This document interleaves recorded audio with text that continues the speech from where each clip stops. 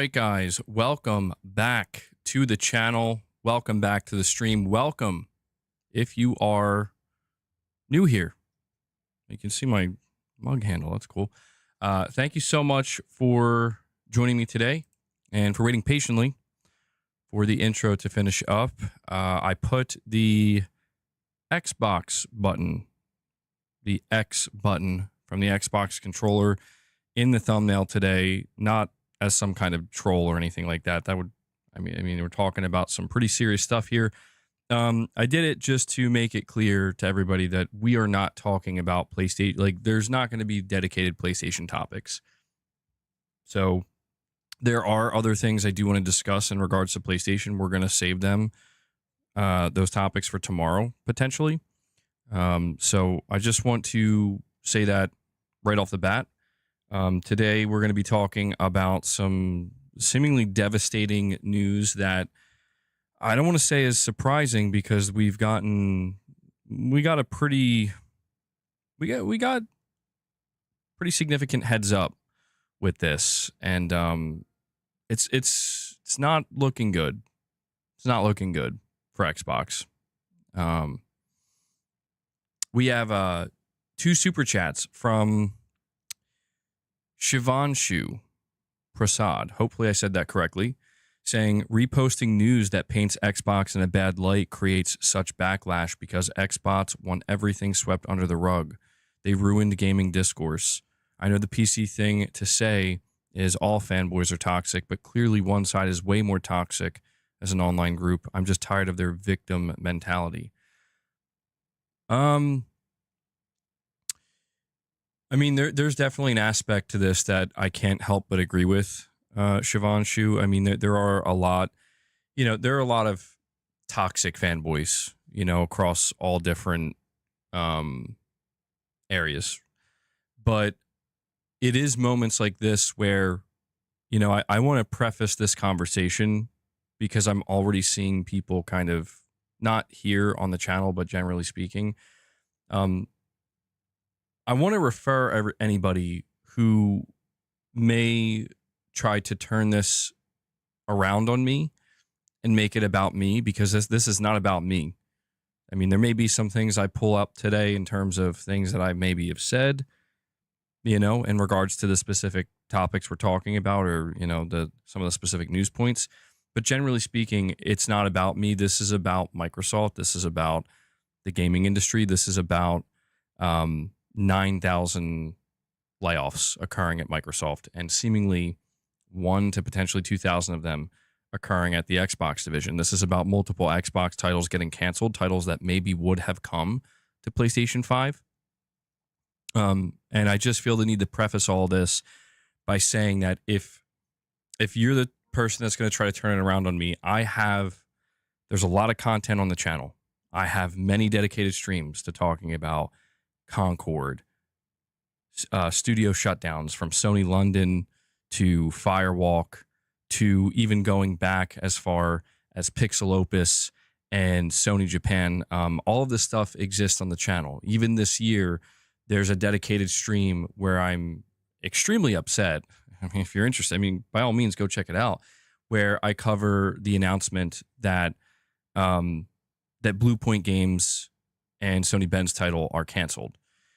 I have to preface this because what Shivanshu is saying here is true to a degree. Not everybody is going to be like that, but I've already encountered some people who are being like that. And it's like, I'm not going to sit here and sugarcoat things for Microsoft or my conversation regarding what's going on, no more than I did for Sony. Okay. I went berserk on Sony for some of the things that they've done. So if this is a matter of keeping the same energy, I think, some people are going to be maybe disappointed to discover that I have, in fact, kept the same energy when it comes to studio closures, mass layoffs, and game cancellations. So with that out of the way, we do need to kind of dive into this. We have Lux with a super chat saying, let's be real. Nobody would have bought any of this crap that's getting canceled or really care about these studios. It's great ammunition against the L-bots. Sensationalism is the best content these days. Well, what I can say to that, Lux, is we don't know that for sure.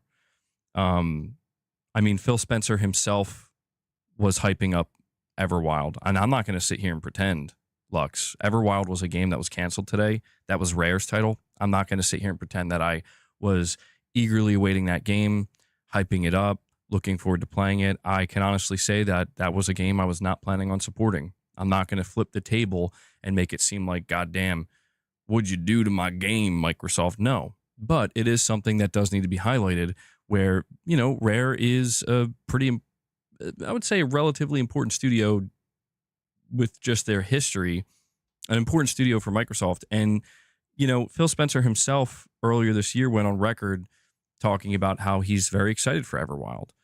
And today he put out an internal email, you know, letting everybody know what's about to go down. And so it's just a matter of, you know, it's a matter of, from a business side, understanding that, yes, when major acquisitions like this are made, the quote unquote fat, as it were, will likely end up being trimmed. You know, that's a brutal way to put it, but that's kind of what we're seeing.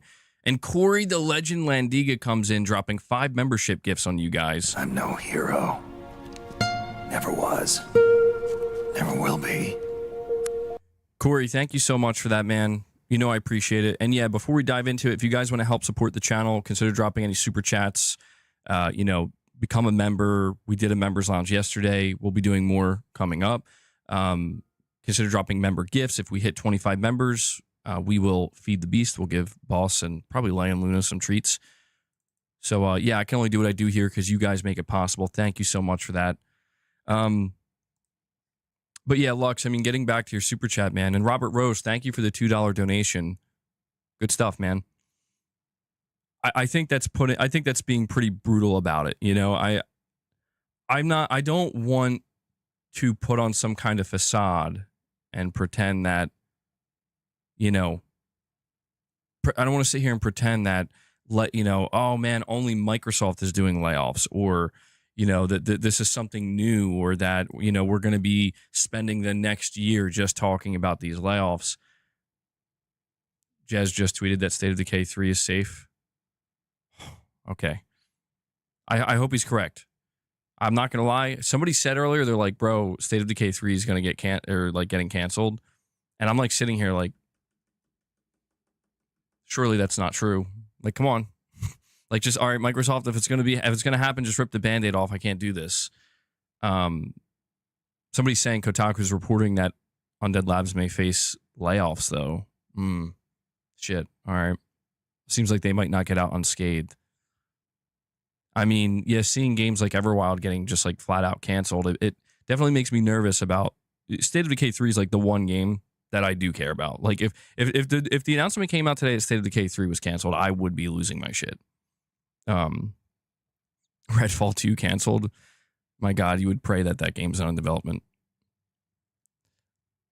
Well, Lux, I think it's the potential of it, man. I think it's the potential of it. A2, you're saying 4th mass layoffs in just 18 months at Xbox.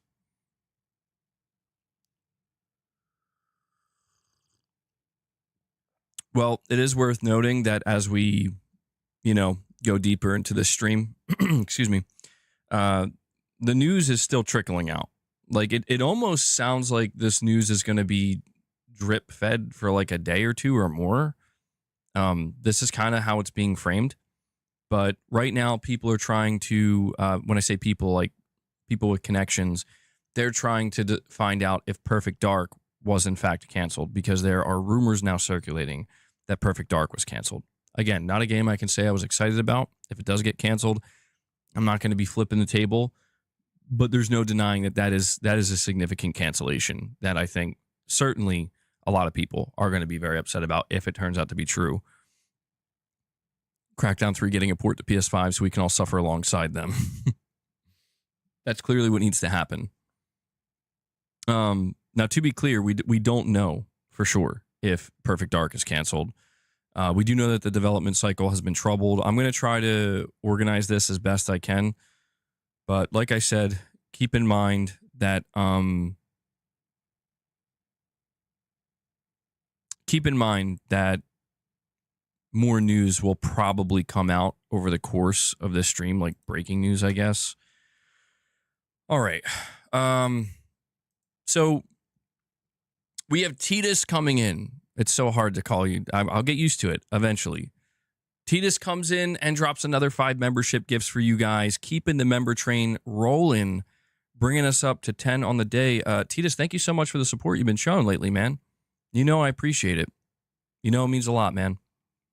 And let's see, what soundbite should I give Titus? I'm trying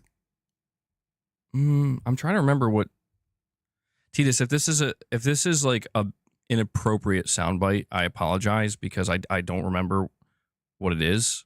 Hey guys, it's Boss here again, Meow. Oh, okay. I can't wait for the next stream, Meow, I don't know so why we I can forgot. hang out and eat snacks together. It's gonna be a good time. Meow. So very much appropriate. Boss wants his treats.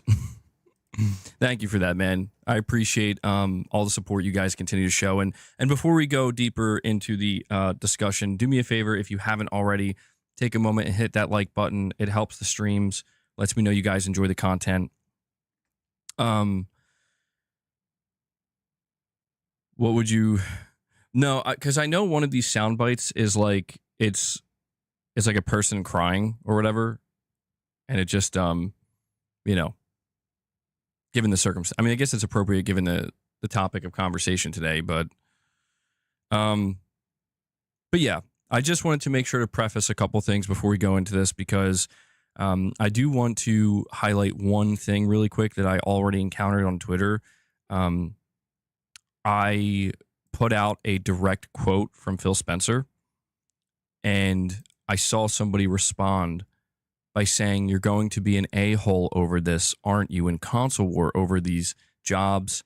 We're talking about people's lives and income." And I had to, this is where like I kind of draw the line where I have to call it out. And Hellbound 1981, another legend.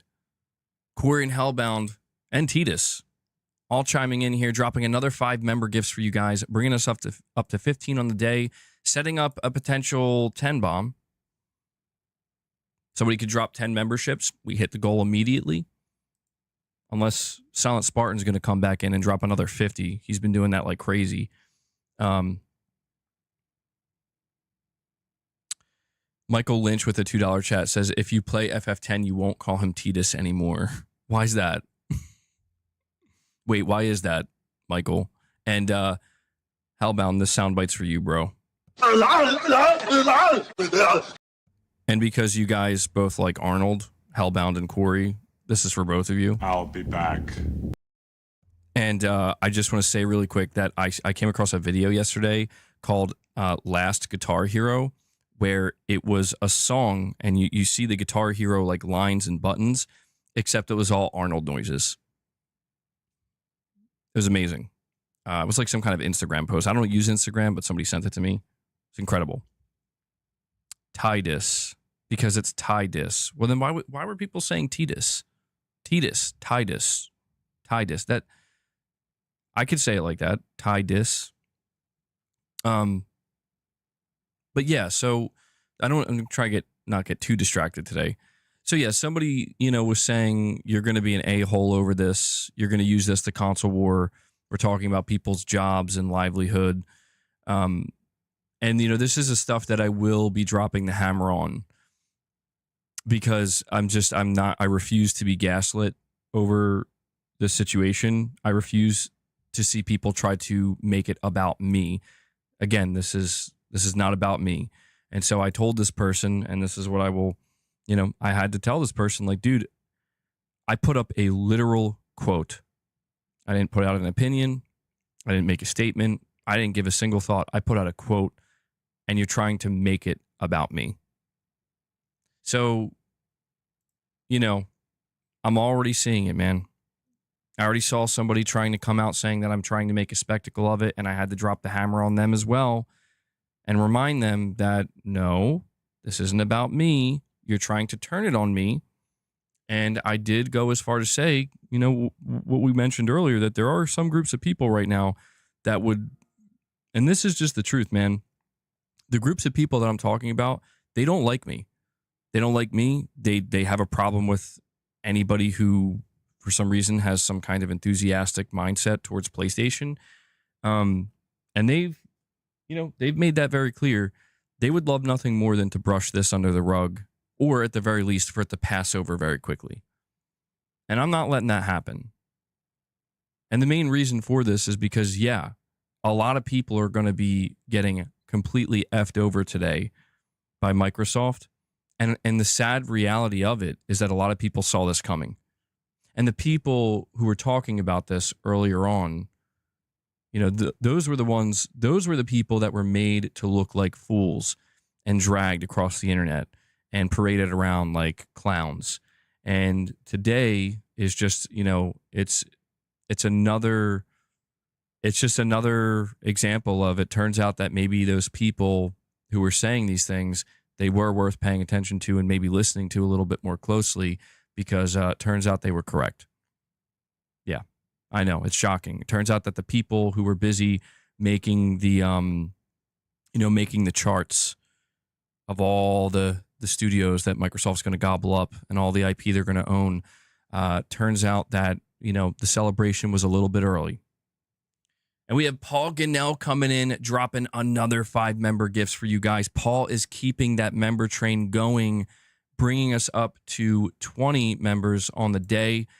And just like that, we are 5 away from hitting a goal, which is fantastic to see. So, Paul, thank you so much for that, dude.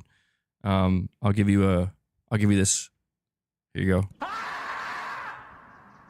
how a lot of people are feeling today. So Paul, thank you so much for keeping that member train going. And guys, yeah, if we get 5 more, we'll be able to feed these beasts that they were hovering around me. Fizzant might just be a code name for MGS1 Remake. And we have Isley coming in, dropping a single gift. Isley's coming in, reminding people that you can drop single member gifts to help get to the goal that brings us to 21. Isley, thank you so much. Thank you. Appreciate it. 9,000 layoffs is genuinely sad.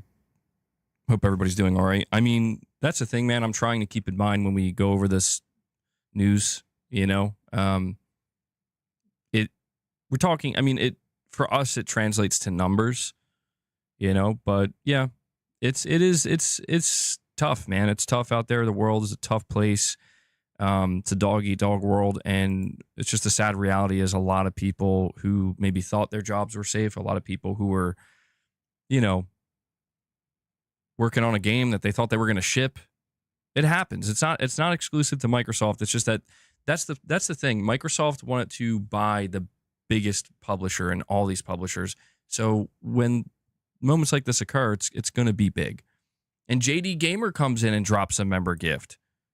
Even JD Gamer's getting in on the member train. Thank you so much for that, buddy. Thank you. Appreciate it. Sorry, I put it 222. There we go. So 3 more, and we'll hit that goal. Good stuff, guys. We have Luis saying Jez is saying that State of Decay is safe. Yeah, somebody mentioned that. That's good to hear. We have Joker Thief with a $10 super chat saying, off topic, but do you think Fizzant will be Kojima's last game? I'm just wondering if it will be a standalone game or a series. Also, do you think DS2 will be the last in the franchise? I'll answer this in reverse order. I do think DS2 is going to be the last one. He did say, Kojima that is, that somebody else could make Death Stranding 3. He wouldn't be opposed to that, but I don't know who's going to do that. I don't know who he would trust to do that. I don't know who would do a good enough job. I could see absolutely Death Stranding 2 being the finale. And when it comes to Fizzant being Kojima's last game, I don't think it's going to be his last game, but it might be his last big game. Truthfully.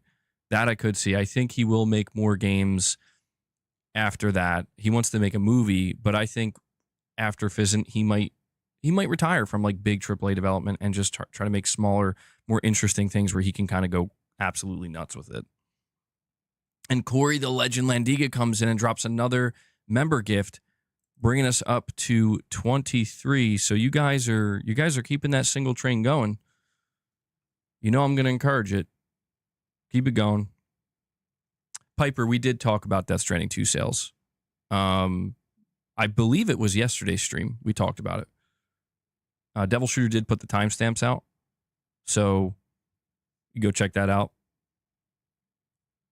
I did talk about it in my video as well. We put a video out yesterday. I covered that.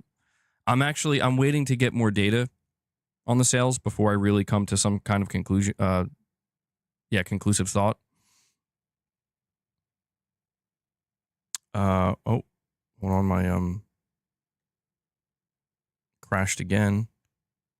And we have Raven X0 coming in and dropping a single gift. We got people who don't normally gift coming in wanting to keep the single train going. They're keeping it going, bro. And Ray does it. Ray comes in with another single gift, bringing us to 25. So before we can even dive into the discussion, or deeper into the discussion, I should say, we already hit the goal. We can give out a couple of these treats. We can feed the beast. I'll bump it up to 50 since we're already at 25, and if we can do that, we'll give Leia some catnip while we're at it. Why not? Why not? And we got Hellbound and Michael Wernath. Hellbound and Michael Wernath both coming in, dropping singles. We got a full-blown single train going. MBG, do you think any studio is being shut down or just cuts? I mean, it would be difficult to imagine that not a single studio gets shut down with all of these job cuts. I hope I'm wrong. I do hope I'm wrong, but I'm thinking at least one studio is not making it out. Which studio that will be, I'm not sure. It's possible. I mean, it is possible, though. But with you're talking about multiple projects canceled, so many developers being cut. I mean, it's a tough one, man. Like, if it's true that Perfect Dark is canceled, I don't see how that studio survives. What is it? The Initiative. And so we are actually at 27 members on the day, by the way. Let me update that.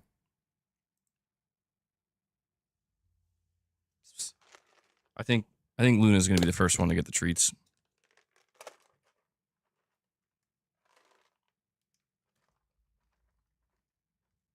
All right.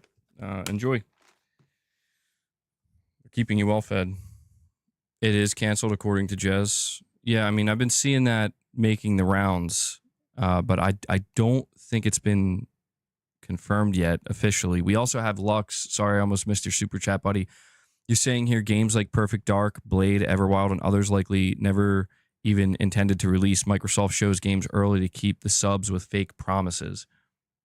I mean, I have seen some people with that take today, basically saying that, this is the problem with showing games too early.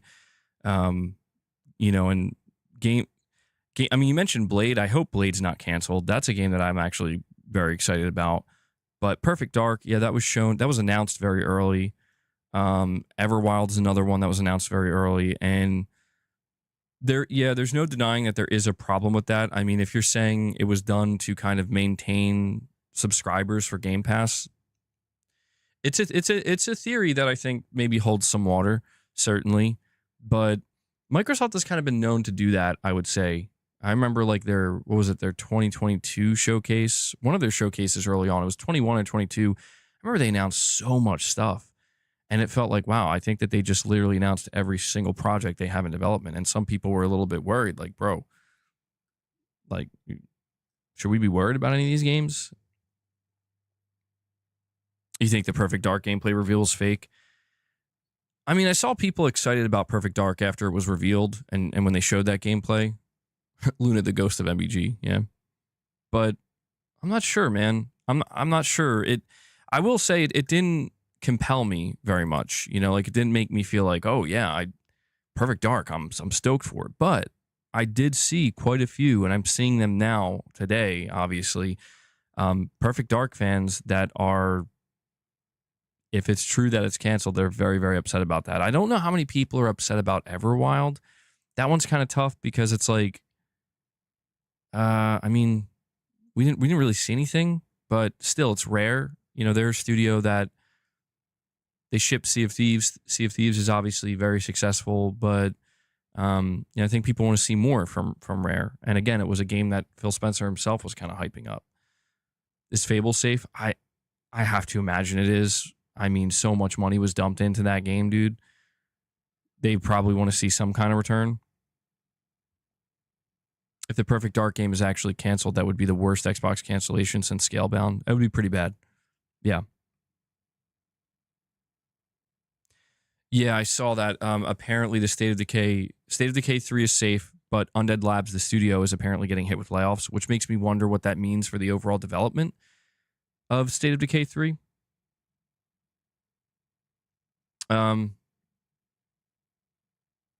Jason Schreier says he's investigating the rumor of Perfect Dark's cancellation. Okay, well, let's do this. Let's start with the actual internal email.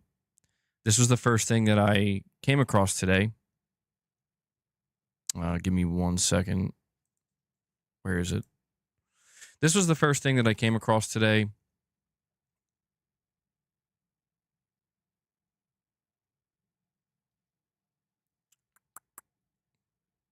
Sorry, I thought I had it up, and this was circulating prior to all of these announcements. And basically, what it is it's Phil Spencer's internal email that was sent to all employees. And Phil Spencer, he's no longer the head of Xbox. He technically is, but he's now the head of all of Microsoft Gaming. So let's read what the email says. Today, we are sharing decisions that will impact colleagues across our organization to position gaming for enduring success and allow us to focus on strategic growth areas. We will end or decrease work in certain areas of the business and follow Microsoft's lead in removing layers of management to increase agility and effectiveness. Out of respect for those impacted today, the specifics of today's notifications and any organizational shifts will be shared by your team leaders in the coming days. I recognize that these changes come at a time when we have more players, games, and gaming hours than ever before. Our platform, hardware, and game roadmap have never looked stronger.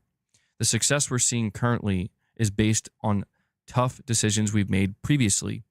We must make choices now for continued success in future years, and a key part of that strategy is the discipline to prioritize the strongest opportunities. We will protect what is thriving and concentrate effort on areas with the greatest potential, while delivering on the expectations the company has for our business. This focused approach means we can deliver exceptional games and experiences for players for generations to come. Prioritizing our opportunities is essential, but that does not lessen the significance of this moment. Simply put, we would not be where we are today without the time, energy, and creativity of those whose roles are impacted. These decisions are not a reflection of the talent, creativity, and dedication of the people involved. Our momentum is not accidental. It is the result of years of dedicated effort from our teams. HR is working directly with impacted employees to provide severance plan benefits aligned with local laws, including pay, healthcare coverage, and job placement resources to support their transition. Employees whose roles were eliminated are encouraged to explore open positions across Microsoft Gaming, where their applications will be given priority review. Now, again, what's I think worth keeping in mind is that this is the internal email that I guess it leaked. I mean, I feel like it was actually purposely put out there by Microsoft because they knew it would leak. But this is what Phil Spencer put out there prior to any of the announcements that were made. And I want to highlight a couple of things here that I mean, my assumption is that Phil wrote this up himself, but certainly he had PR helping him, or at the very least, he's not allowed to release anything unless it goes through PR first. That's obvious. There's a couple of things here that I think are worth pointing out. The first thing is I recognize that these changes come at a time when we have more players, games, and gaming hours than ever before. Our platform, hardware, and game roadmap has never looked stronger. Comments like this make me cringe during a moment like this, where I understand that he has to say that's Microsoft PR, where it's like we're announcing like potentially thousands of people losing their jobs and games being canceled, but trust us, it's looking better than ever. And that's it's the hypocrisy, if not the hypocrisy, just the blatant disregard for like I'm not so sure that it's a good look to brag about how well you're doing while then laying thousands of people off and canceling projects. It just these things don't. It's like trying to mix water and oil; they don't mix together. Maybe save the bragging and the reminder that you're doing better than ever for like an earnings report. I don't like that. I think that that's in bad taste. I think it's cringe, and it's just like, if anything, it it makes Microsoft look that much worse. Where it's like, so let me get this straight: you guys are doing this well, but you have to send out this basically like a warning email saying you might get F today. You might get the axe. It's crazy. That, like, to me, that is the psychopath behavior of these business executives, dude. Like the board of Microsoft, where it's like, yes, we will let you know how good we're doing, and we will let the employees who we're about to let go, we will let them know as well. It's like wild. A couple of other things here. He says we must make choices for continued success. We must make choices now for continued success in the future years. And a key part of our strategy is the discipline to prioritize the strongest opportunities. The translation here is kind of like what Lux was saying earlier with the super chat, that, there are just too many things we believe are wasting our money or not going to make money. And so we're prioritizing the biggest money makers. And listen, from a business perspective, yes, that's not shocking. That's not new. But this is what we warned about. I want it to be understood that this is the difference between a mass acquisition by a massive multi-trillion-dollar corporation and an entity like Bethesda remaining independent. An independent company is more likely to see some type of value or potential in either smaller teams or teams that are maybe struggling, because they feel as though they might need them. You get what I'm saying? Where it's like, listen, your game's not coming together. It is losing us money, but let's rally around it and let's get it where it needs to be. Let's take that time and effort to do that, because you guys could end up being a vital part of this publishing unit. When you are as big and as efficient as Microsoft, again, a multi-trillion-dollar corporation, that's not even a thought. It's simple. It's as simple as we are looking at the reports, who's making the money, who's not, who's efficient, who's less efficient, and whoever's less efficient, you got to go. And I know that there's always this kind of conversation of like, well, they're not a charity, which I agree. They're not a charity. They shouldn't just be blowing money because, it's business. But I think that starts to transform a little bit. Like that doesn't seem so clear cut, in my opinion, when we're talking about, again, and I know I keep emphasizing it and I'm going to sound like a broken record, but this is why it, in my opinion, it looks kind of nonsensical. Like, you're worth trillions of dollars. That's not even a real amount of money. That's not even real, dude.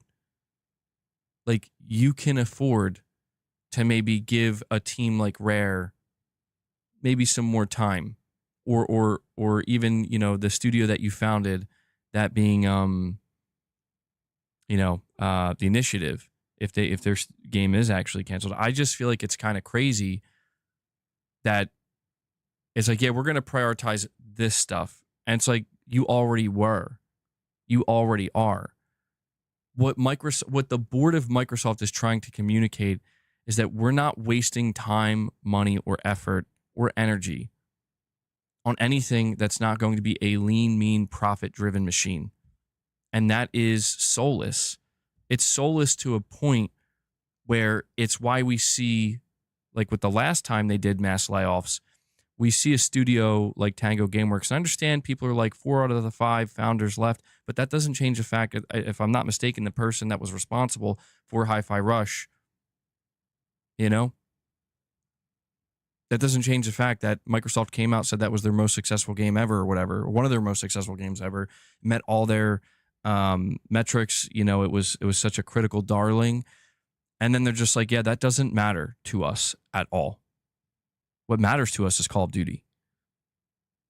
This is why I tried to warn people, and not just me, but many others, that Microsoft taking over Xbox. I mean, like, I know that sounds silly to say because it's like, well, don't they own Xbox? Yes. But I mean, Microsoft, the parent company, finally deciding to turn their gaze to Xbox and say, maybe we can make more money in this gaming industry. Let's get involved. The moment that happened, this is when it will become completely soulless, or much more soulless, because you're talking about people who have run a business that somehow turned hundreds of billions of dollars into $1 trillion, and then somehow turned $1 trillion into $2 trillion, so on and so forth. You don't get to that status by being anything other than a fucking machine. And that's not exclusive to Microsoft, but here's the thing I want to highlight. So many Xbox fans that I've run into in the past like 5 years, not all of them, but a lot that I've seen, at least on the internet, the most vocal ones, they're very quick to brag about the resources that Microsoft has. How once Microsoft starts throwing their money in the ring, then it's over. You know? It's over. They can afford to buy Activision. They're going to be the biggest publisher in the world, and they start to celebrate this. And I get it. It's all in the name of, this is going to be more games for me to enjoy in Game Pass. And I'm not saying there's anything wrong with that. It makes sense, actually.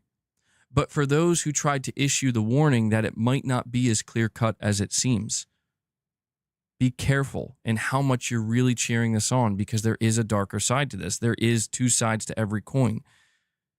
Just like I've learned myself in the past with some of the things that I would cheerlead for PlayStation, and I found out the hard way that there's a little bit more to it than that. You were maybe a bit too overly optimistic. You remember the people who tried to warn you, MBG, that Sony trying to go all in with the live service, it might backfire. It might be a disaster.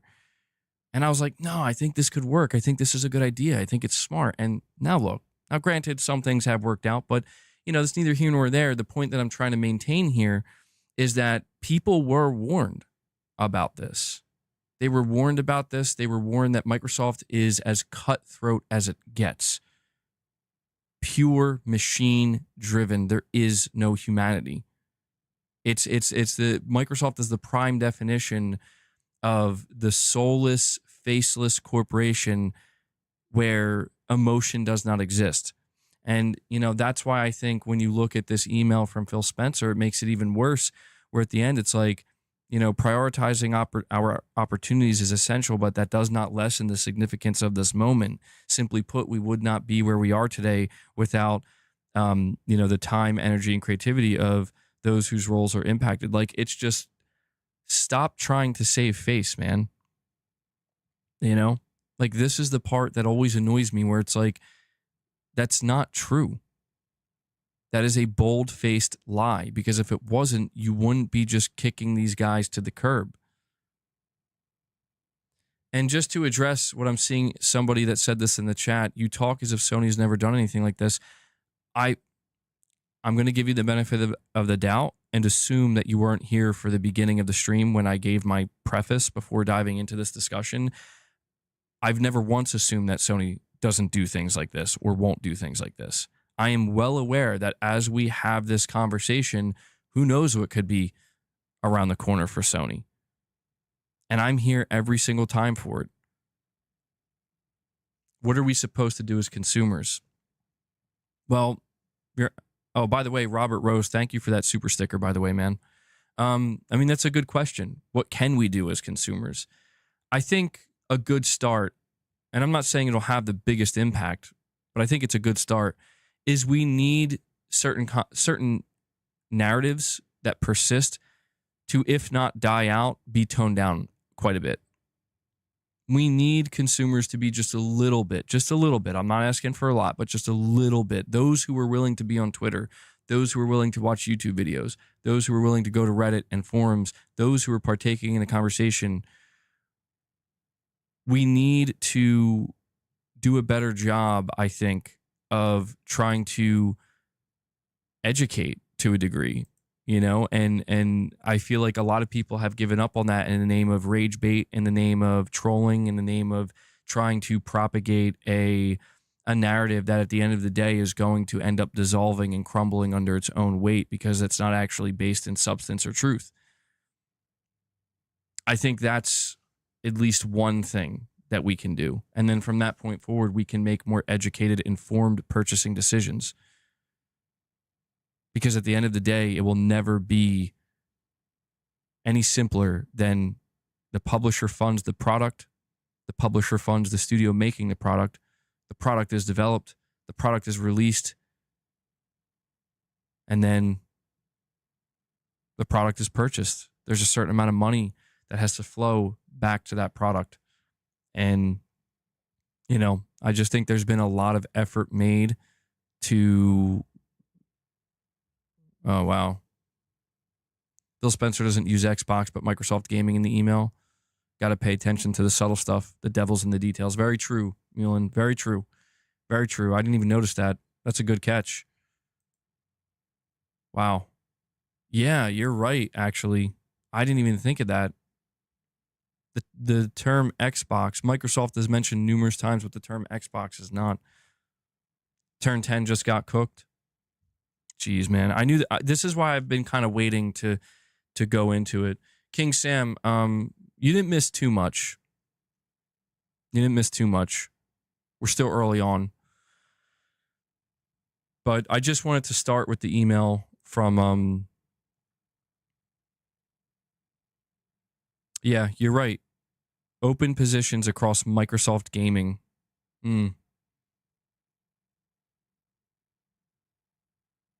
Here's another interesting thing. We will end or decrease work in certain areas of the business and follow Microsoft's lead in removing layers of management to increase agility and effectiveness. That's a very interesting way to word that. Follow Microsoft's lead. In other words, Phil is kind of making it, he's framing it as if we are still a independent entity, that being, he's referencing the Xbox team or the gaming division underneath Microsoft, saying it, but he's saying we're going to follow Microsoft's lead. And that right there is kind of the problem, right? It's just what I said. Well, what is Microsoft known for? Microsoft's known for being ruthless, cutthroat, and just machine-like in their operations. And that's exactly what Xbox is ultimately going to turn into in the transformation to Microsoft Gaming. And Microsoft Gaming does include King. Apparently, King was hit with major layoffs. MBG, the reason we don't know everything yet is because of time zones. Some people in studios are still asleep. Imagine waking up 3 hours after Phil's email, not knowing you just lost your job 3 hours ago. Yeah, that's rough. That's brutal, dude. That's brutal. So apparently the latest development is that 50% of the employees or work staff at Turn 10 got laid off. No mercy. Yeah, pretty much. All companies are ruthless. It's called running a business. You are correct about that. None of these corporations are your friend. But you know what? When we see the biggest corporation coming out, making moves like this, and I'm not talking about the cancellations, but making moves like we're just going to drop a cool $68 billion to pick these guys up, and you see that certain people in the fan base bragging about it, you see certain people in the fan base flexing it, using it as some kind of weapon. Well, you know what? You want to be the biggest in the industry? You want to be the biggest there is? Well, when shit like this happens, you better believe everybody's going to be looking. Everybody's going to be watching, and everybody's going to be paying attention. And everybody's going to call it out for what it is. That's just, I don't make the rules, man. If it was up to me, Microsoft would have got their shit together during the second half of the Xbox One generation, like Sony did in the second half of the PS3 generation. If it was up to me, that's how it would have went down. And Microsoft would have never had to have bought publishers, truthfully.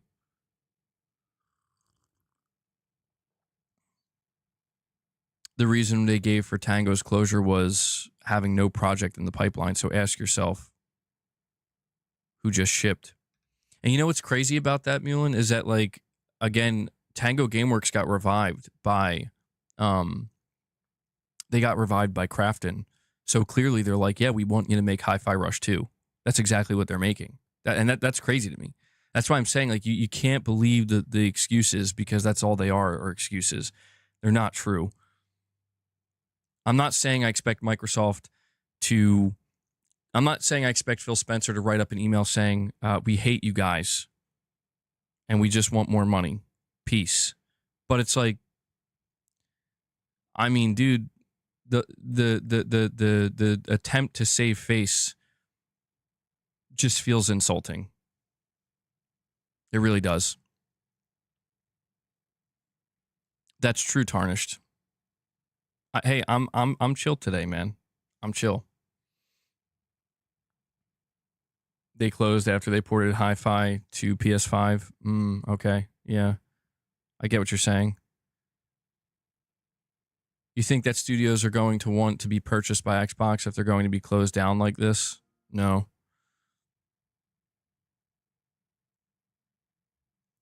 We have GameCat, specifically a white tiger, coming in saying the fact is Microsoft is 2 times staff, but 12 times layoffs versus Sony.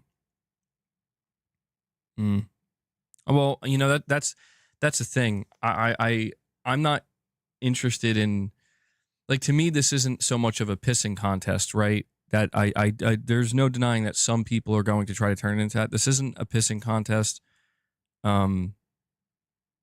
And, like, you know, well, who did it worse, right? Who had worse layoffs? You know, it's like, well, what about Bungie? It's like, yeah, what about Bungie? Sony completely fucked up.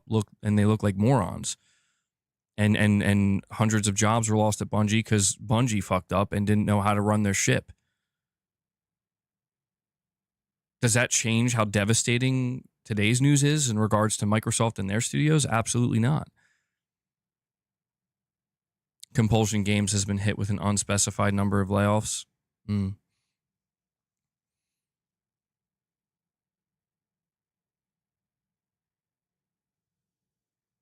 How does this equate to Sony? Bro, there's no way somebody in the chat is saying, what about Concord?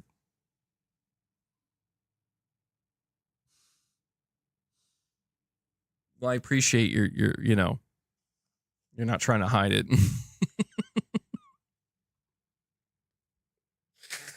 Bro said, what about Concord? Oh, man. Oh, man. I don't mean to laugh, but that just came out of nowhere. Concord should still exist, bro. Some Call of Duty studios seem to have been shut, according to Tom Henderson. All right, well, I got to go head over to Twitter, guys, and see what I've been missing out on here, because apparently there's a bunch of stuff that's come out. Turn 10 Studios loses nearly half of its staff. More Xbox layoffs. Nearly 50% of Turn 10 Studio, they work on Forza Motorsport, are being laid off, as well as more cuts to subsidiary studios, including Call of Duty teams like Raven. So even Call of Duty teams are being eaten into. My God. What? Now that's surprising to me. Multiple Call of Duty studios hit with layoffs. Charlie Intel says today's Xbox layoffs are also impacting Call of Duty studios. Layoffs are still ongoing, but Sledgehammer Games and Raven Software have been affected so far.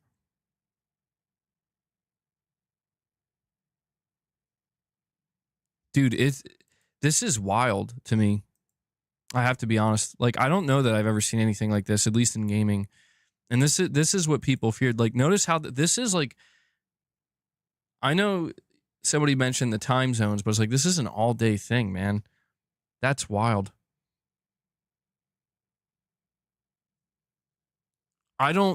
We haven't heard As far as I'm aware, there's nothing official about Blade. I haven't heard anything official about Blade. We're still waiting on the Perfect Dark situation to be clarified. In 3 minutes, another time zone will know. Sir riffs a lot. Thank you. Thank you for check Reddit. All right, hold on. Let's see. Oh my god. Okay. All right. Microsoft has reportedly, this is a rumor, they have reportedly canceled Blade. Oh, wait, hold on though. Hold on. Pull it back. The post has been deleted though. I don't even know who posted this. I was going to find that out. Apparently, it's a writer from the Axis, and they deleted their post. So, everybody remain calm. Remain calm. There's no. I don't even know that we should entertain this for now. I'm starting to think that there's like maybe like mass panic starting to happen. Not like mass panic, but I guess, you know, like you're going to see a lot of different things circulating, and it's going to be important to differentiate what's actually confirmed and legitimate, where it's coming from. So right now, Jez Corden is saying that Perfect Dark is apparently canceled. He also said that State of Decay 3 is safe, but the studio is going to be hit with layoffs. Turn 10 was hit with half their studio is gone. They were hit with 50% layoffs. Compulsion Games has also been confirmed to be hit with an unspecified number of layoffs. Multiple Call of Duty studios have been hit with layoffs, including Raven Software. Jason Schreier says he's in the process of investigating the rumor of Perfect Dark's cancellation. Blizzard's VP of Quality Assurance, Walida Summers, tells QA to work from home, tells all QA to work from home. Today will be difficult, she wrote in an email to staff.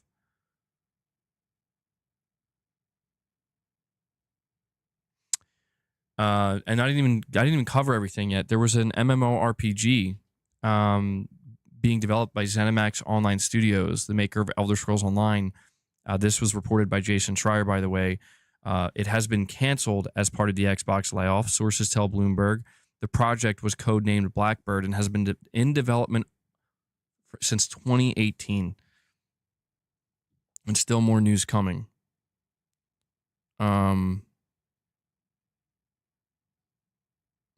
Windows Central is investigating reports that Perfect Dark has been canceled. Jason Schreier also says, as one illustration of just how sloppy and chaotic today's mass Xbox layoff has been, some employees at ZeniMax Online Studios are now watching their Slack accounts abruptly get locked out.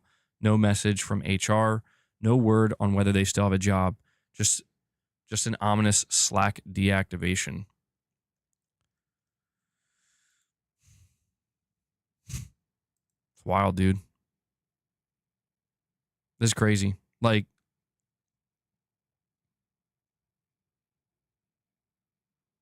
yeah, this is bad. I have to admit, like this, I don't want to say it's turning out worse than I expected. It's more widespread than I expected. So far, there's been no studio closures, which is maybe good, but we don't know if that's going to happen yet. But I have to admit, I wasn't expecting like so many different studios to basically be feeling, you know, I wasn't expecting this many cancellations and I wasn't expecting this many studios. But to me, this is Microsoft cleaning house, man. The dude that posted the Blade cancellation said it's a miscommunication. Okay, yeah, I had a feeling once I saw the post was deleted that, dude, if Blade was canceled, I'll be pretty upset because that was actually one of the more exciting announcements that we got from Microsoft.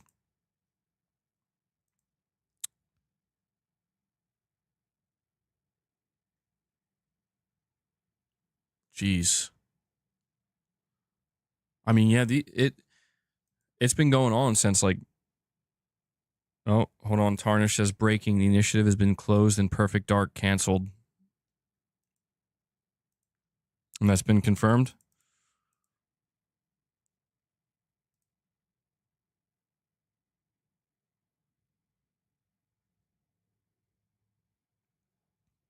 I'm looking for the confirmation.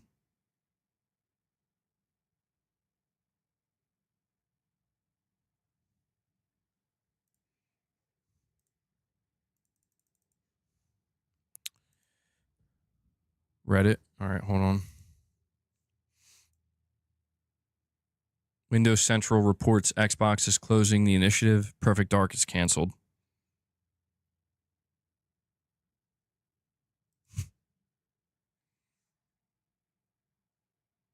Microsoft is closing down the initiative after 7 years. The partnership with Crystal Dynamics will end and Perfect Dark will be canceled. Earlier, we reported exclusively that Perfect Dark was on the chopping block as part of Microsoft's latest round of cuts. Now we can confirm the sad news. Today, Microsoft revealed broad layoffs hitting 4% of its global workforce across every division at the company. Many of those layoffs are hitting Xbox, with staffers in various departments receiving notice today. Many of those affected include Xbox Studio, the initiative, which is sadly being closed down.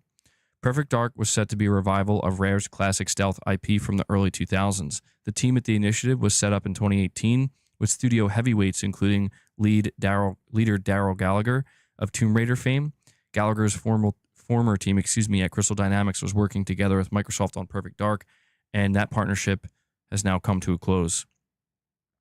Microsoft is shutting down the initiative as a result of the game's cancellation. Microsoft says it will work with staffers to provide severance and support, and has encouraged developers affected to apply for other positions within Microsoft Gaming. Xbox Game Studios head Matt Booty shared their following email internally confirming that Rare's IP Everwild, Perfect Dark, and other unannounced projects have been canceled. Windows Central understands that one of these projects was ZeniMax Online's new MMORPG Blackbird, previously meant to succeed The Elder Scrolls Online. So the email reads, "We have made the decision to stop development of Perfect Dark and Everwild, as well as wind down several unannounced projects across our portfolio. As part of this, we are closing one of our studios, the initiative. These decisions, along with other changes across our teams, reflect a broader effort to adjust priorities and focus resources to set up our teams for greater success within a changing industry landscape. We did not make these choices lightly, as each project and team represent years of effort, imagination, and commitment. Our overall portfolio strategy is unchanged. Build games that excite our players, continue to grow our biggest franchises, and create new stories, worlds, and characters. We have more than 40 projects in active development, continued momentum on titles shipping this fall, and a strong slate ahead." Why do they do that? Why do they do that? Is it because they know the email is going to leak and they got to make sure to add the positive PR spin? Why do they do that? Like, you're supposed to be talking to people who are losing their jobs and games are getting canceled. Why are you bragging about how many projects you have still in development? I don't understand. Like, to me, that is a slap to the damn face, bro. Holy shit. Sean Mitchell, you're saying days after Xbox employees come out after Xbox fired Tune 2. I'm not sure what that last part was saying, Sean. Meant Xbox direction. Damn iPhone. All right. Yeah, I mean, I know what you're highlighting here, man. It's the timing of it is fascinating. 6 games have now been canceled. Jesus. That is a lot. That's a lot of games, dude.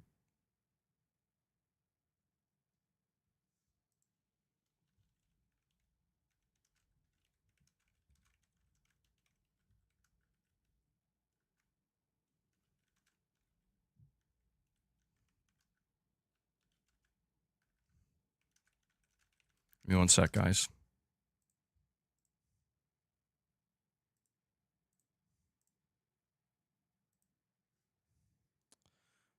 I'm just going to put this out there so people know it's officially confirmed.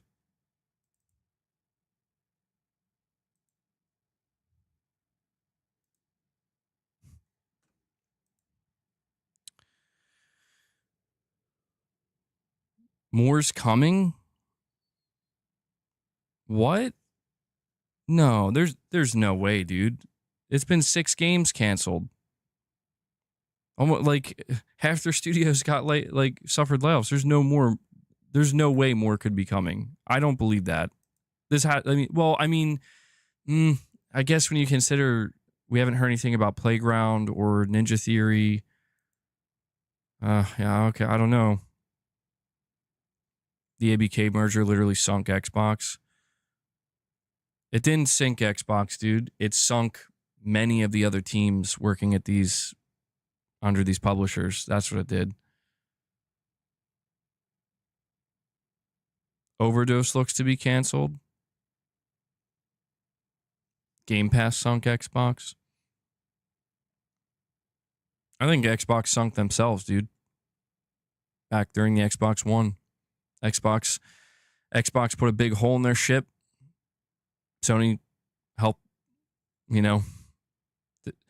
Sony helped ensure that it would never recover.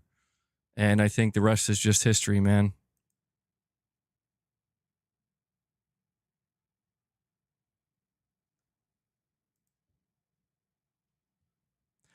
Listen, man. This isn't a victory lap. This isn't a victory lap because it's always shit to see games getting canned and studios scrapped and this is the problem with mass consolidation. This is the risk with mass consolidation. But my hope, if there's anything that changes after today, it's my hope that at least most of the people that I've been trying to let people know out there that, like, be careful who you're choosing to listen to. Be careful, try to pay attention to the victory laps that they're taking.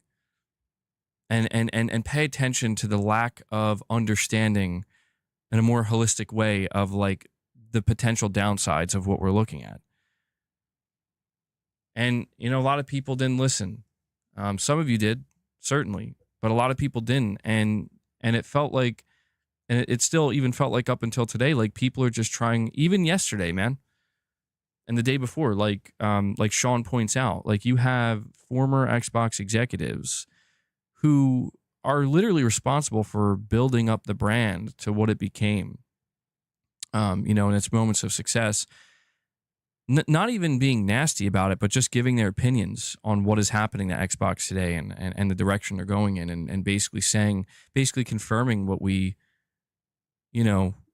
all been worried about, which is like, dude, I think Microsoft getting directly involved in the Xbox division and starting to get directly involved in gaming might be the worst thing that ever happens to this industry.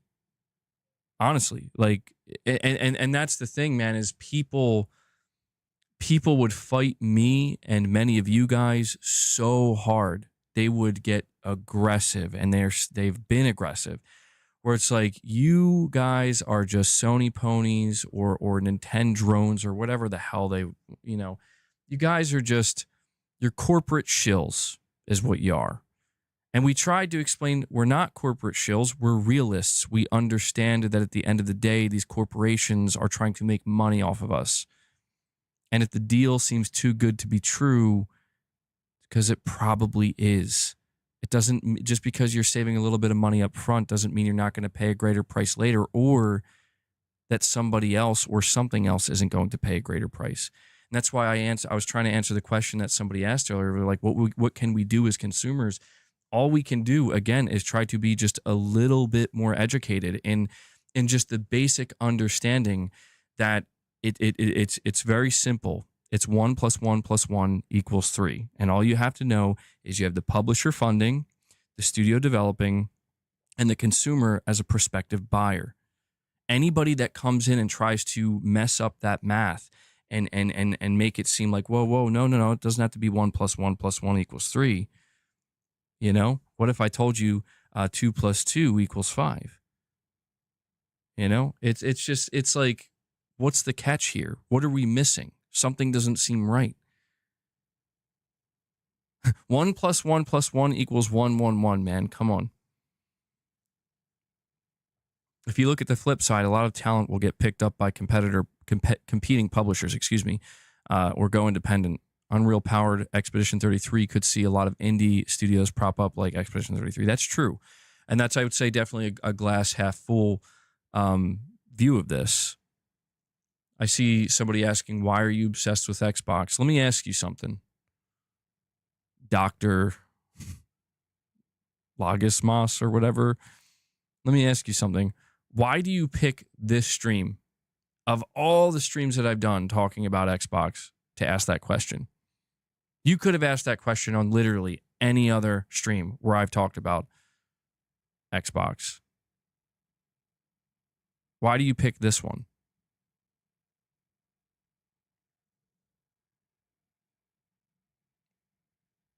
I mean, any other day you could have said that, and I'll be like, you know what? Maybe I am talking about them too much. Today's not that day. Today is not that day, man. Come on. Did he mean Microsoft Gaming? Yeah. I just hope that today marks a turning point in gaming discourse to a certain degree. I don't know that it will. I'm probably, I'm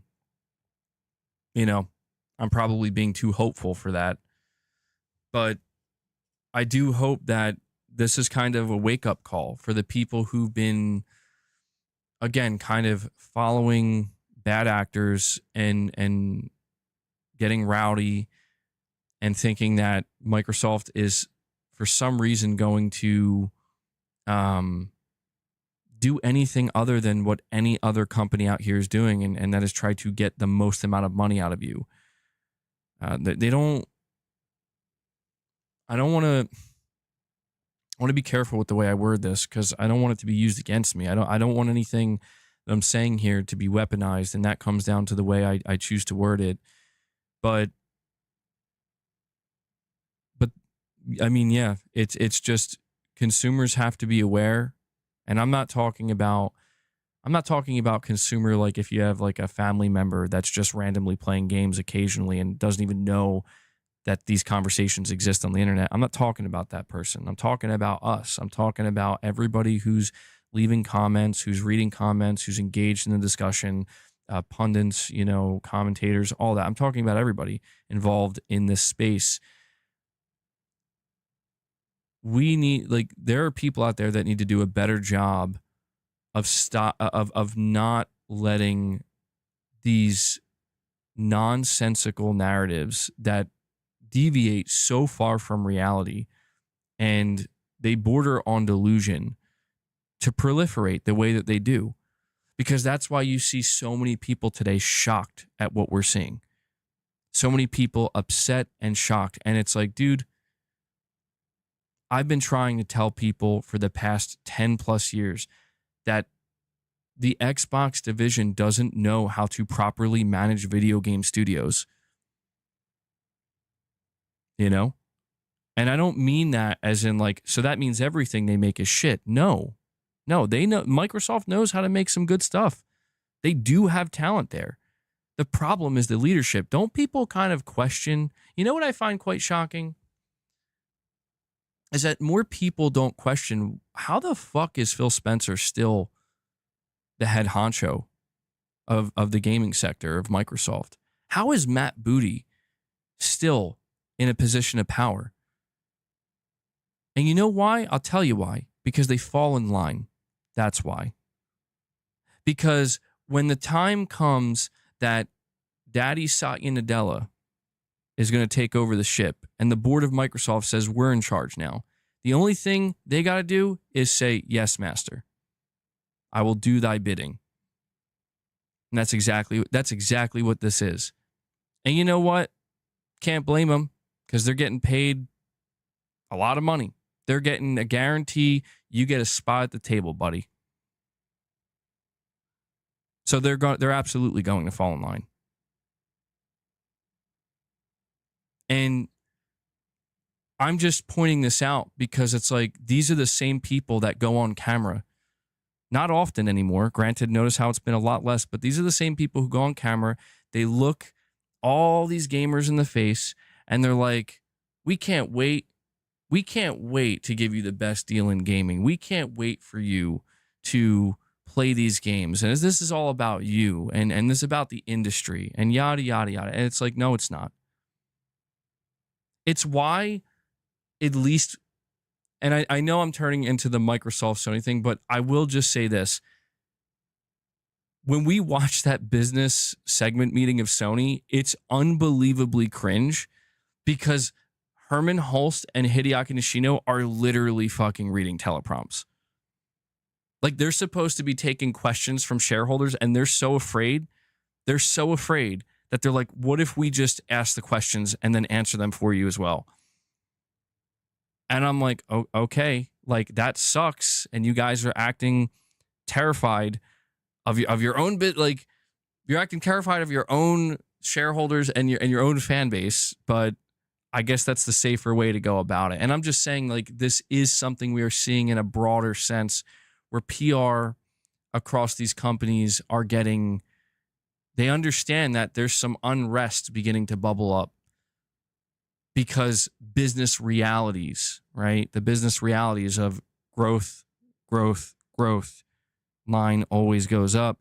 That reality is beginning to make itself more obvious to more people. It's becoming unavoidable that this is the reality. And so, yeah, man, PR has to find ways to, you know, they have to find ways to make it seem palatable. And it's like, you know, people are kind of looking at this being like, well, this sucks, you know? And Lux with the super chat says, how will gaming survive these cancellations? Slop. Lux, I feel like you're being a bit chaotic today, bro. You remember when Jim promised you generations?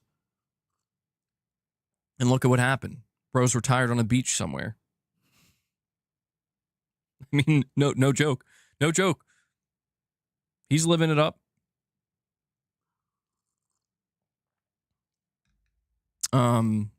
Titus Crow with a super chat says 9,000 jobs times 150K equals 1.35 billion annual cost.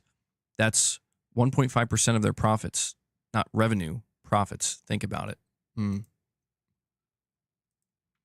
I mean, it's what it comes down to, man. It's all about the profits. It's all about the numbers. I just think that this, you know, it sucks, man. But I've been following Microsoft for a long time.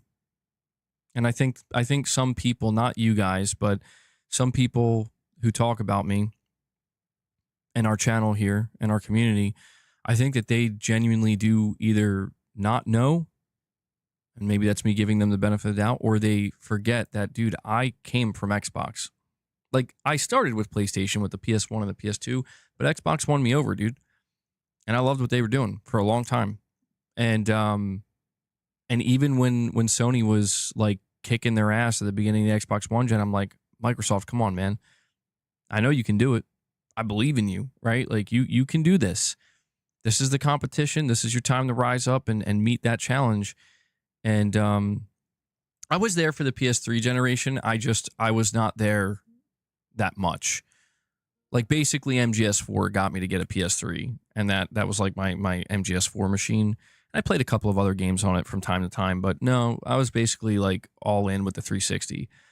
And I just think that, you know, people forget that, and they think that I'm just some guy that's like, I hope Xbox dies. It's like, dude, I've been calling for the opposite for the last decade, you know?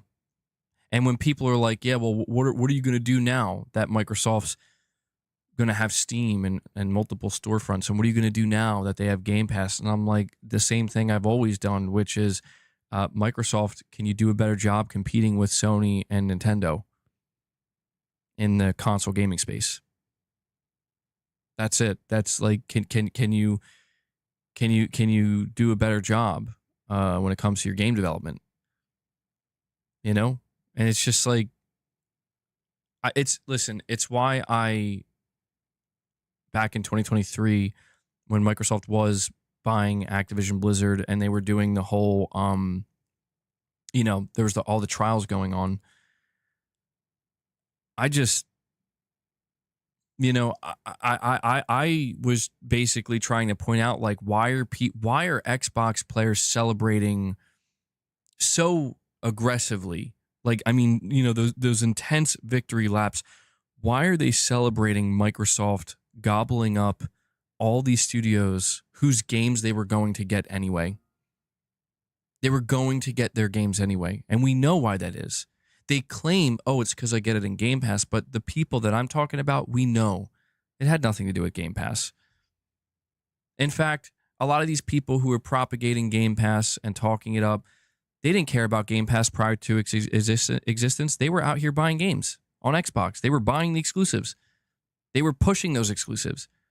I'm talking about those people. And I genuinely wonder how they feel today about all the stuff that they've been saying, where it's like you, at every turn with Microsoft, you just fell in line, just like the heads of these divisions do. You just fall in line. Well, this must be what's best. I think this is better now. And then anytime somebody questions it, anytime somebody tries to come in and be like, maybe it's not. Do you think of that? And they just try to stomp them. Try to stomp it out, snuff it out. And it's like, whatever, man. Whatever. Lux, you're saying Microsoft will replace jobs with AI, others will follow. Yeah, I mean, that's a whole nother potential dystopian future that we will have to contend with. I guess we'll cross that bridge when we get there. I don't mean to get so ranty about it, guys. It's just, I just hope that a lot of people who had the wool pulled over their eyes kind of see things more clearly after today. That Microsoft is not the good guy. There is no good guy. Sony's not the good guy. Microsoft's not the good guy. Nintendo's not the good guy. They're all out for your wallet, bro. They're all out for your wallet, and the difference between Microsoft, Nintendo, and Sony is that Nintendo and Sony, sure, they get flack for it, and they should. They should. I'm not saying they shouldn't. They get flack for it, but you can't say that they're not just flat out telling you, we fucking want your money. We know we got the goods. We're going to make you pay for it. Not saying there shouldn't be any pushback. I'm just saying I appreciate that at the end of the day more than a company that's like, hey, we're going to give you a deal you can't refuse. A deal so good that you're going to question if it's actually how this is even possible. Don't worry about everything that's going on in the background, though. They would have you believe that they're covering it for you. No, they're not. Let's see. You're saying check Reddit. Phil Spencer will be retiring from his role as CEO of Microsoft Gaming after the launch of the next generation Xbox.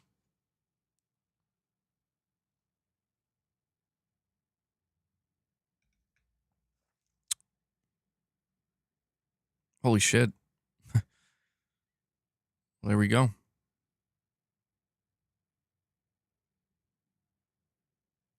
Phil Spencer's working closely with Sarah Bond and her team to ensure a smooth transition for her to take over as the CEO of Microsoft Gaming once he retires.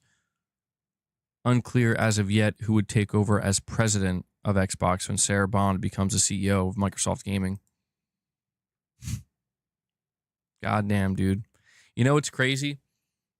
I know it's all going to be like, bye, Phil, and everybody's going to be laughing at his exit. I don't want to give Phil the credit he doesn't deserve, but I'll say this. If we thought Phil was bad,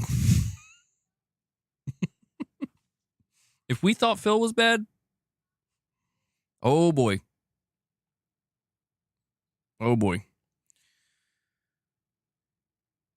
Well, so let me see where this is coming from. Well, yeah, hold on. Is this a rumor or is this confirmed? Because it's being reported like it's confirmed.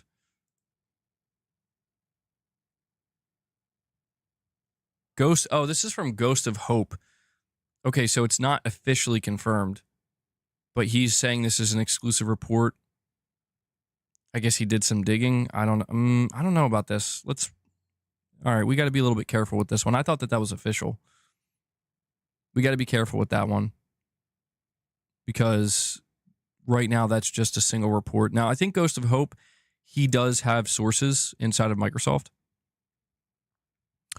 We have Omen86 with a super chat. He says, Microsoft makes billions of profit. Xbox gaming makes very little, if any. For shareholders, the gaming division is severely underperforming. But Omen, that's not what Twitter told me. That's not what Xbox fanboys told me. I thought Xbox was doing great. I thought that Game Pass was profitable. That's what Phil told them, and then that's what they told me. And so anytime I talked about, maybe being okay with trying to buy video games that you want, I get called a shill. I get called a corporate shill.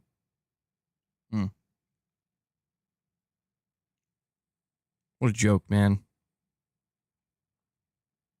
I do think Ghost of Hope is mainly a Call of Duty leaker, but ever since Activision was acquired by Microsoft, he's been leaking different stuff with Microsoft. I don't know what his track record is, though.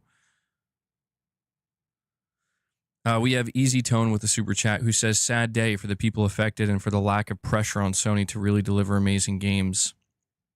Competition helped fix PS3 gen and beyond. Well, yeah, I mean, I hope that when it comes to the Sony side of things, Easy Tone, I just hope that Sony can maintain kind of what they're doing and they don't lose sight of that, because that'll be a whole nother conversation, right? Like as long as they keep, they keep their studios working on these games that we're looking forward to, these single player titles and trying to meet a certain quality level. As long as they do that, I think they'll be okay. If they lose sight of that in the coming years or in the future, there will be problems. But I think Sony would feel that effect. Certainly. I think Microsoft, they have Call of Duty now, man. Like I don't think that they give a shit that Perfect Dark fans are unhappy right now with this cancellation. But yeah, I mean, it sucks for everybody affected. It sucks that there's overall going to be even less competition now. And you're also saying here, don't know if you covered, but Keeley just posted Perfect Dark is canceled and the initiative closed. That trailer was literally too good to be true. Yeah, I did cover it. I mean, I know a lot of people are going to just be finding out about it, but yeah, it's... Oh, man. Rich Rod says in the chat, Rich Rod says, if you main Xbox, you absolutely deserve the sadness you're going through. You wanted to be stubborn and ignorant after we warned you to stop supporting the lies. So you deserve this. You caused this. Damn. That's brutal, Rich. It's brutal. It's brutally put. Lux, you're saying there's also layoffs at the Halo studio. Oh, geez. Lux says Phil's been at Microsoft for 38 years. What the F? Maybe he should retire. I didn't realize he was there for that long, dude. Oh, my God. Bro almost spent 40 years. By the time he retires, it's going to be 40 years, 40 plus years. That's insane. I mean, I'll give him credit. He's a company man, bro. My God. That is... What was he? He was working at Microsoft since he was like 18 or something? Like, what the hell's going on? Is this his first job? He joined in 1988? Oh, my God, dude. That is... I didn't realize he was there that long. I thought it was going to be like 30 years or something. That's a career and a half.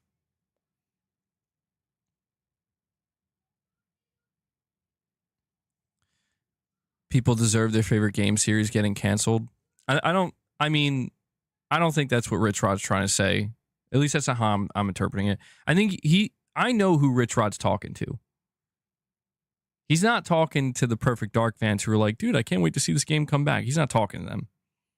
He's talking to the dickwads that constantly are out here screaming about how Microsoft is going to take over and Sony and Nintendo they're just trying to rip customers off constantly and Microsoft would never do that. That's who he's talking to. I know exactly who he's talking to. He's not talking to he's not even really he's not talking to Perfect Dark fans, dude.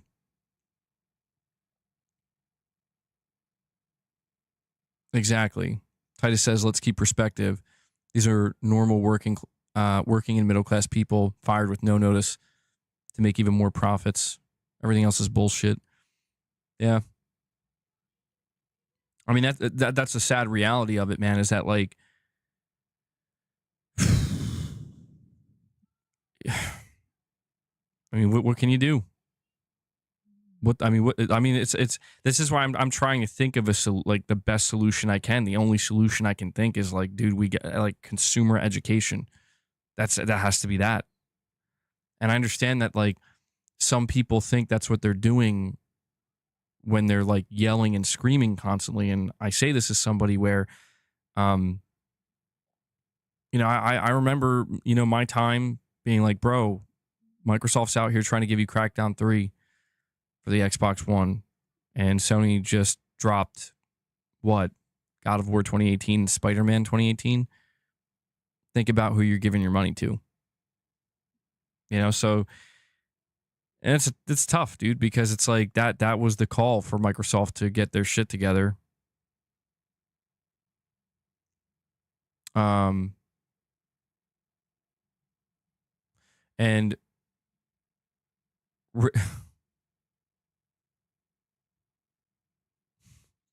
Rich Rod, I'm going to hold off on reading your direct donation, bro, for now. Maybe at the end of the stream or something, because, like, it's just the timing, it's too soon.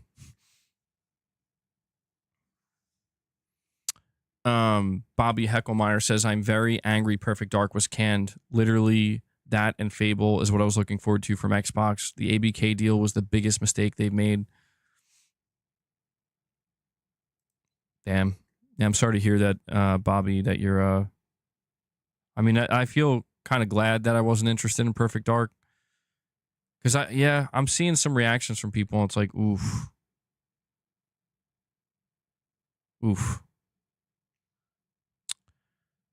Let me see here.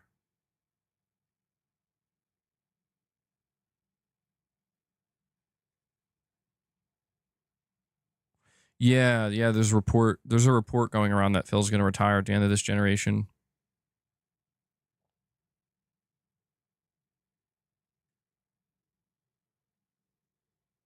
Let me see what else is going down here. Hold on.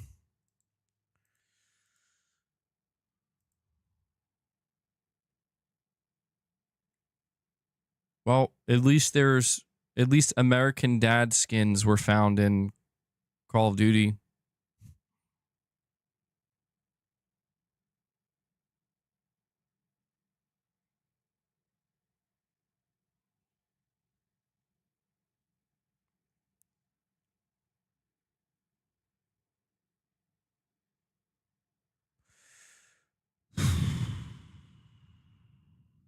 Sorry for the silence. I'm just reading through some stuff. I mean, god damn.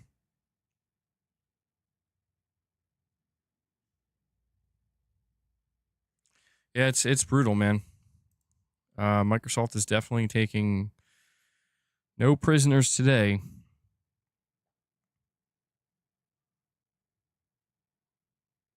Well, is this it? Is this the final? I guess this is it. Is there any more still to come? Rich Rod using his milestone chat, a member for 23 months. I appreciate that, Rich.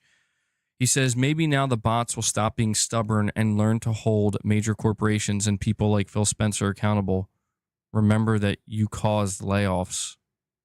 Oof.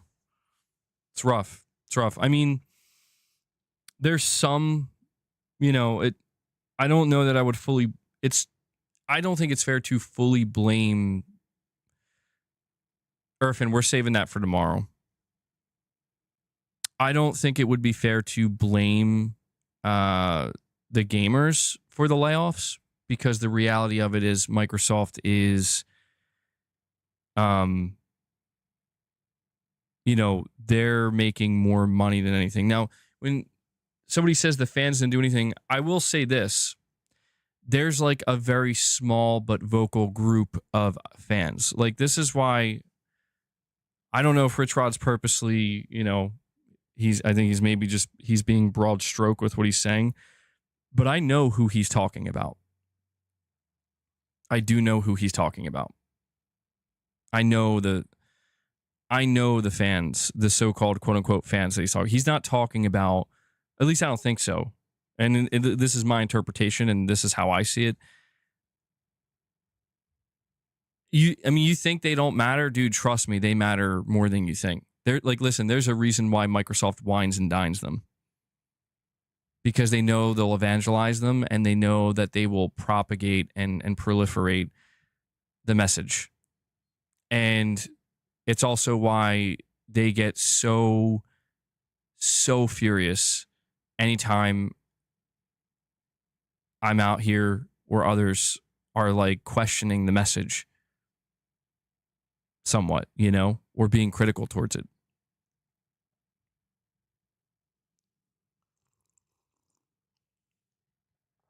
And those are the people that, yeah, man, like when you're the person that's out here hyping up a $68 billion acquisition, I get it. I do. I understand if you're that Xbox commentator and you're like, this is going to be incredible for the Xbox brand, this is going to be incredible for Game Pass, I understand you're seeing the upside. But the problem occurs when you encounter other people that are trying to point out that it's okay to be excited, but you might want to calm down a little bit. You might want to bring it down a little bit and not treat this as something where you should be biting the gold medal when you have nothing in your hands right now. Okay? The reason for this is because if you follow not just Microsoft's, but any other corporation's history, yeah, it's like there's going to be a reckoning at some point.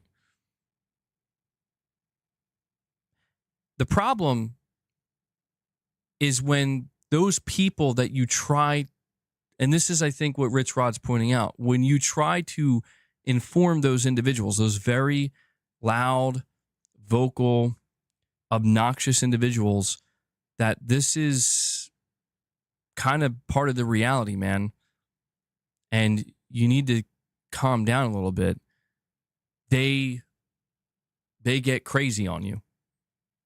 They go on the attack. They attack you as if you're some kind of, as if you're the deranged one, and they gaslight you. And I know this because this is something that I've been seeing going on more and more and more for the last year and a half, especially in recent months. Kotaku was sold. Oh. And the hope is that those people were humbled today. That's all, dude. Because you know what I just saw? I just saw Microsoft a couple weeks ago come out and raise the price of their consoles and raise the price of their games to $80. And you know what those people that Rich Rod's talking about, those people that I'm talking about, I saw them just saying, doesn't matter, Game Pass, bro. Game Pass. Well, does it matter now? Does it matter today? Because I'm pretty sure to a lot of people who just lost their jobs, it absolutely matters. Because what people are trying to tell you is you should be upset at what you're seeing, or at the very least, not just throwing, hey, it's okay because Game Pass, because you have to see that, like, you have to see the bigger picture. You have to see the bigger picture that this company does not give a shit about you, about your deal, about anything other than we need to prioritize what's most profitable, and we need to try to win the messaging. We need to win the message. We need to have the better message to win people over. That's all that matters. I'm not saying these layoffs are because of Game Pass. I'm saying that it's the people who, even still today, there is a group of people that just desperately, who knows, I don't even know how they're probably reacting today, but I can only imagine. They're probably praying that this is something that's forgotten about in the next 48 hours or so. And that Microsoft has some kind of good news. You know?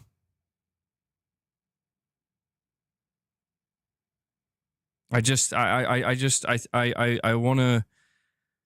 want to believe that today is, for as shitty as it is, that maybe the conversations in gaming, the discourse in gaming can be a little bit more functional, less toxic. That some of the people who have, I don't want to say like cause this, because that is too extreme, but some of the people that have certainly not helped is what I should say, inform and educate consumers a little bit in like the potential downside of, if you see a deal that's too good to be true, we have to think a little bit about what this means for the long term of not just the brand, but the industry it's involved with. People don't want to do that. They want to say, yeah, but what about Sony money hatting this game? It's like, what are you talking about? Yeah, we can talk about the problems there. We can talk about how that can be detrimental to consumers in a different way. But it's like, for the people I'm talking about, it's just a one-way street. And it always has been, and it always will be. Neil Druckmann just stepped away from being involved with the show. There ain't no way. They're like, quick, do it now. Everybody's focused on Microsoft. Announce the Neil Druckmann news. Yo, for a second, I thought you said, I read that as they just stepped away from, he stepped away from Naughty Dog. I was about to be like, yo, what? We'll cover that in just a second. I have a super chat from Easy Tone. Thank you so much, buddy. He says, Phil made this gamble to become the Netflix of gaming. We warned it was unsustainable, especially spending $70 billion, and we were called haters. Now the chickens have come home. Xbox is dead, and Phil gets a nice retirement, shaking my head. The chickens have come home to roost. I mean, dude, that's I think all we're trying to point out here, man. It doesn't change the fact that normal working middle class people who are just trying to provide for their families and take care of their shit does not change the fact that they just got completely fucked over today. Just like that's been happening throughout this industry. Like, who the hell would want to work in the gaming industry at this point, dude? But, I can't sit here and pretend that I'm in those offices, that I'm working around those people, that I know those people. I don't. I feel for them, and I hope that they land on their feet. I really do. But I got to tell you, man, like what you just said, Easy Tone. Yeah. Yep. I got raked over the coals time and time again because I questioned Game Pass, because I questioned when Phil Spencer says, yeah, Game Pass is profitable. No problem. And I questioned, like, what is Microsoft's end game here? What is their end goal? I got raked over the coals, and I still do. And all this is my hope that people, again, that the people who have been so vocal to scream to try to stomp what we're saying down, what we've been trying to say, that they're not as aggressive anymore, that they're not as loud, that their voice doesn't have as much reach anymore, because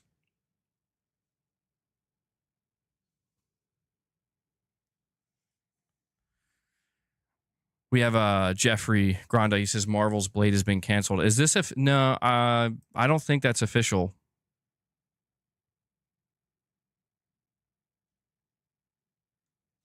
Although a Kotaku editor said the Perfect Dark sizzle reel was basically fake. And Silent Spartan, a member for 20 months. Thank you for that support, Silent Spartan. He says, MBG, did you see the Dollman ghost story in DS2 yet? Hope you and yours continue to thrive in the future. Well, thank you so much for that, Silent Spartan. No, I haven't got. I have to admit, the past couple days, I have not had nearly as much time to game as I would have liked. I have made minimal progress in Death Stranding 2. But my hope is that in the next, well, hopefully today, but also in the coming days, I'm going to be able to spend much more time with it, because I'm hearing people talk about what they're not spoiling it, but just kind of teasing some of the things they're encountering, kind of like what you're saying here, Silent Spartan, in upcoming chapters. And I'm still on chapter 3, and I'm like, okay, I need to get a move on here. I don't want to rush, but I'm definitely starting to feel the kind of FOMO a little bit, or like I'm getting a little bit left behind, where it's like, okay, I need to. I did have one thing spoiled for me that I'm not going to spoil for anybody. It had to do with a specific cameo. It was spoiled for me on Twitter, but I wasn't upset about it because it was so funny that I'm like, that's incredible. I won't say what it is. If you know, you know. But yeah, man, I'm still making, slowly but surely, I'm making progress. And I have a feeling that when I hit certain points in this game and I experience certain things that some people are kind of alluding to, where it's like, bro, you're not even ready. I'm probably going to have entire dedicated streams to it. But Michael knows the cameo. But yeah, Silent Spartan, I'll let you know. I'll let you know when I get to the to that point. And yeah, tomorrow, I mean, look, man, unless there's continued news, unless this is continuing into tomorrow, my goal was I wanted to talk about the PlayStation 6, Mark Cerny, and you know, everything that's going on there. Yeah, let's go check Naughty Dog. Apparently something's going on over there. Let me see if I can find it. So Naughty Dog put out a statement. They say, to our Naughty Dog community, we wanted to let you know that studio head Neil Druckmann delivered the following message to our team this morning. I've made the difficult decision to step away from my creative involvement in The Last of Us on HBO. With work completed on Season 2 and before any meaningful work starts on Season 3, now is the right time for me to transition my complete focus to Naughty Dog and its future projects, including writing and directing our exciting next game, Intergalactic: The Heretic Prophet, along with my responsibilities as studio head and head of creative.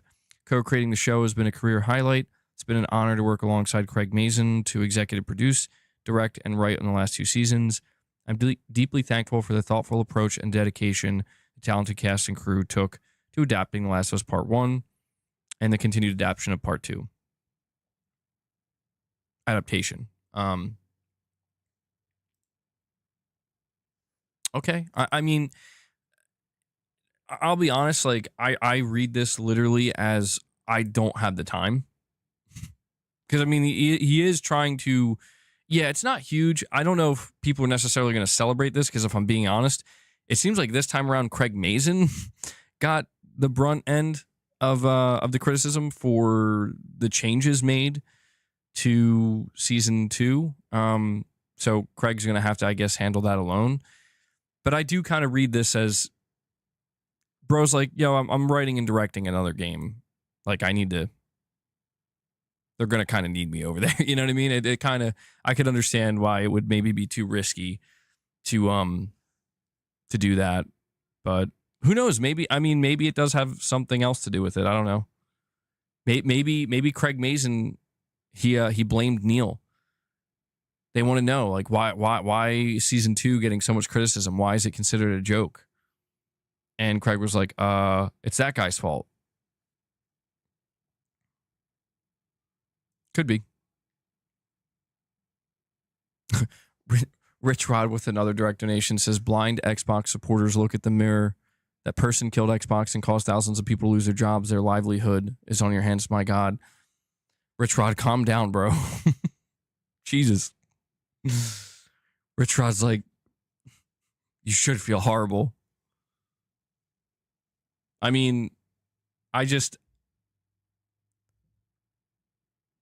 Cuckman's ego, bro. Luck says Cuckman's ego couldn't handle Microsoft getting attention. Between Lux and Rich Rod, what is going on right now? What is happening?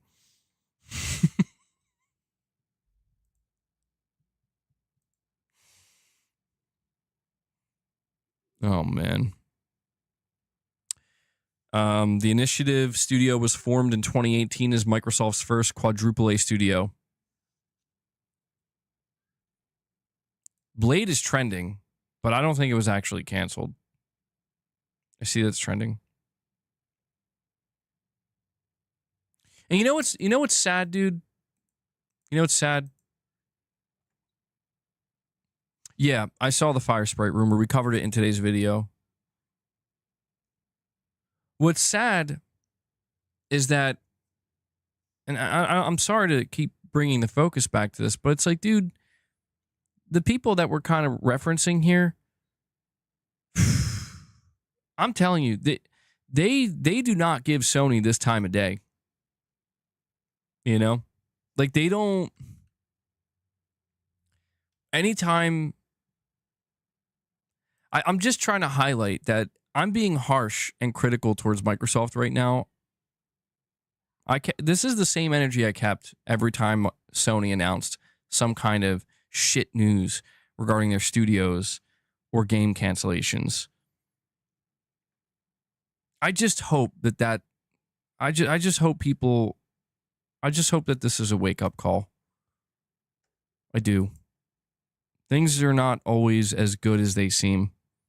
Or if things seem too good to be true, it's because they are. Let's go see what else is coming out.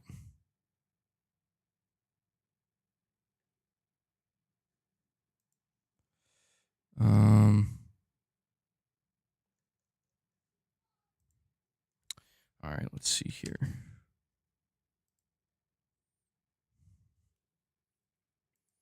I'm trying to figure out if this is the last of it, if it's all kind of out there now.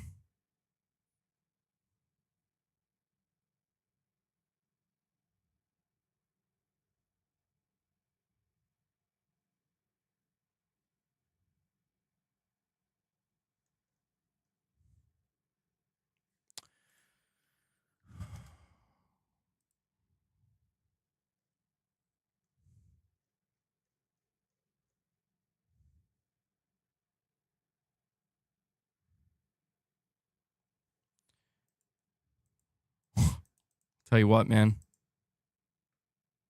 I'll tell you what. I know. I'm looking around right now. I'm looking around.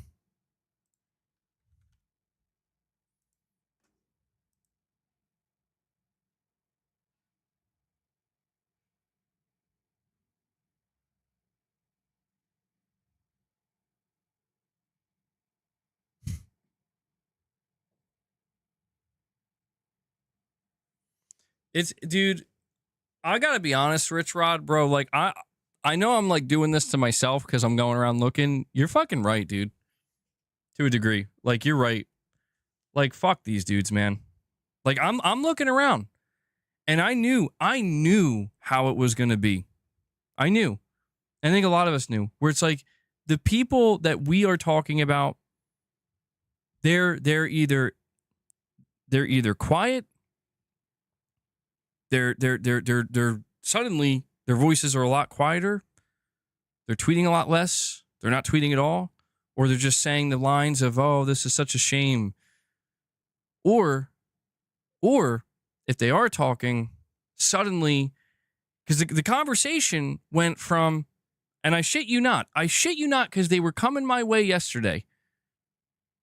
The conversation was, so Sony's partnered with AMD. I guess they're not really making a console. I guess they're not making a console, or like busting my balls as if I never said it. I didn't say anything about Microsoft. That's why I was kind of confused. I'm not gonna lie. People were busting my balls about the partnership with Mark Cerny and AMD and the PS6, and I'm like, and people are like coming at me. They're like, I guess it's not a console. I guess they're exiting the hardware business. I'm like, what are you talking about? I've never once said anything about AMD being an indication that Microsoft is not making hardware. And you know what I realized? They're confusing the Asus handheld. They're like, oh, you know, I got to change my see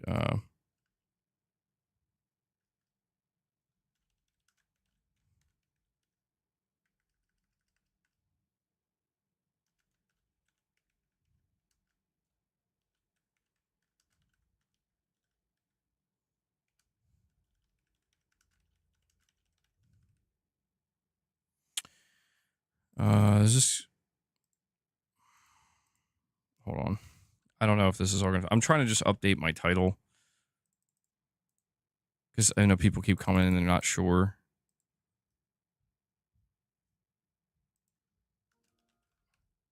But yeah, man, I'm there's a part of me that's like nervous that what's happening right now, nothing's gonna change. That's what I'm nervous about. I'm nervous that there are too many people who are too deeply entrenched and too reliant on keeping certain narratives alive, that it's like in a week's time, it's gonna be like, yeah, this didn't really matter. And I feel like that just can't happen, bro. Not with something like this. This is too much. This is too much. Josh, you're saying, honestly, MBG, I'm just generally tired of people acting like adaptations and remakes ruin the original. It's not changing the source material, yet people act like puppies are being killed. Overreaction. The internet overreacting, Josh? What? No. It can't be. No, I agree with you. I mean, in reference to The Last of Us 2 season 2, I didn't enjoy it that much, truthfully. But I don't know. I saw like how worked up some people were getting, and I'm like, I mean, I understand to a degree. Like, yeah, there's reason to maybe be disappointed in some of the things that are going on here, but I don't know. My feeling on was whatever, bro. Like, I didn't enjoy it. Could have been better. That's it. You know, maybe I don't know. Like maybe next time, you know. But yeah, people were going kind of crazy. Remakes killed my parents. People were going kind of crazy, Josh, and I do think that sometimes people certainly overreact. They do.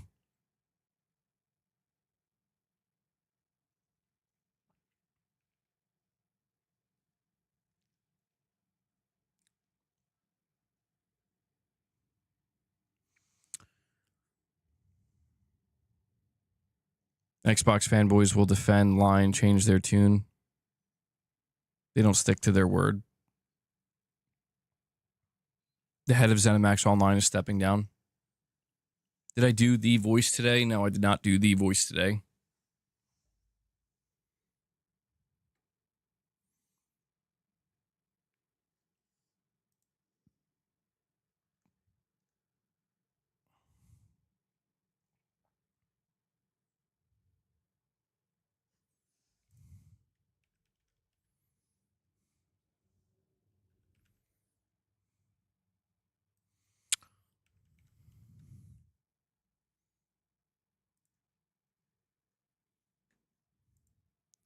Checking. Hold on.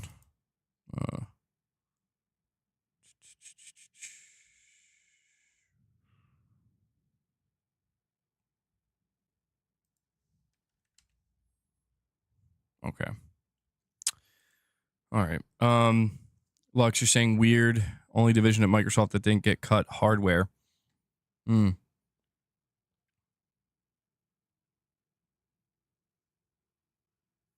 Yeah. I mean, I don't know.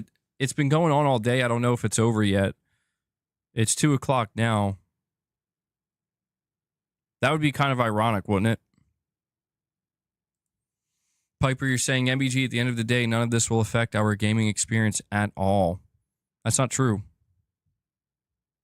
That's not true, Piper. Multiple games were canceled today that would have been fed into Game Pass or sold on PS5 and Steam. Multiple, studios are now probably going to be less efficient, or there's going to be more strain on their projects. I just think,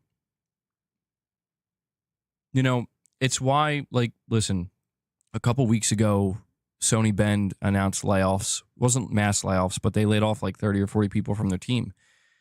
And it's like, that's not necessarily going to affect my playing of Days Gone Remastered, but that absolutely is going to have some level of impact and effect on the future of that studio and like what, the future game or lack thereof, for the PS6 or whatever. Like these things, they do matter to your experience at the end of the day. They're all connected. And this is why I advocate, or at least I'm trying to advocate for like people. It's not that I want people to be shills, right? Like I that's what frustrates me is like, because I'm so, I'm so deeply entrenched in the PlayStation ecosystem and I do like a lot of what they do. People try to spin a certain yarn where it's like, well, that's how you think everybody should operate. That's like, no, not at all. Like I've never, the only thing I've actually gotten aggressive towards is the people, again, who try to take away credit where it's deserved, where it's like, the only thing you could say about Microsoft at this point in time, I think, is like, well, at least they haven't raised the price of Game Pass. And who knows if they will. But like outside of that, it's like, Jesus, dude, like they have had so many layoffs and so like they have just, I don't know. It feels useless.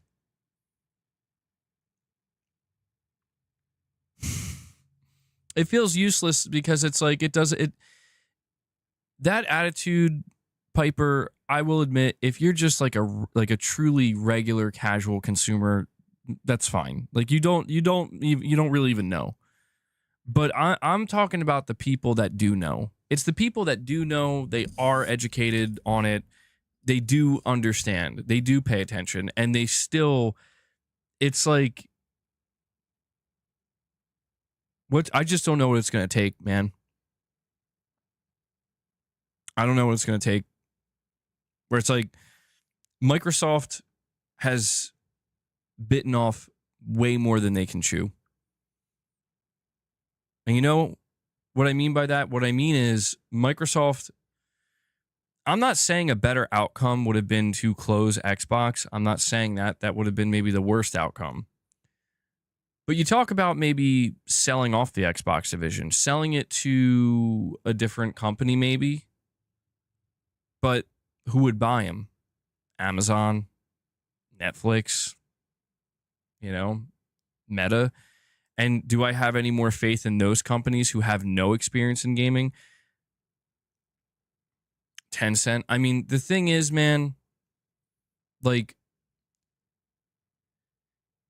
there's a fundamental root problem with Xbox, with the gaming division. There has been since the end of the Xbox 360 era going into the Xbox One era. And it only got worse going further into the Xbox One era. That fundamental problem is you don't know, and it's hard not to blame Phil Spencer. I have to admit, it's very hard not to blame Phil Spencer or other people on that team like Matt Booty, Aaron Greenberg, the list goes on, because these people have been there this entire time. And it's like the only thing, and I want people to think about this, especially as we're looking at this today, the only thing that happened was Phil Spencer had an idea and he said, I got it. What if we do Game Pass and we can become the Netflix of gaming? Not a bad idea on paper. That's what he did. And then Microsoft was like, well, do you have enough studios and games to make it a compelling service? And Phil was like, no. So we're going to have to make some purchases. And Microsoft said, okay, sure. But just so you know, if we write that check, we are now involved. And that means if shit doesn't work out the way we need it to work out, we're going to be taking over the ship. Notice how nothing I just explained fell under the umbrella of how do we make our teams better at developing games? How do we try to, like, we did an internal review of The Last of Us Part 2, and our review team determined that we don't have anything like that and they don't even think we can make something like that. How do we make that happen? How do we work towards that? That's what Microsoft should have done. Microsoft should have focused on not gobbling up publishers to feed games into Game Pass. So then the people who evangelize Microsoft in every move they make, or Xbox, say, this is great. I'm getting games that I was going to get anyway, but at a cheaper price point. Guess what? I know you, and I know that you were going to buy those games anyway. This isn't about the pricing for most of these people. Again, I'm not talking about the casual. If there's a casual gamer out there who's like, I love the price of Game Pass, it's good for me, it's good for my family, it's good for my kids, I'm not talking about them. Keep that in mind. You know who I'm talking about. Talking about the Xbox diehard loyal. The problem was never solved. I'm talking about the root cause, the root issue, the problem that Sony had in the beginning of the PS3 generation, where it was determined, if you don't figure your fucking shit out, PlayStation is dead. It's over. And that problem is your games are ass, bro. Okay, you're charging way too much for your console. You're too far up your own ass, thinking that you're untouchable. And on top of that, your games are they're not good. Get it the fuck together. And Sony got that reality check, and they got it real hard. Microsoft was kicking their ass in every direction, and Sony got humbled. But they understood the mission. The mission was, we need to assemble a team, whatever. Like, we need to make better games, not just one or two. Like, we need to really work on finding talented teams, working with those talented teams, understanding the deeper layers of how are great games really made, and how do we facilitate an environment where the talented people making those games can thrive. Again, it's not to say that Microsoft never made any good games. They certainly have. But it's just the leadership from the Xbox One and onward never actually understood, seemingly, what was needed. Like, how does Forza Motorsport get fucking smoked by GT7 that badly?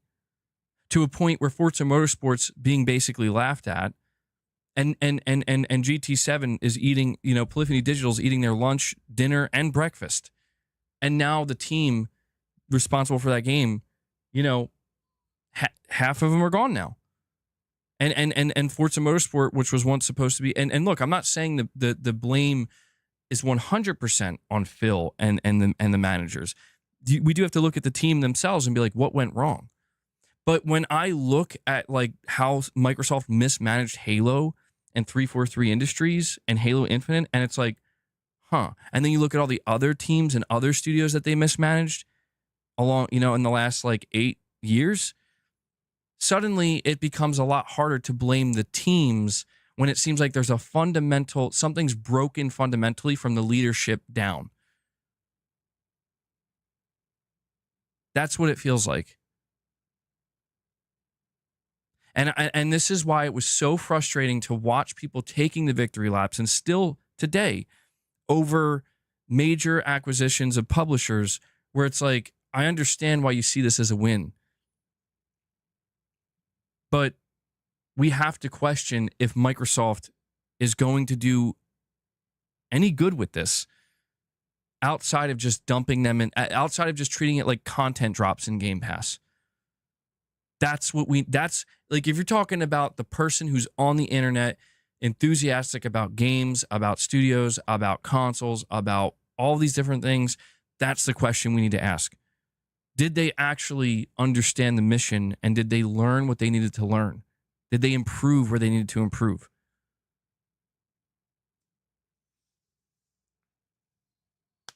I don't know. I just look at what's going on today, and I'm like, okay. Like, fuck. I guess not. We have You saying, I'm devastated, really anticipating Perfect Dark. Yeah, I'm seeing a lot of really upset Perfect Dark fans, man. That sucks. I'm glad I wasn't excited for that game. That's why I was so nervous. Like, am I going to find out State of Decay 3 is getting canned? Hellblade 2, Indiana Jones, South of Midnight, and Avowed are good games released by Microsoft in the past year. Well, Hellblade 2, I mean, I'll be honest, man. I'm shocked nothing's going on with Ninja Theory. Indiana Jones, yeah, Indiana Jones was a bright spot. But, you know, this is where, like, look, I'm not trying to take anything away from Microsoft. I'm not.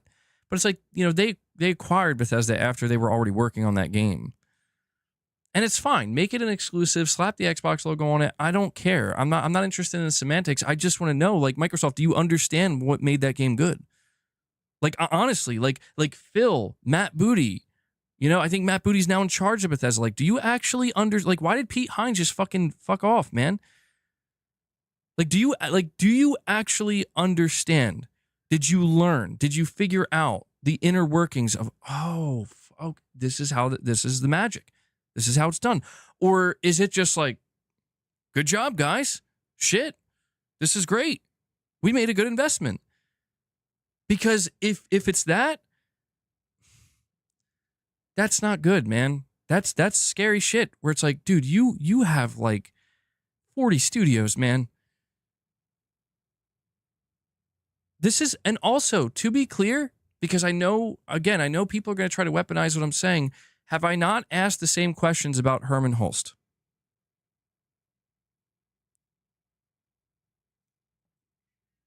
Anybody who's been following me for any amount of time knows I've been questioning that man, Herman Holst, like nobody's business.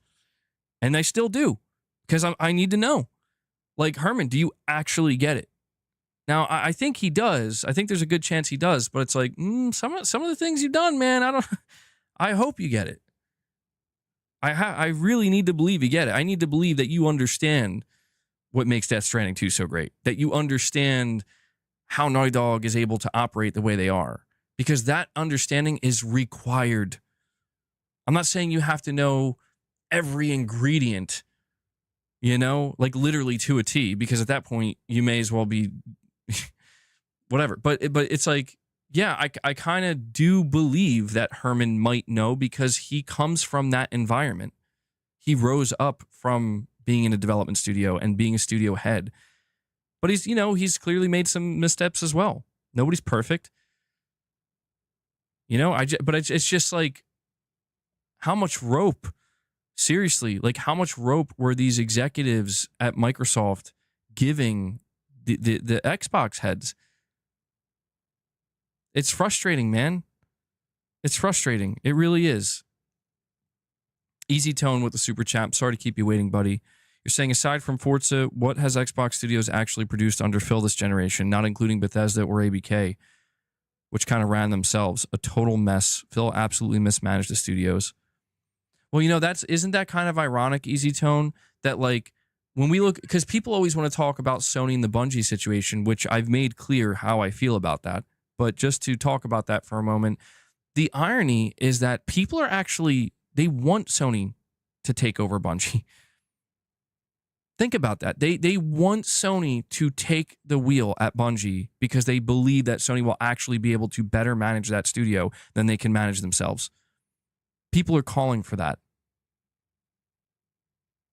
And I know that Bobby Kotick, towards the end there were people calling for his head. But my question was, I know people hate Bobby Kotick, but he's good at what he does. Why do people think that Phil Spencer and company are going to be a better choice than Bobby? Or at the very least, what makes them think they're going to be any more efficient? Well, maybe efficiency is not the right word to use. Like, I just don't understand where the faith comes in. Why do people have so much faith? I understand that they want to give the benefit of the doubt, and they want to have goodwill, and they want to do so because they're going in the Game Pass, right? That's good for us. It's like, I get, and Lux, that's true too, man. And I've highlighted that, and that's where I said, like, Sony, you're out of your depth. I mean, Helldivers was like, if you ask me, was that Sony and their sheer skill? Like, Sony knew exactly what they were doing with Helldivers 2? No. I think they got a little bit lucky. Absolutely. And I think the proof is kind of in the pudding that you look at other Sony live service titles and understand that this is falling under the category, but what about Sony? But what about Sony? But it's like, I've already covered that. And I will continue when it's necessary. Like, for example, if tomorrow we find out Sony just shut down fucking Haven, you better believe that entire stream, I'm going to let you know. Sony. Sony. I'm going to let you know. But again, we're talking about scale. We're talking about Microsoft doing, like, again, it's the people that have dragged me through the mud and many of you with me or attempted to, where it's like they want to talk about how great Microsoft is and how they're really going to change things for the better. And it's going to be good for the consumer. It's going to be good for the studios. It's going to be good for everything. And I'm like, bro, all I've been seeing for the last like quarter or two is price increases, more mass layoffs, now multiple game cancellations, multiple studio closures. And literally the only thing left is, well, at least they still haven't increased the price of Game Pass. And I'm like, that doesn't feel like progress. That doesn't feel nearly as good. That doesn't seem nearly as good to me as a lot of you guys tried to make it sound. And I understand that this, in my territory, is the equivalent of me encountering people who are like, I don't think the PlayStation 5 generation is that good. I was sold on big promises and it was going to be amazing and it was going to be this and it was going to be that. And I realized I get a little bit defensive of that because I'm like, dude, I don't know. The PS5 generation is awesome. I'm loving it. I'm having a fantastic time. I've been having a good time almost this whole time. And I just have come to accept that not everybody sees it that way. And there's a lot of people who were expecting something different. There's a lot of people who not only are they not getting what they expected, but now they see that Sony's screwing up with the live service and they see what's happening with the, the Bungie acquisition. And I get that they're going to be like, I'm not interested in Death Stranding. Sony hasn't released, that's their first party game in 6 months. And it's, they've raised the prices as well. And it's like, yeah, okay. Like I'm, you know what? I'm going to eat the humble pie and be like, you know what? I'm not going to fight that. At least not that hard. Like if it's coming from somebody that I believe like you're being genuine about it and you're not trolling and trying to, not trying to like cause problems for the sake of causing problems or arguments. I get it. I totally get it. It's just a matter of different strokes for different folks, man. People gravitate towards what they gravitate towards, but that's been somewhat of it's the extension of that's been part of the problem. Rich Rod, you're like screaming, like, read my last direct dono, bro. I did. Rich Rod, I'm looking at it right now. I did read it. Don't worry, man. I got you. The first one? Oh, I don't know about the first. Hold on, let me see.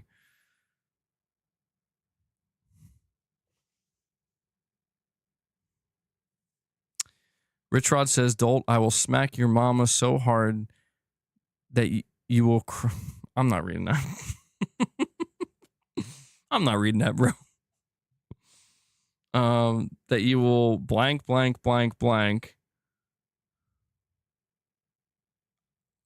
Absolutely trash. That's all I'm reading, Rich Rod. Bro, you are unhinged beyond belief. That's a wild... I'm not reading that. No. It's just kind of gross, man. It's not even bad words. It's just kind of gross. But you do know I appreciate the support, Rich Rod. I'm just, look, I do apologize to an extent that a lot of this is me just venting my frustration, but it's because it's been difficult. It has. It's been difficult, and I am nervous that it's going to remain difficult, and it shouldn't, because it's like, are we all on the same page yet? Are we all on the same page that there are no good guys here? There is no better corporation. At the end of the day, what it comes down to is, well, It does come down to a few things, but the number one thing for most people is who's making the games that appeal most to you. And the one thing that I've learned is that a lot of people here and a lot of people that I encounter on the internet are very passionate. And that passion comes from a care. You're passionate because you care. You care deeply. And I get it, because so do I. Lux, that's diabolical. That is diabolical, bro. That's crazy. That's wild. But people care. You know, people really care. And I think that, simply put, too many people who pretend to care. Too many people who kind of caught on to, if they just wear a mask and they behave a certain way and they say certain things and they lie to themselves and they lie to others and they're very convincing. Too many bad actors have infiltrated this space and this conversation and have attempted to take over. And I know this to be true because the people that seemingly they're winning over are people who, and it's like, no offense, but they seem to be uneducated in this space. Not literally uneducated, broadly speaking, but in the gaming space. And it's gotten so bad where, dude, people don't know what I'm talking about. And they get angry and say, you don't know what you're talking about. It's like, no, you don't understand what I'm saying. And it's gotten that bad, man, where like that's everywhere now. And those are the people that they're courting. And it's emboldening them, where it's making these uneducated people who don't actually understand what's going on, or they don't understand the how all of this works, or to any extent how it works. They embolden them, making them think that if you just say things, if you just repeat the statements that I'm putting out there, you'll be good. And that has been, like I said, a growing cancerous tumor that I hope today mitigates it. Where it's like, just so you know, those people you were following, those people that you were holding on to every word they were saying, and you were regurgitating what they were feeding you and what they were saying because they were regurgitating what Phil and company were feeding them. And then it made its way down, the trickle down effect. It made its way down to the lowest rung. I hope those people now, like I said, are waking up and not saying, F Game Pass, I'm done supporting it.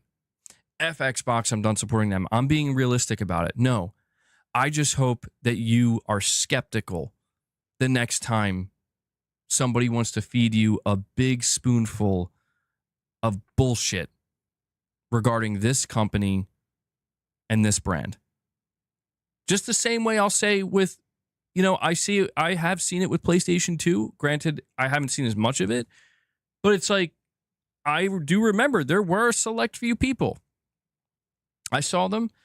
They were trying to talk about how great Concord was going to be. And I'm like, are you out of your fucking mind?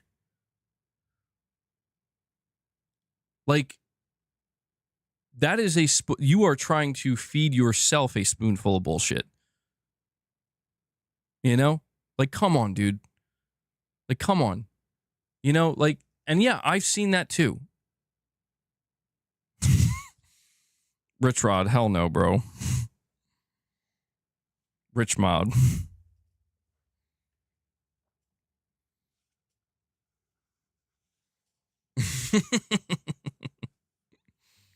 That was not a shot at Rudy, by the way. I mean, well, to be fair, I don't think Rudy was being toxic about it. I think Rudy was just genuinely, I don't know, I could be misremembered, but they just seem like, maybe. I think it could be good guys.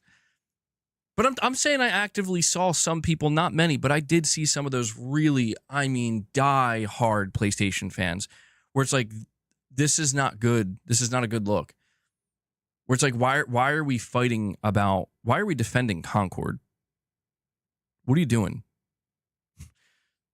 And I keep mentioning these PlayStation-related things because I know how this works. I know how the game is played.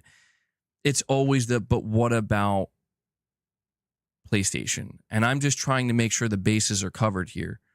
where it's like, I've been asked many, many, many times, what about PlayStation? And I've answered it many, many times. Kazuya88 with a super chat says, hey, MBG, I'm shocked. In my opinion, it was a mistake. The initiative didn't do a new IP because the studio had potential. Now the quadruple A studio is gone and never released a game. What a waste. Yeah, I remember when we learned about that, Kazuya, it was genuinely surprising to find out that they were working on an established IP.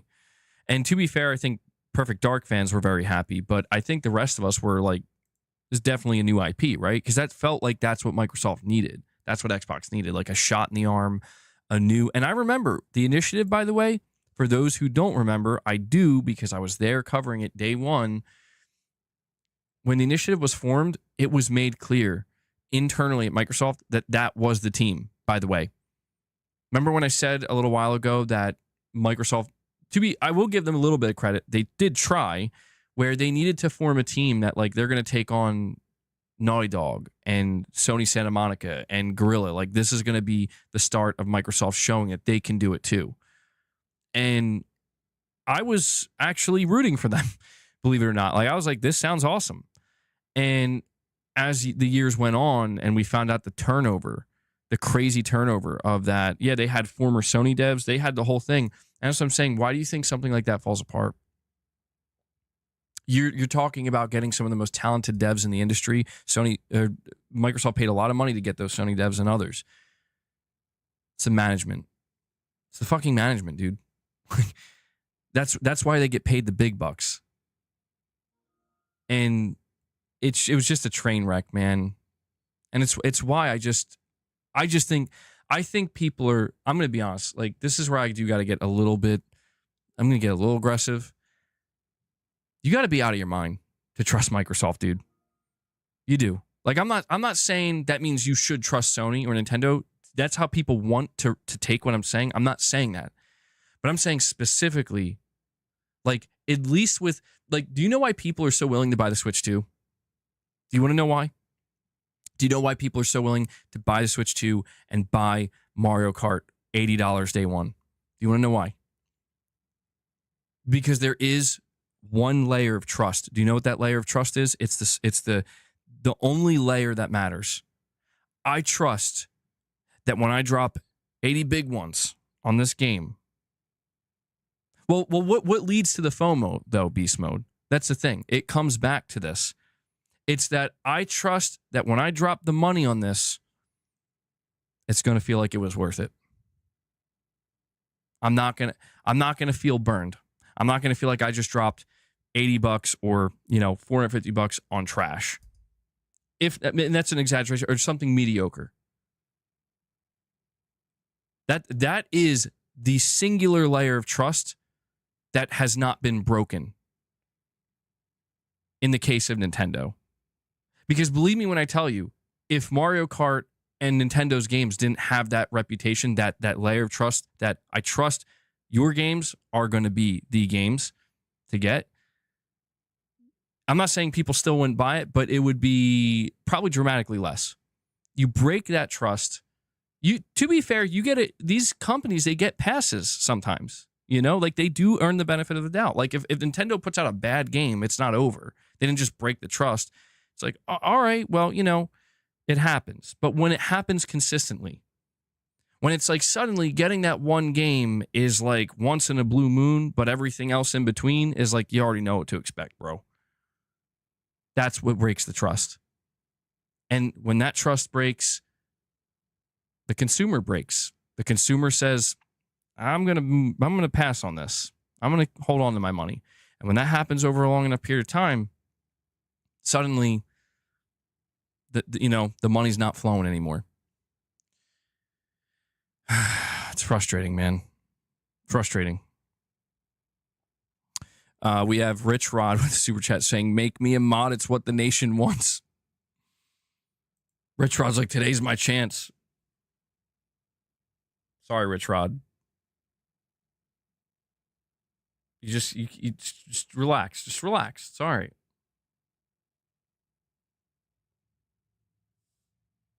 You think PlayStation players will be buying the most copies of Outer Worlds 2?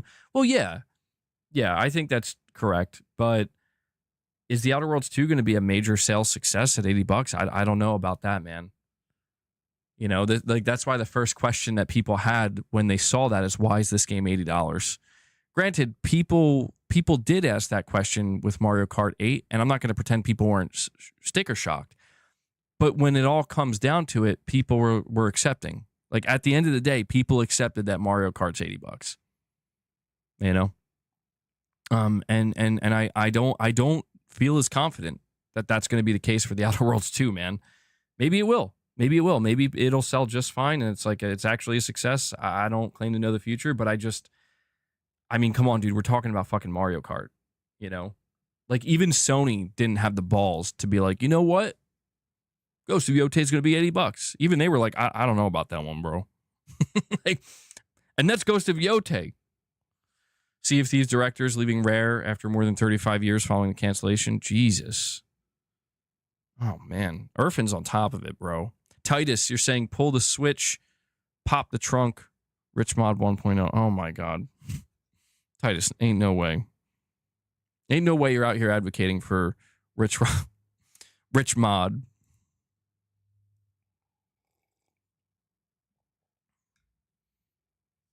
Rare's dead. I mean, dude, I don't know what I guess their future is just Sea of Thieves, maintaining it, because they do. It is a relatively successful live service, but I guess that's all.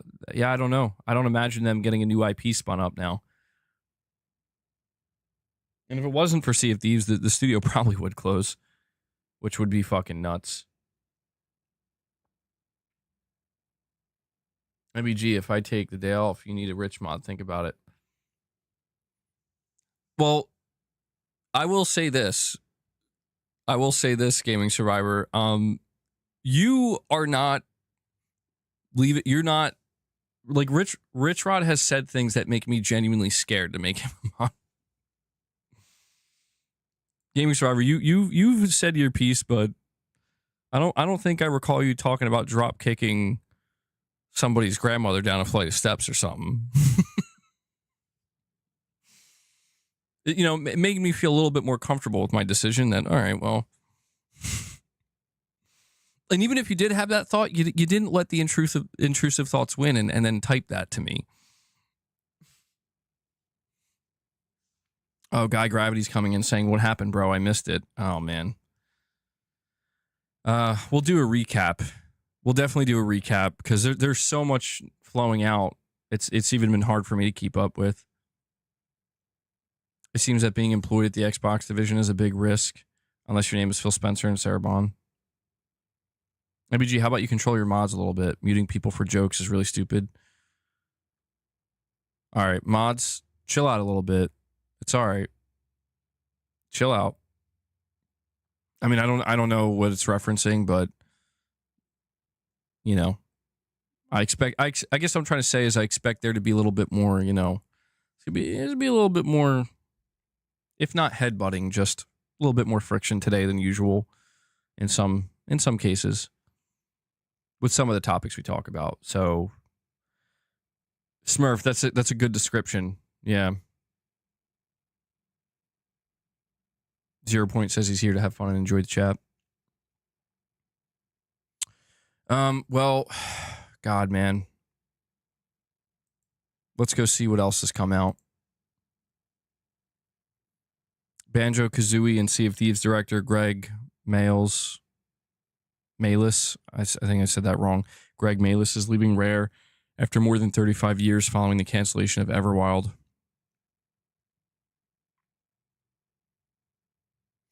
I haven't heard of an update on Banjo-Kazooie in a while. I would assume it was shelved by now. Kotaku editor, Perfect Dark's sizzle reel was basically fake. Phil Spencer will be retiring from his role as CEO gaming after the launch of the next-gen Xbox.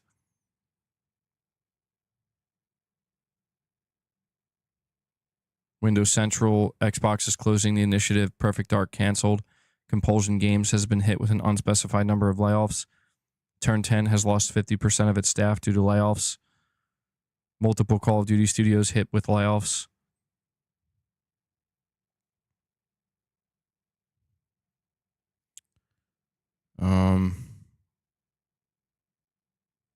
A new MMORPG project from ZeniMax Online Studios that was in development from 2018 has been canceled.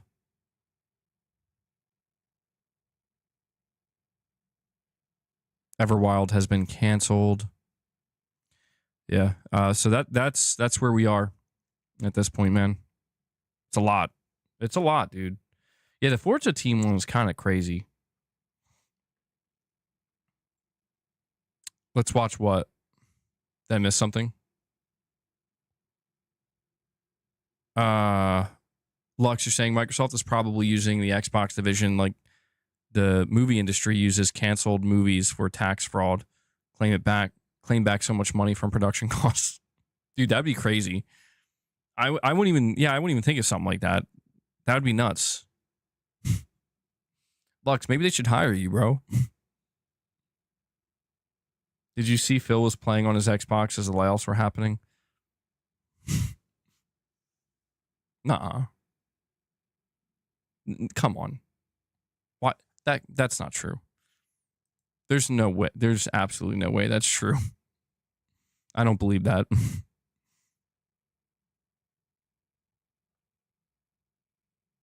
What happened with Forza Motorsport? The team that develops Forza Motorsport turned 10. 50% of their studio was laid off. So they were cut literally in half. He's playing Indiana Jones as we speak.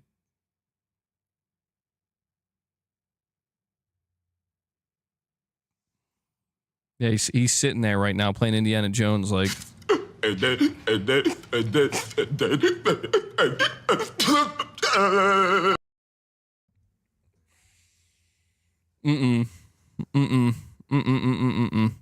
There's no way. Yeah, it has to be a family member, dude. There is no way he's just chilling, being like, I'll tell you what, bro. If he's sitting there playing Indiana Jones, he's drinking while he's playing. He's drinking while he's playing alone, and he's trying to go back to the 80s, man. He's like, take me back before all this, when things were simpler. My God, that's kind of sad.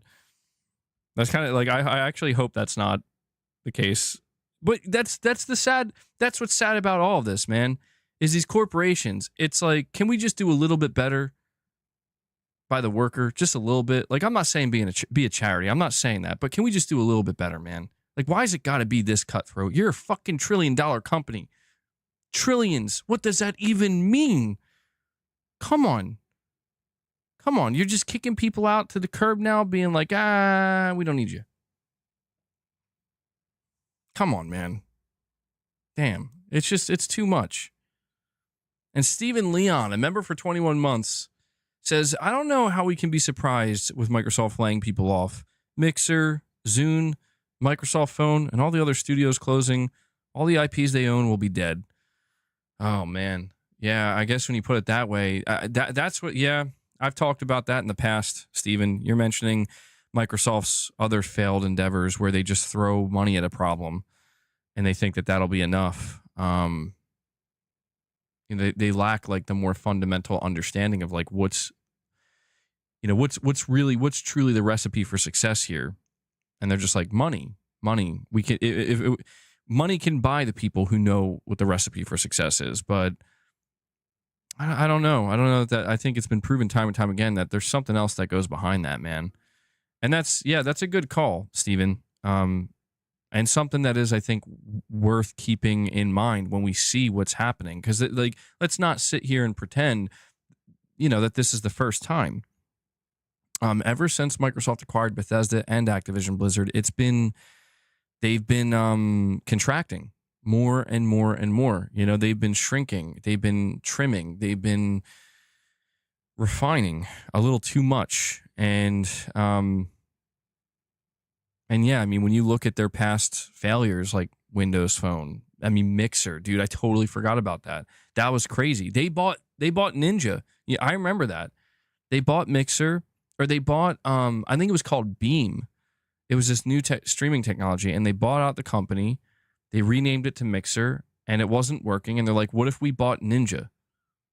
And this was when Ninja was like the most famous streamer. And they're like, He's going to stream exclusively, and they paid him a crazy amount of money. They paid him like life-changing money. And it didn't do shit. And then they were like, you know what? We're shutting this down. Everybody's going to get laid off. And we're going to, Ninja, you can go back to wherever you were. You can keep the money. Crazy. Absolutely crazy, man. Rich Rod with another direct donation says, breaking. Phil, I have to read very slowly. Phil contemplating retirement. Okay. This is why I have to read slowly. Bro.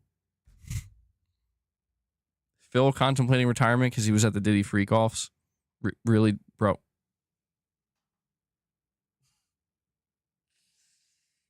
Why? Why are we this unhinged? Rich Rod, why are we this unhinged, man? He met Dolt because he was his male escort.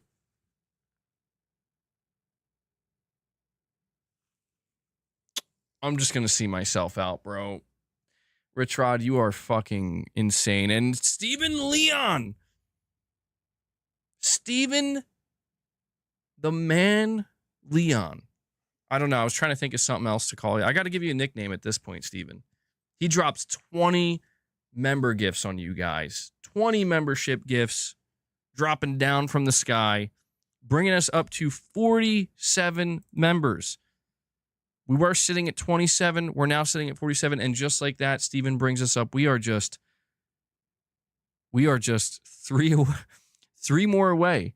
And we can give Leia, wherever she's at, we can give her some catnip. Leon says, I'm a man, all right. Steven the Wow Man Leon. Steven, what's your favorite game? Didn't see boss today. He's sleeping on the other side of the room. There's some sunlight coming in, and he usually sometimes he likes to sleep over there. Yeah, thank you so much, Steven, for the 20 memberships, bro. Holy shit. FF7 or 10.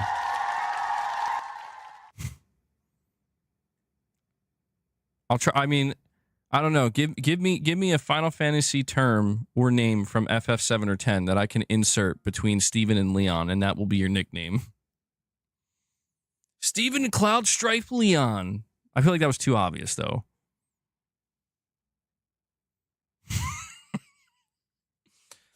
Lux, I'm going to pass on that one.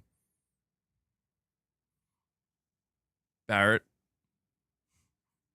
Steven Barrett Leon. Yo, Barrett's actually awesome. Does Barrett have a last name, though? I feel like it's got to be the full name. Wallace. Hold on, what's this? Does he have a saying? Weapon, gun, arms. I'm about to say Steven Gun Arms Leon. I don't know why I'm so fixated on finding a nickname for Steven Leon.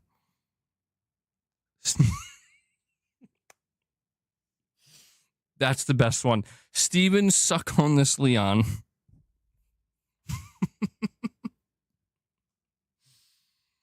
Oh, that's bad. He does say it constantly. Not you, Steven, but Barrett. Bro, Steven, okay, Steven third leg Leon, that's a bit much.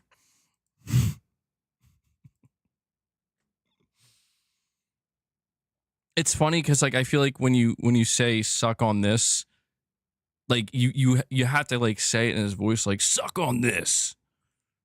Steven, suck on this, Leon. That's dangerous, bro. You know what I can do? Maybe I could get Steven, I could make that a soundbite. How about that? We could do that. Hold on, let me see. Let me see if I can find it real quick. We'll do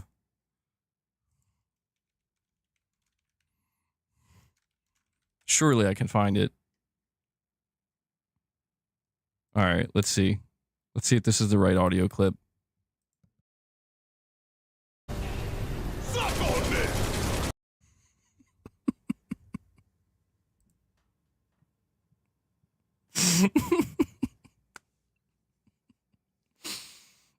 It shouldn't be that funny, but it is, man. I don't know why it's so funny.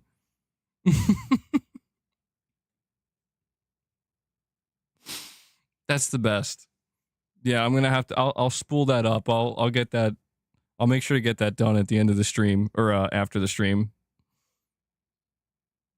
That's amazing.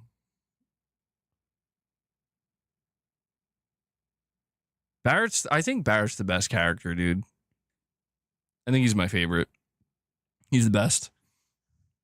He deserves better than that.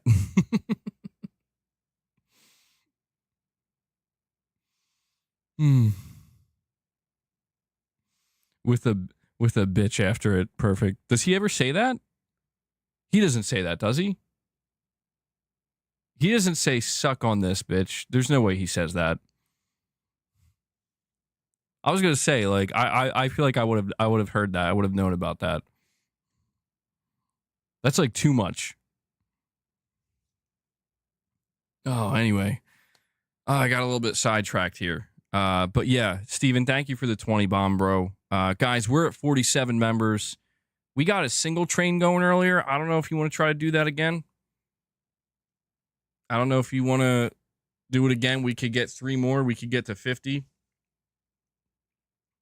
Steven says, I would, though. Easy Tone. You're saying here, and I got to read these 2 super chats that I missed. He says, whether Phil is playing or not, this is why I always hated the Phil is a gamer defense. Real quick, though, Easy Tone, hold on. Steven says he's going to do it himself, bro. He says, I got it. I got this for Leia. He drops 5 more memberships. Just like that, Steven drops 25 memberships on you guys. Hold on. Suck on this! There you go. There you go, bro. Steven, thank you so much for that, man. Where am I at here? So that brings us up to 52. I'm pretty sure Leia's in here. We'll get her some catnip. I know she loves the catnip. And we don't necessarily have a reward per se, but we'll put it up to 75. We'll see if we can get there. 53 is great though. 53 is crushing 2 goals, basically. So hold on. But before I get Leia's catnip, I want to make sure, Easy Tone, I'm sorry to keep you waiting, bro. You're saying reps at 75. I don't know that I should do reps on this stream. There's just some streams where I'm like, I don't know, man. It feels like this ain't the stream, you know? Easy Tone says, whether Phil is playing or not, this is why I always hated the Phil is a gamer defense. What did all that amount to? Failed studios and a failed brand. Yeah, I mean, that's true too, man. That's true too. Like, that was a big part of why people liked Phil and gravitated towards him. But my God, dude, Easy Tone, Fred Vance, out of literally nowhere with another 10 memberships gifted. Thank God I finished reading Easy Tone's super chat because Easy Tone was about to snap, bro. He's like, ain't no way. Fred, thank you so much for that. And also really liking the member badge there. I can't remember if you let me know when you hit that 5-year mark. You might have, but I saw Josh was here earlier too. I really like how the 5-year member badge turned out. I think it's perfect. It like pays homage to the PS1. Fred the Man Vance. Fred the Dude Vance.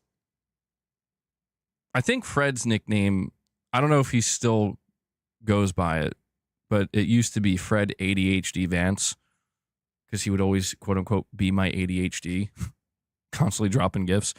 But Fred, thank you for that, man. I'm going to add that to the counter. That brings us up to, it says 50. We're actually at 52. I accidentally typed 53, but we are at 62 members. So we'll see, man. We'll see if we can actually hit that 75 mark before the stream wraps up. Thank you guys so much for all the support. I can only do what I do here. You guys make it possible. Give me the "Oh God, Oh Man" sound clip. I would love to do that, Gaming Survivor, but the problem with it is it's playing like some kind of soundtrack in the background that I think would get copyright claimed because I played that clip a couple times. It's so good. Yeah, it's so good. Oh man, oh God, oh God, oh man.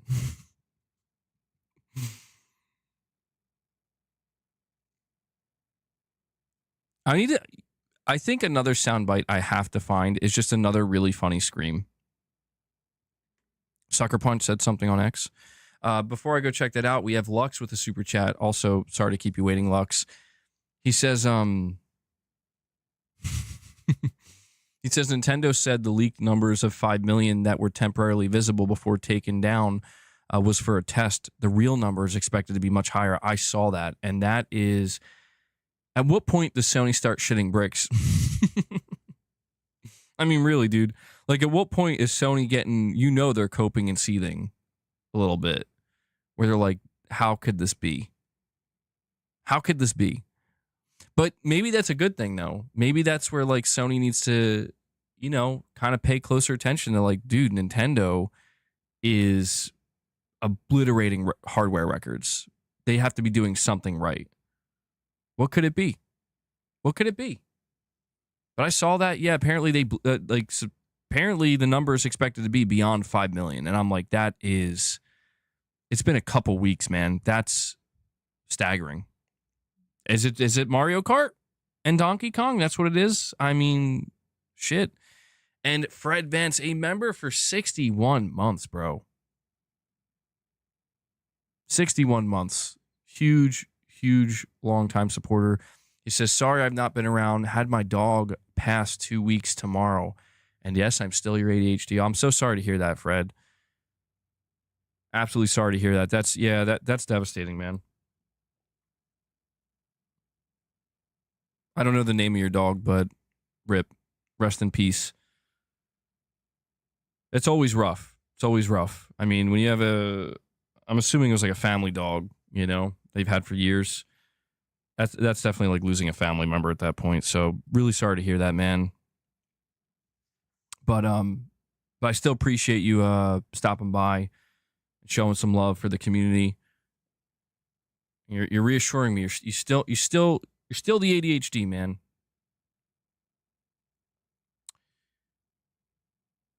I'm sorry. I'm just losing track a little bit here. Oh, wow. Okay. I didn't even realize that we're approaching the 3-hour mark as well. Shit. Okay. Somebody said that Sucker Punch said something on Twitter. Let me go check what that's about. I have too many tabs open.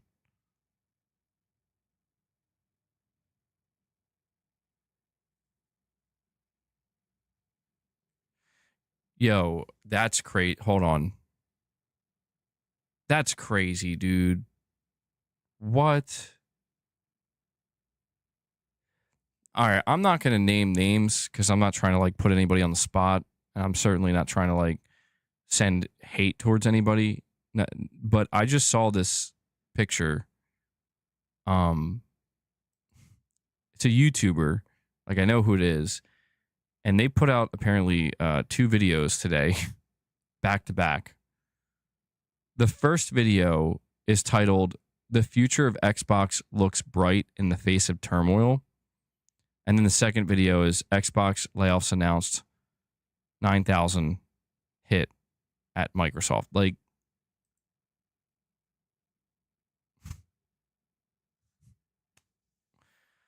what, bro? What? The Bandai Namco Summer Showcase. Oh, I didn't even know there was a thing happening. No, that's too last minute for me. Although I'll try to keep track of if anything significant is announced. Sorry about that. I didn't even know. I didn't know there was a showcase today. Which one went out first?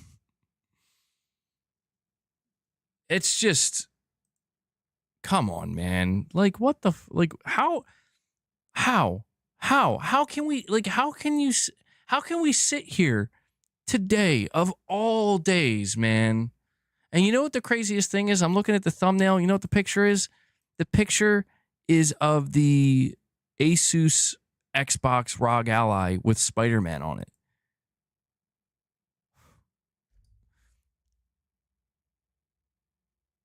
Dude, that's crazy to me. And you know what's sad? Like, I'm not trying to, I don't mean to like go on about it, but could you imagine if I did anything like that? Like, could you imagine if Sony had mass layoffs and I'm like, let me tell you why the future of PlayStation is looking pretty bright, even though there's some turmoil. I mean, come on, dude. At least wait a day. Like, what the fuck? 99% of YouTube is grifting. It's been that way for years. I mean, I understand. Trust me. I've been part of the YouTube game for quite some time now, and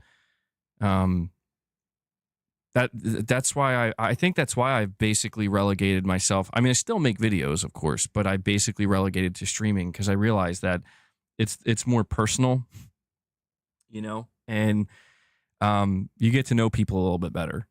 Not fully. I mean, you know, we're still ultimately strangers, but you get what I'm saying. And I just got so tired of playing the YouTube game, man, of like, you gotta just go with whatever the flavor of the day is, whatever the flavor of the week is, you gotta go. And I, you know, I'm not gonna pretend that there isn't some level of that still. It's still necessary. Like, no matter how, you know, no matter what you're trying to do, unless you're like a huge YouTuber that really carved out a massive space for yourself. And the competition is fiercer than it's ever been. I mean, everybody's trying to make their way. And I do understand when I see people doing what they're doing. It's like, I get it. Like, I get it. You know, you're trying to make your way, man. But I don't know. I just think it sets a bad precedent in some instances. But we have Wabu Dude with 2 chats. Thank you, Wabu Dude. He says, hey, ABG, I might have missed it, but what are your thoughts on Microsoft shutting down the initiative after all these years, especially now that we've finally seen gameplay from Perfect Dark? I can't help but compare the situation to what happened with Concord and Firesprite getting shut down. Yeah, I feel like it is a little bit different, but there are similarities. Like, my thoughts on the initiative getting shut down and Perfect Dark being canceled are, it's just flat out bad. And I think it just kind of confirms that Microsoft is not good. Simply put, they are not good at facilitating successful studios. I think Microsoft has let a lot of things slip through their metaphorical fingers that they shouldn't have. Every company does to an extent. Nobody's perfect. But I think for Microsoft, it's been a little bit more obvious over the years where it's like, man, you're kind of letting a lot slip through. And I think that them building up the initiative, it was them it was supposed to be their answer. Like, we can make a really big triple, quadruple A studio, and this can be like a new tentpole studio. We can do that. And, you know, it's the intent is good, but the execution is just so poor that this is the result. And I think it's just flat out bad, man. And Fred Vance comes in. Fred ADHD Vance. He says, I'm not done being your ADHD yet, bro. He drops 5 more member gifts for you guys. And just a heads up, if you are a channel member, we did a members lounge yesterday. We're going to have more members lounges coming this week and also this month.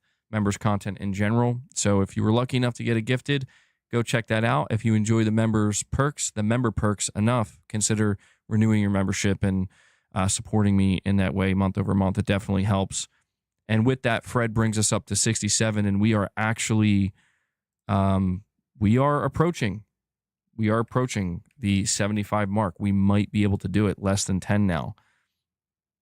Less than 10, and we might be able to do it. So good stuff, Fred. Let's see. What soundbite can I get for what soundbite is this? I'm no hero. God, Never was. That's Corey's. Never will be. If Corey's here, he's like, hey, whoa, hold on. Oh, here you go. I haven't played this one. I got to get Leia in here.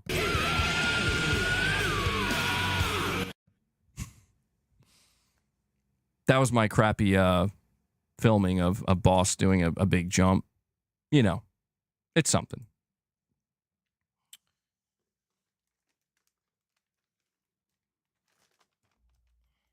Oh, here she is. Let me and Wobbly Dude, you're saying you can't help but compare what happened to Fire Sprite getting shut down with Concord?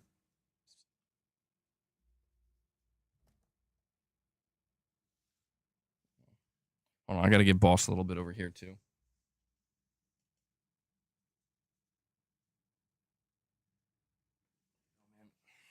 Well, the similarities that I was trying to point out basically are the fact that, you know, Firewalk was a studio that was, I mean, they were founded on their own with probably monsters. Sony didn't found them, but there was this kind of belief that, you know, this is going to be a big thing we do. This is going to be a big push. And it was just really misguided, man, and didn't work out. Fred says, show love to the community by hitting a like and subscribe buttons. Well, thank you for that, Fred. Yeah, guys, if you haven't hit that like button, it definitely helps. Leia's already tweaking. Yeah, dude, she's funny with the catnip.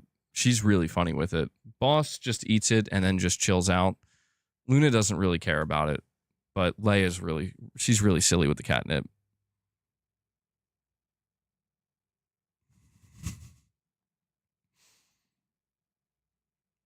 Xbox loyalists have lost their mind. Now they're apparently laughing at PlayStation gamers because they say we won't get to play Perfect Dark. Oh, geez. You know what's crazy? Like, normally I would say, nah, that's not true, man. But I actually believe it. At least for some weirdos out there. I believe that's probably what some of those maniacs that I encounter, that's what they're saying. Something similar. Something along those lines.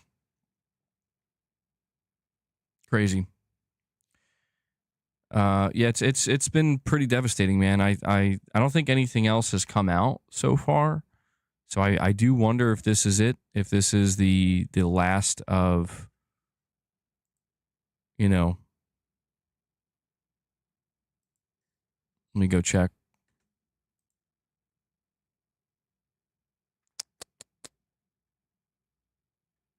Yeah, it seems like it's settled down a bit. So as of right now, only one studio closure. Still a pretty significant one, at least in my opinion. But oh,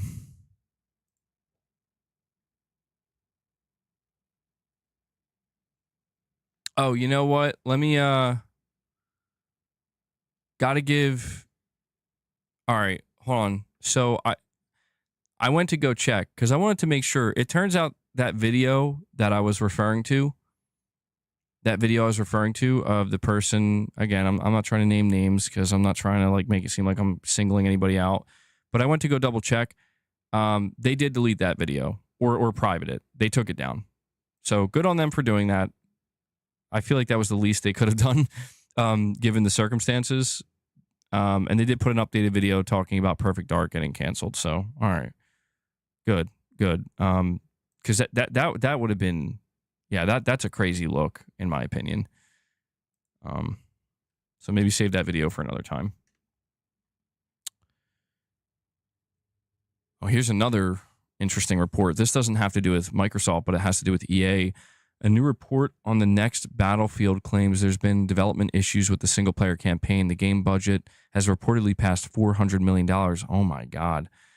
EA wants to mimic Call of Duty and Fortnite success. New Battlefield expected to have campaign, multiplayer, and free-to-play mode. And I think there was another report that said they expect 100 million players.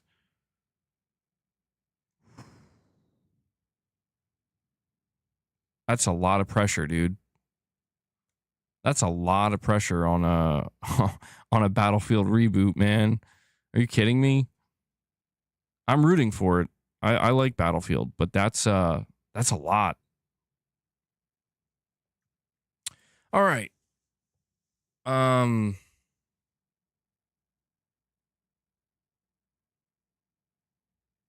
Let's go see.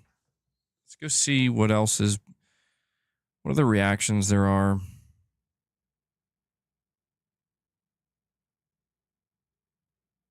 I see a reaction. Stallion83 says, I hope Xbox doesn't turn into the publisher that stops putting in the work just because they own Call of Duty. I mean, I feel like we're kind of halfway there already, you know?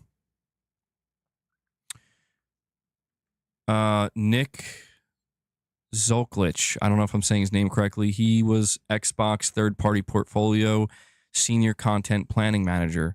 He said, I'm devastated. I've been impacted by the latest round of Xbox layoffs. I've loved this job, my team, and everyone I've had the joy to work with. I don't understand, and I'm completely heartbroken. Damn, dude. That's rough.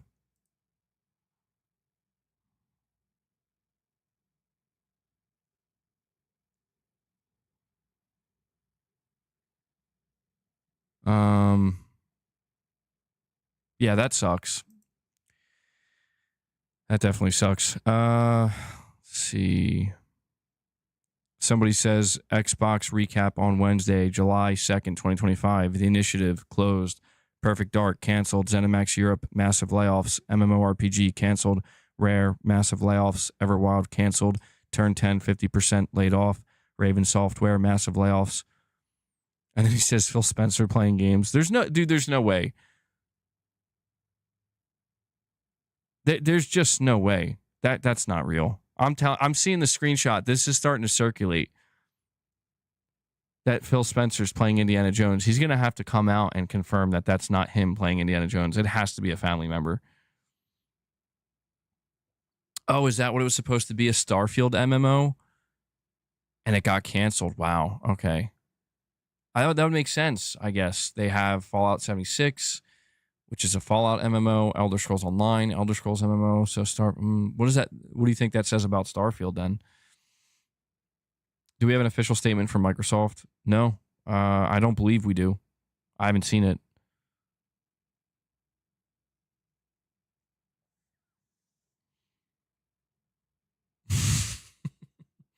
XS, bro. Someone blew.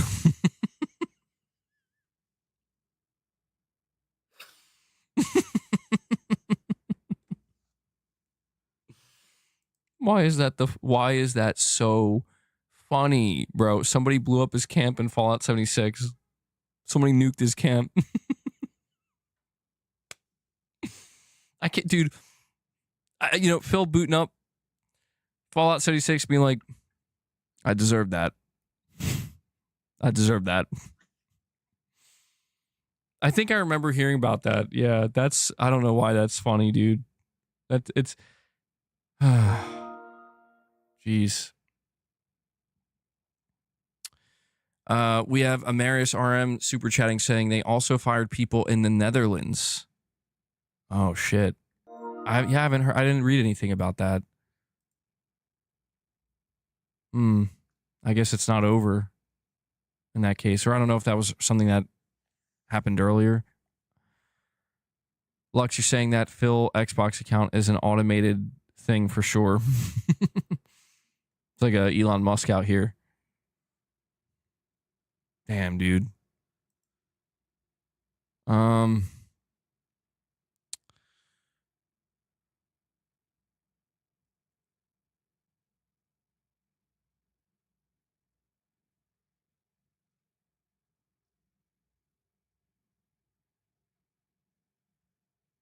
I mean, dude, I'm actually seeing tweets pop up.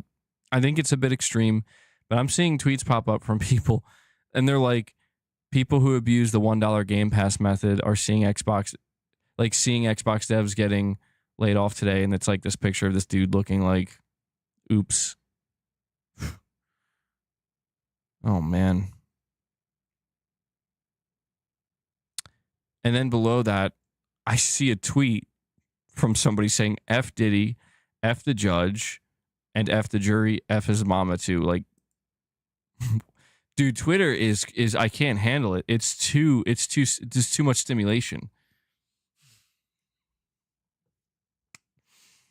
What's going on? Dude, July 2nd, 2025, crazy day.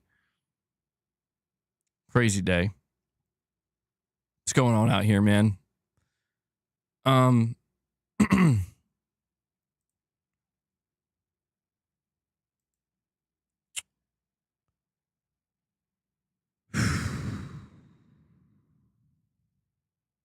Seeing a lot of people basically mourn what was going to be Perfect Dark.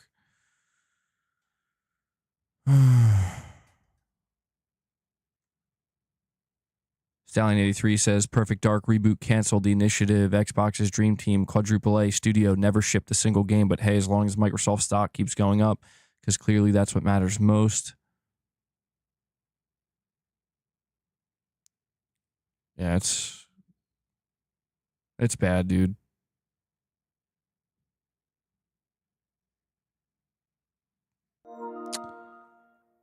Rough. It is rough out here. Seeing that Naughty Dog statement pop up a little bit too. This is kind of weird timing with the Neil Druckmann statement. Do you think this was calculated?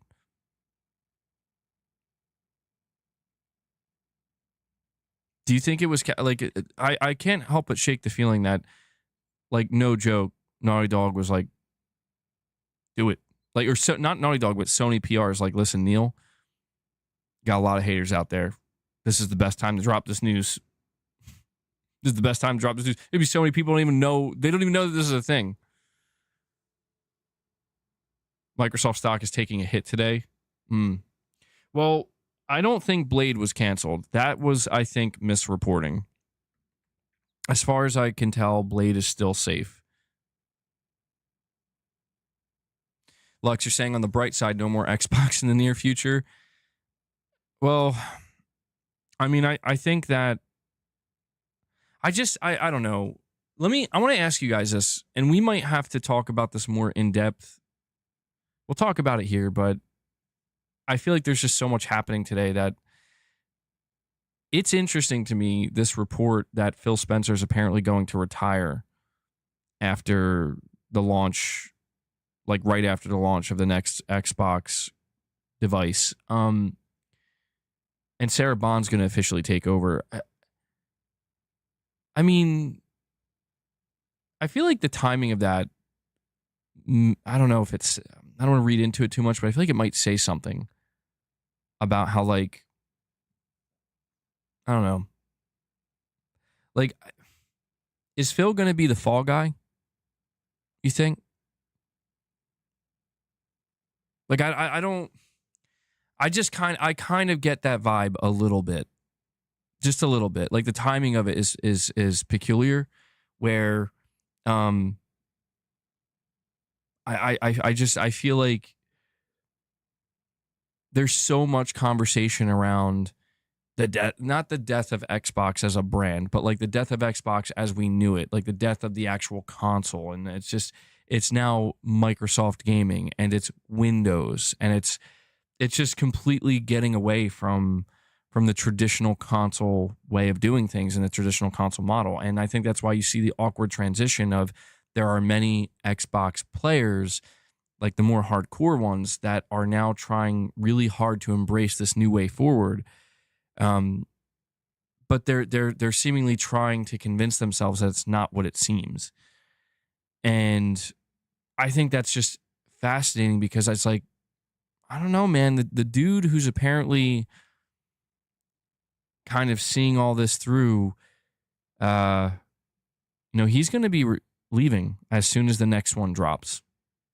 And I don't know if like saying the term fall guy is the right way to put it, but it's like, I guess I'm just saying, like, I could see why if the next generation for Xbox is what I think it's going to be, and I think what a lot of other people think it's going to be, where it's like, oh yeah, you're just a publisher, and you're just like Microsoft just has a PC box out there you can buy, but you're a publisher. Like that, like it's over. You know what I mean? Like it's actually over. I could see why Phil would not want to be around for that. I could see why Phil is like, I'm out. You know, you thought they already were. Well, that's the thing, man. I feel like they kind of are. I do. Like I kind of already feel like they are, but I'm seeing people get crazy aggressive where it's like, no, like Sarah Bond just told me in that video. Are you stupid? That's the fact. She told me. And it's like, all right, man. Like, I guess let's just see then. But it's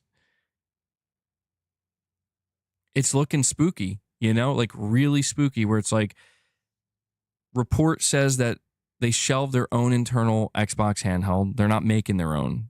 They let Asus, an OEM that they're famous for working with PC, they're letting Asus make a PC handheld where you can't play your library, like a lot of your library of Xbox games, unless they're Play Anywhere.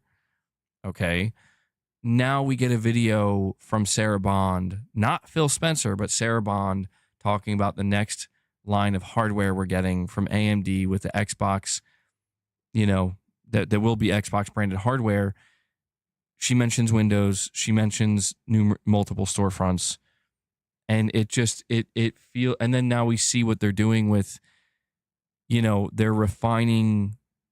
I don't want to use the term refining because that's such a brutal term. That's how they view it. They're going kind of crazy with the layoffs and just the removal of any, like somebody said, I don't know if it was you that said this, Lex, but somebody said earlier, like kind of surprising that none of the hardware team was like laid off or whatever, at least as of right now. I'm like, that is, I think, telling. What does that tell you? It tells me that they're much more focused on making the, you know, the software side, the side that is the most performant, and the side where there is no loss. You know, any team that's not performing at the highest standard or is lagging behind is done. That, to me, that shows a priority in publishing. And I don't know, man, when it comes to the hardware side, I think they're probably giving them till 2026 and 2027 to be like, let's see what you know, they're working on it. Let's see what you do. And when it's out, depending on how it does, we'll see if you still have a job or not. I think it is that brutal. And I'm not saying that the next box from Xbox isn't a console. I'm just saying that I'm seeing people kind of try to rally behind it as if like this is Microsoft revolutionizing the console space. And it's like, I don't think that's what they're doing, man. I don't know. I feel like I've had so many conversations with people where it's like, that's what Game Pass is going to do. Game Pass is going to revolutionize how people consume games. I'm like, no, it's probably not. Maybe. I mean, let's see. And then years went by. It's like, I don't think this is doing it. And they're like, no, just wait. And here we are, like practically a decade later. It's like still not doing anything. I feel like this has just kind of been the it's always been about like Microsoft's new big idea is going to shake everything up and revolutionize. And it's like every one of their big ideas has blown up in their face. Every one except one. And that's the one where it's like, what if we just buy what already works and make it ours and make that money that we're making or that they're making and make it ours? That's the only thing, dude. That's the only thing. And Steven Leon with a $100 super chat out of nowhere, bro. He already dropped 25 member gifts for you guys. And he says, once a month dono for the wife and the kiddo. Have a snack on me. Buy some Pringles. Actually, dude, he's been eating pepperoni. That's what it. I don't know. My son's crazy, bro. He loves pepperoni. He loves A1 steak sauce. He's like He's like a little man, but buy him some more pepperoni. He's been really enjoying that. He says, what I'm scared of is all those IPs, they're going to vanish. If they're smart, they would outsource the best IPs. Unfortunately, they own a lot of good IP, or maybe they can start to sell them to make their money back. It's an interesting thought. I mean, there is. Oh yeah, forgot to play the suck on this. I got to program that to get it in. There is this kind of thought, right? This scary thought that they do own so much IP that would be considered valuable that there is this kind of fear of like if you start closing more and more teams and like Perfect Dark, like is this it? Like is that it for the Perfect Dark IP? Probably. Yeah, that's probably never coming back, dude. Should they outsource it? Maybe. I'm sure there is a competent team out there that could make a good Perfect Dark game. But I don't know, man. Like, I don't know that Microsoft's too interested in outsourcing their IP. I see them as the type of corporation right now with the way that they're running things, that it's just whatever is working, that's all we're going to focus on. And to be fair, it's not like Sony doesn't do this to an extent. They focus on their bigger IPs, and people have been asking Sony to return to their older IPs, but Sony has actually been showing a bit of a willingness recently. It's recent too, to start outsourcing certain things. Maybe that's an option for Microsoft, and that would be better than just letting certain IP that could actually maybe thrive in the hands of an external studio rot in the basement at Microsoft. But I'm not so. I don't know, man. I feel like things are not as good at Microsoft that as people are making, as some people make it sound.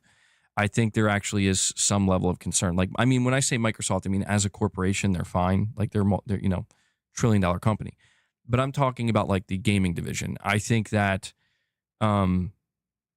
there's been a lot of convincing taking place, like, trying to convince people that, no, man, like Xbox is doing great. Yeah, and that's the thing. You talk about Killzone, Resistance, SOCOM. I mean, these are things that at some point Sony's got to do something with, dude. Like they can't let all that IP rot. And Microsoft, if they continue to close studios, man, and cancel projects, it's going to be even worse for them because they have even more IP. They have all of Bethesda's IP. They have all of Activision's IP, all of Bethesda's. I mean, or Blizzard's. It's like, sheesh, man. That's a lot. That's a lot. But I don't know. I don't think that things are looking that great for the Xbox gaming division, for the Microsoft gaming division. I think that what we see today, like, this should make people realize that here's the most important thing that I haven't said during this entire stream up until now. But it definitely needs to be said. And it's that whatever Microsoft, whatever Xbox, the gaming division, whatever they have said or done or told, whatever they told you, whatever the people who are fans of this brand have told you, today is the just undeniable proof that you didn't make enough money. Period. Game Pass didn't make enough money. You didn't make enough money through game sales, whether that be on Xbox, PlayStation, or Steam. It's just not enough. And the reason I say this is because Phil has mentioned this numerous times. He has made it clear that ever since they bought ABK, there's a lot more pressure on them. There's a lot more pressure on them to make a lot more money. And yeah, I mean, you're talking about, again, the board of Microsoft, their company that's run by some of the most cutthroat, just no nonsense, machine-like. It doesn't matter, dude. You're either hitting that number we gave you or you're not. And if not, you know what comes next. and that will continue. That will continue as long as they will continue to shed studios, developers, and games through cancellations until they reach that number, or until they're able to lower the number, right? And that's the thing. You scale down, you close studios, you let go of developers. The overhead isn't as much. So that the number that you need to hit to make Microsoft happy, to make the board of Microsoft happy, to make the shareholders happy, does lower a little bit. But I don't know, man. This is why I think that it's like, when we go over like Sony's financials and stuff, or PlayStation, like this is why I just want to say, I don't want to like stoke the flames too much, but it's like, to all the people who would ask, like, why do you care about console sales? Why do you care about game sales? Why do you care about the numbers? Why do you care about the money? This is why. Because this is the reality, man. Like, if a business, regardless of how valuable they are, right? If a business is not meeting their own internal expectations that were set, or the expectations that were set by shareholders, this is the result. Do people think that today would have went down the way it did if Xbox was outselling PlayStation? If Game Pass was at 50 or 60 million subscribers? If Microsoft was selling 6, 7, 8, 9, 10 million copies of a game every release? No. It would have happened.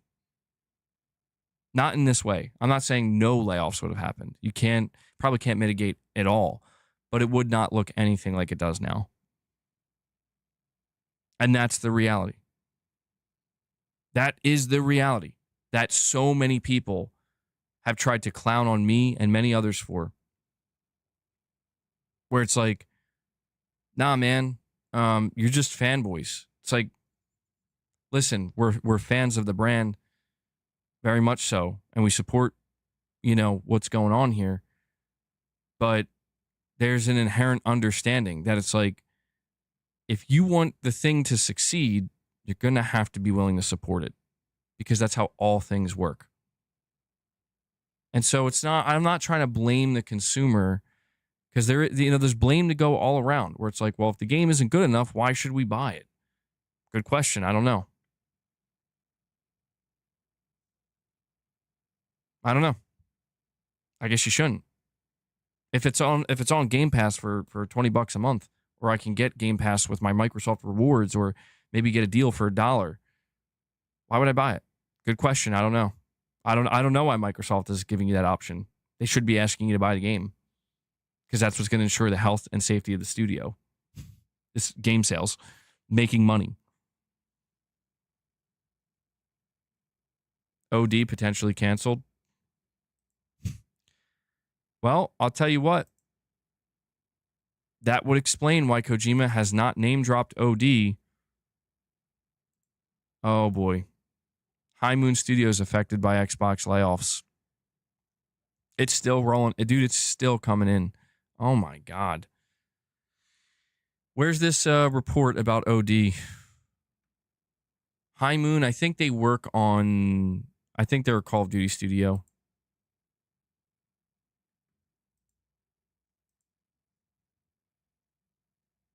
I mean, I don't know if you guys are just saying that in the chat. Haley Gross also left The Last of Us HBO. Season 3 could be a masterpiece.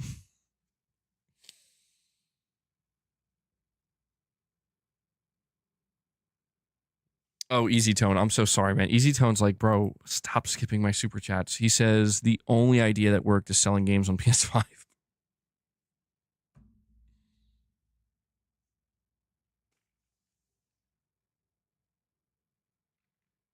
No word on OD. Yeah, I looked out there. I'm not seeing anything. I mean, I will say, OD, I would be kind of surprised if Microsoft, considering the way they operate, I would be surprised if they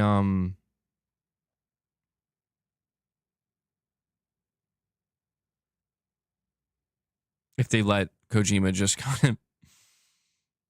I mean, what is Kojima even cooking with OD? I'm gonna be honest. Like, I don't even know what he's cooking, bro. I feel like Kojima had to say like numerous times, like, it's not a movie. I swear it's not a movie. It's not a movie. You have to believe me. I know that I got Jordan Peele and other directors also making this not movie with me, but trust me, it's not a movie.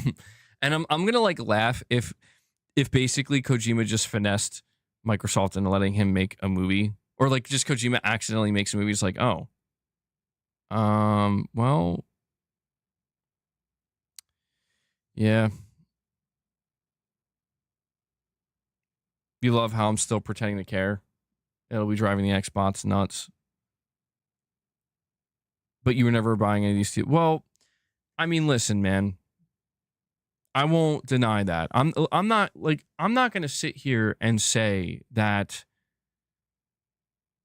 Let me think. Yeah, like Perfect Dark is a good example. My excitement for what the initiative was and what they were doing died a long time ago, because I thought that this is a big AAA studio that's going to try to make a game to rival something like The Last of Us, something like God of War, something like Horizon. And instead they're like, we're bringing Perfect Dark. And I'm like, I don't really care about Perfect Dark, but I guess I'll see what they cook, right? Let's check it out. And then years go by and they're like, here it is. And I'm like, it doesn't look bad, but like, I'm not, I'm not dying to play this. And I think you're going to have to do more to sell me on it, truthfully. That's where I just kind of feel like this is just this. It's the same old song and dance with Xbox Game Studios, where it's like you got Forza Horizon, incredible. Gears, always pretty solid. Always a solid game, dude, when a new Gears comes out, usually. I mean, I don't think Gears has really done that bad. Halo, unfortunately, seems to have kind of shit the bed at the launch of Halo Infinite and with the reveal of that game, and it really undid that studio and that brand for a while.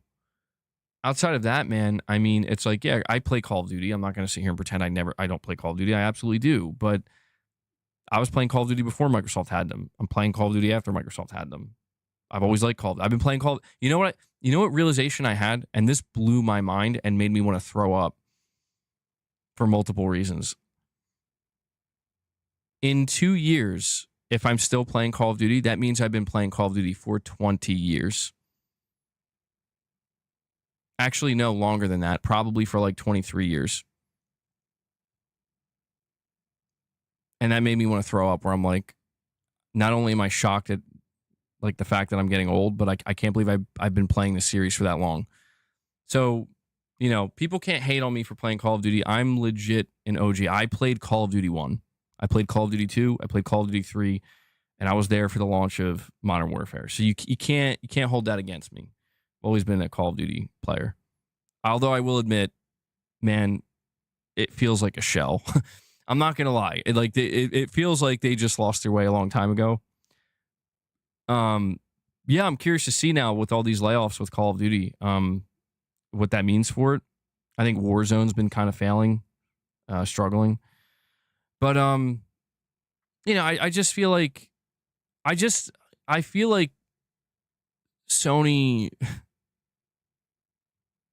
I can't deny that the games that they put out with their single player studios, they do create a FOMO to a degree, you know? And if not FOMO, just a really intense desire where it's like, dude, that's looking good. Now, I'm not saying that's with literally every video game they make, but most of them. Like for example, dude, Ghost of Yotei is getting its own dedicated state of play this month, and it's like, that's not easy to achieve. Like it's a game that's so desirable, that's so anticipated, that it's like, we're going to be able to create an event around this game. It's not a content drop. We're not treating it like a content drop. And this was always the risk of the Game Pass model of like, what happens when you try to take these games and just, it's like, expect a new one every 1 or 2 months? Does it dilute the the appeal? Does it, like, what's the difference between treating a game like an event versus treating it like another content drop? I think this is the risk where it's like, yeah, people are like, hey, South at Midnight was pretty good. And I'm like, did that stop Compulsion Games from suffering layoffs? No, it didn't.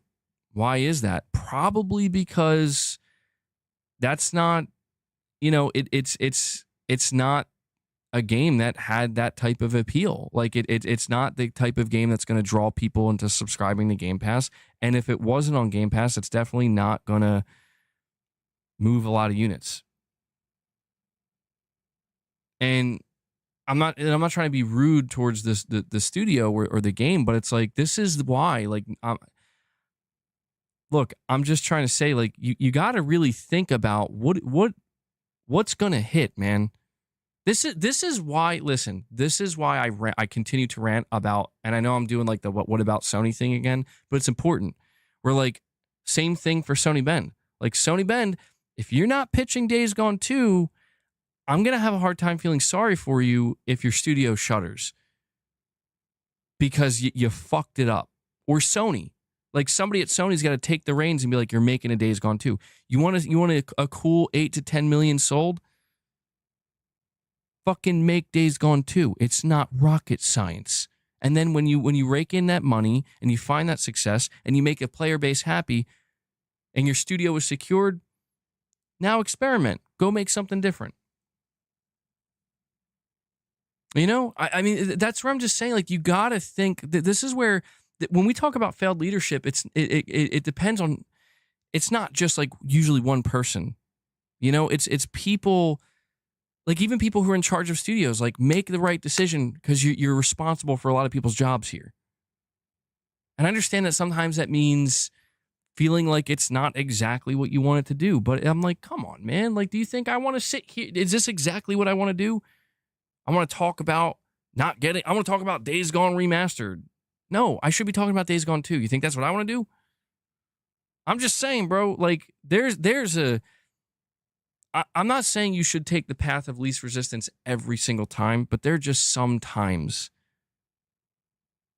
where it's like the leadership they're getting in their own way and it's somewhat selfish. Where it's like, you got to think about what's best for the health of the team. And part of that is, and I know this is going to sound fucking nuts, right? You ready for this? And I'm not going into the whole woke culture conversation, but you'll see people kind of reiterate this in those sectors as well. It's just gotten totally out of hand. It's like, sometimes you got to just start with the fans. You got to listen to what they're asking for and not be like, well, I'm the artist and I should be able to do exactly what I want. I know it's best. It's like, that's fine, well and good. But, like, bro, what are you going to do when you're a starving artist?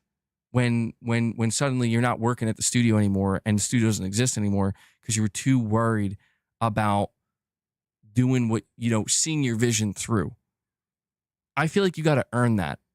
And I think there are too many people involved in the gaming industry these days and all industries that think that, no, I can just do that now. You got to earn that.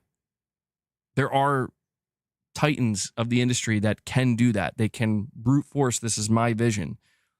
And they will get the funding. They will get the support. Like a Kojima type figure. You got to earn that shit. It doesn't just fall into your lap, man. And I don't know, man. I just feel like, I mean, you talk about like Avowed. It's like, how did that sell? How many Game Pass players did that bring in? And then it's like, well, we have to be able to see, we need to see a place for these games to exist. And it's like, tell Microsoft that, dude. Like, they can afford it. Let me tell you, they sure can. They can afford to keep all of these studios alive and well and all of these projects going. And they're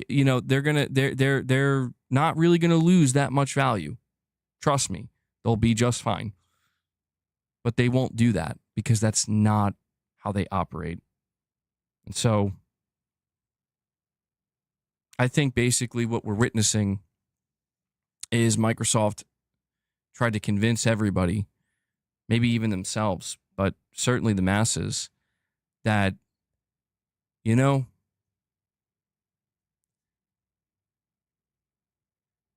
we're going to buy all these studios. And you know what we're going to do? You know how we convinced them to sell? We told them we'll let you make what you want. And I feel like it's basically like Microsoft just being like, yeah, we'll give you the rope. We know that this isn't going to work.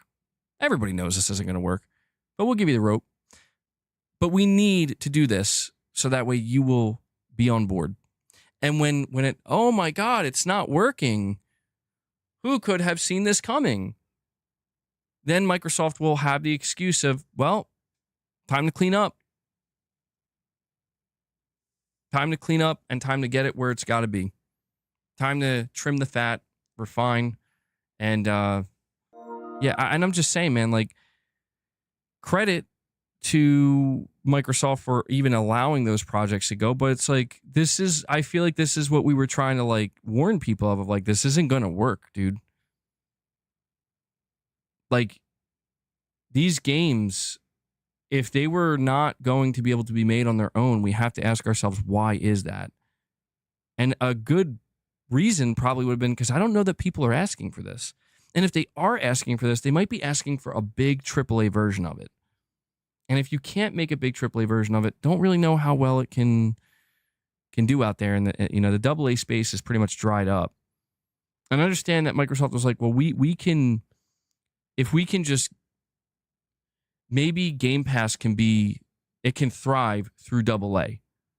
And I understand, like, to some extent there is logic there, but I don't know, man. The proof is now in the pudding. We've seen it. It's happened. The proof is games like Avowed, games like South of Midnight. I mean, I don't even know how much Doom did for them. I mean, Doom's a bigger one, but the proof is that it's not raking in enough money. It's not driving enough subscriptions. It's not enough. Like, it's just not enough. And this is what we see as the result. And it becomes tough on, like, who do we blame for this? Is it the system? Is it the greed of it all? Is it the fucking investor that needs his third fucking yacht from Microsoft? Is it that? I mean, yeah, I would say that's probably a big part of it. Is it the developers not listening to the fans and being too counterculture, or not even counterculture, but being too involved in the culture war shit and being like, nah, we're just going to make this. We don't really care what you want. Is it the executives at Microsoft just being, so desperate to make anything work that they'll just do the first thing that sounds like this could work? Yeah, let's give it a shot. We're kind of floundering over here. We got to figure it out. I don't understand. Like, I don't know. I don't know exactly. This is why I'm saying I don't know that any one singular thing can be blamed, because there's a lot of moving parts. But I do think that there's enough blame to go around. And I think the worst part about it is that the people who were just trying to actually, like, make a normal living or a decent living, unfortunately, it seems like they're the ones that get fucked the worst, bro. Like, I saw that dude. I don't have his name up, but that guy who was like the head of Xbox third-party portfolio or whatever, and he's just like, he was like kind of shocked, like I just got laid off, and I didn't think that this would happen, like it seemed like what's happening today definitely caught some people off guard, and this is why I just feel like this is why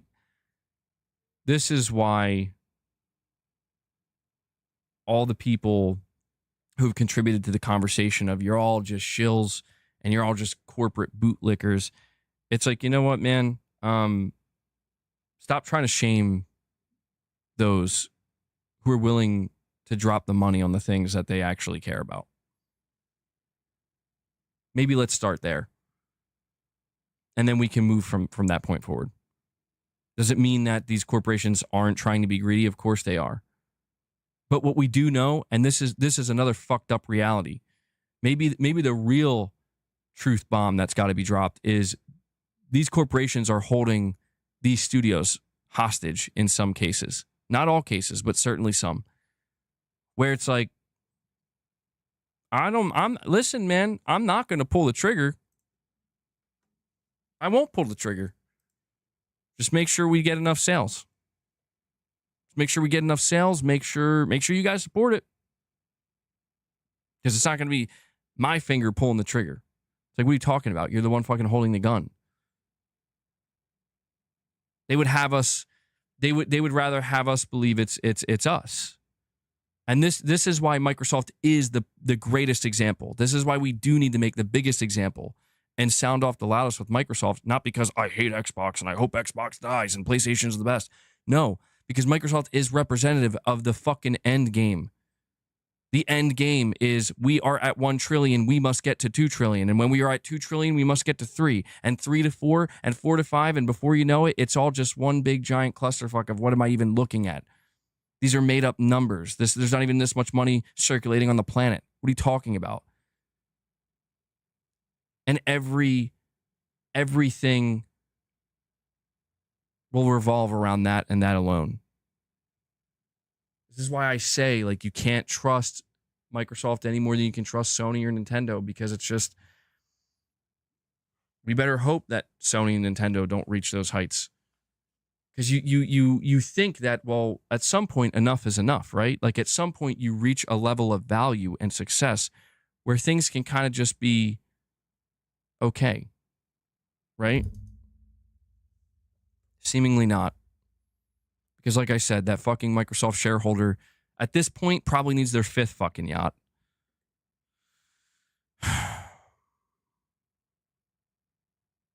Damn. Phil is not retiring anytime soon, says Kari Perez, head of Xbox Communications, in a statement to The Verge. Yay. I guess we can celebrate now.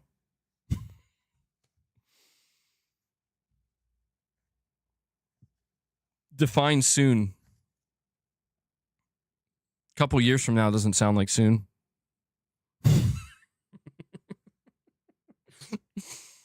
Excess, bro. Phil said, I got more layoffs in me. Jesus, dude. Oh my God.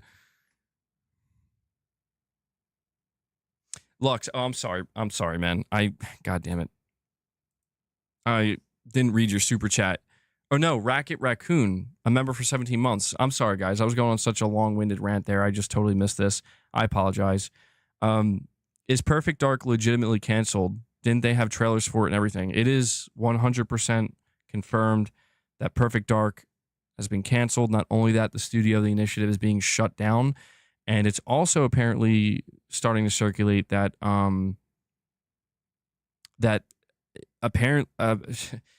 the gameplay that they showed, that gameplay trailer, was like fake.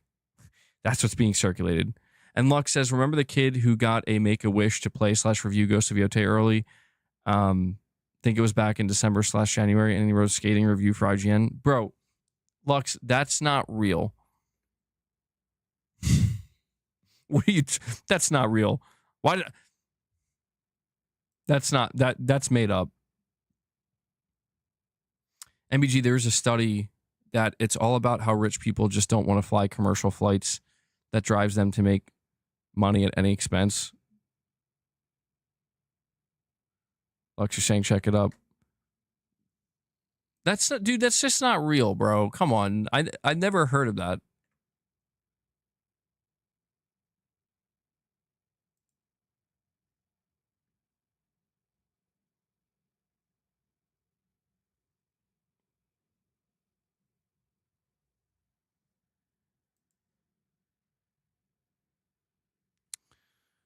Let's see.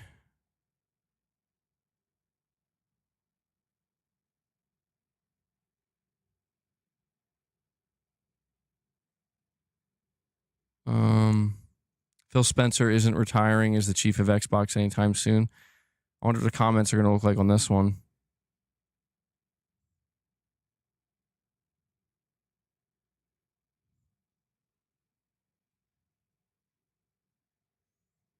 He kind of should, actually. LOL. It's bad.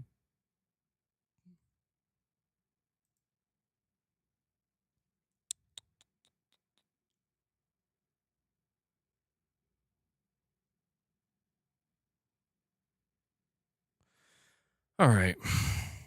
Well, on Pio on Twitter says Microsoft kind of giving up on the console. Xbox will forever be sad, in my opinion. I will forever wish they would compete with Sony and Nintendo for our time. Competition brings out the best in everyone always. Oh, geez. Does he know what he just did? Does bro know what he just did? The Bandai Namco showcase is on now. Miguel, let me know if there's anything interesting being shown. Lux, you're saying make a wish, Ghost of Yote. Type it into Google. I'm not doing that. You're setting me up, Lux. Something real bad's going to come up.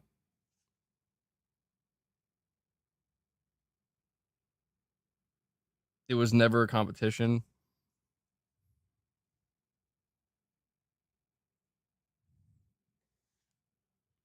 Me and Pio should arm wrestle. That dude looks pretty huge. I'm pretty sure he'd beat me. To be honest, I gave up arm wrestling a long time ago. Not that I make it sound like I was some kind of professional arm wrestler. I used to like arm wrestling until I saw videos of people getting their arms literally snapped in half. And I'm like, you know what? I'm good. I'm good. I'm going to retire from the arm wrestling. You ever see those videos? Fucking terrifying.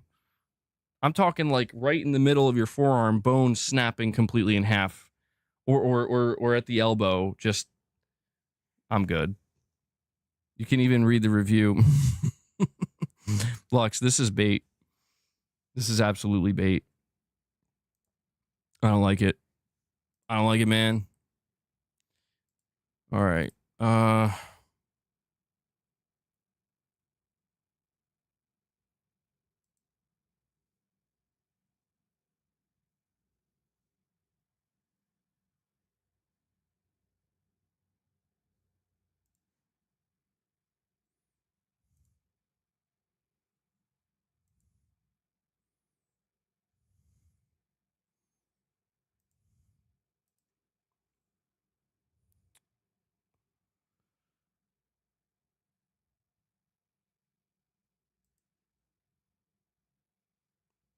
Dude,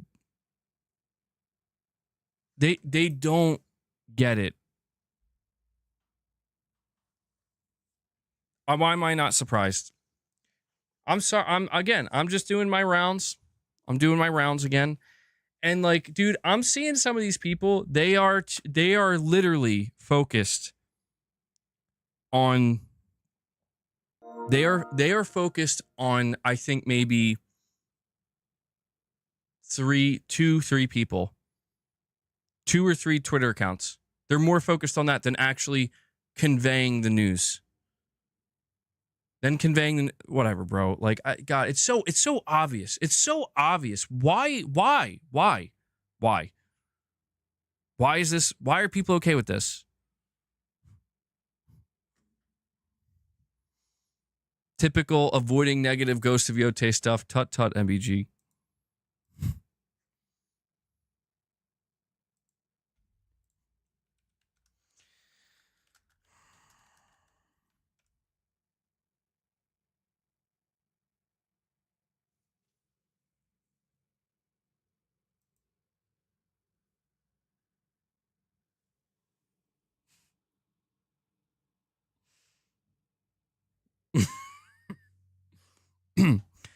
Make a Wish kid who played Ghost of Yote early writes scathing review for IGN. Unfinished mess.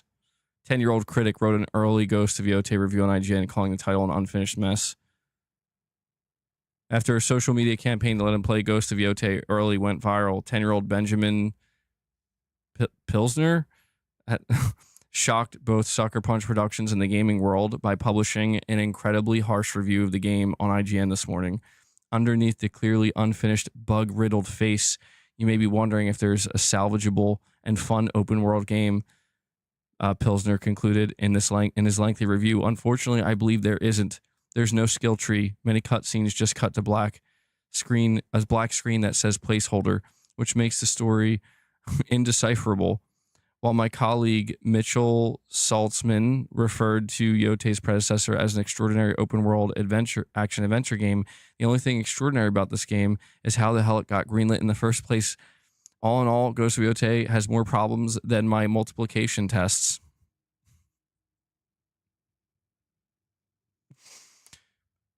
Editor's note. Or wait, hold on. Fans of Ghost of Tsushima were skeptical of the review. Okay, so we're taking this kid's word for the game that he's playing early. The full game isn't going to be out for a year, maybe longer. I'm a little surprised that he even got a review published, especially on a place as high profile as IGN. Staff at Sucker Punch were completely blindsided. I was just excited to be showing off our work, especially as someone who is obviously such a fan. But then he started doing some unusual things, chuckling under his breath when he saw an unfinished cutscene, sternly shaking his head whenever a glitch occurred in combat. I knew for sure something was up when he pulled out a notebook and started writing. Critics are the only people I know who write notes while they're gaming.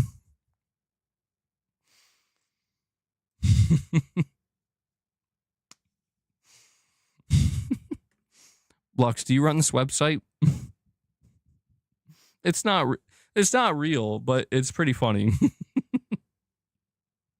Like, Lux, this has got to be, you just plugged your own website, didn't you? That shit's pretty funny, though. That's pretty funny.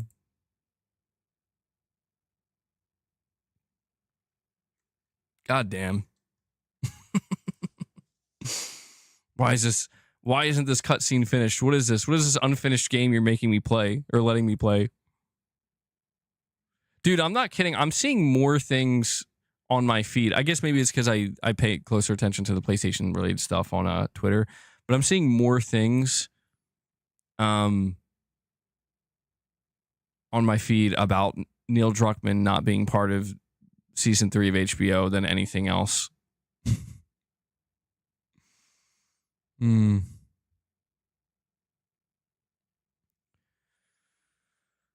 right.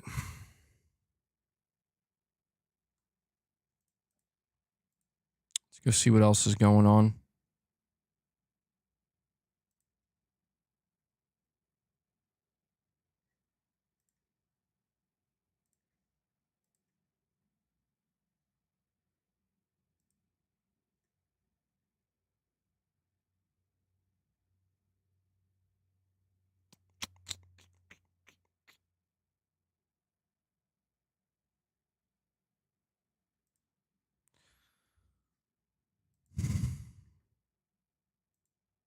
Dude, it's fucking annoying.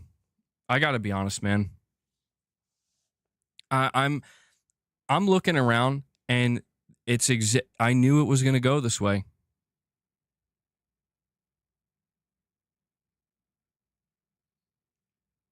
It's not everybody, but it's some of the worst offenders. And dude, like, I'm not seeing their fucking walls of tweets. Nope. There's no. I'm the one doing it. Just like I do for Sony. I want you to think about this. The so-called people that claim to be so neutral or so much holier than thou, right? They claim to be they're so self-righteous.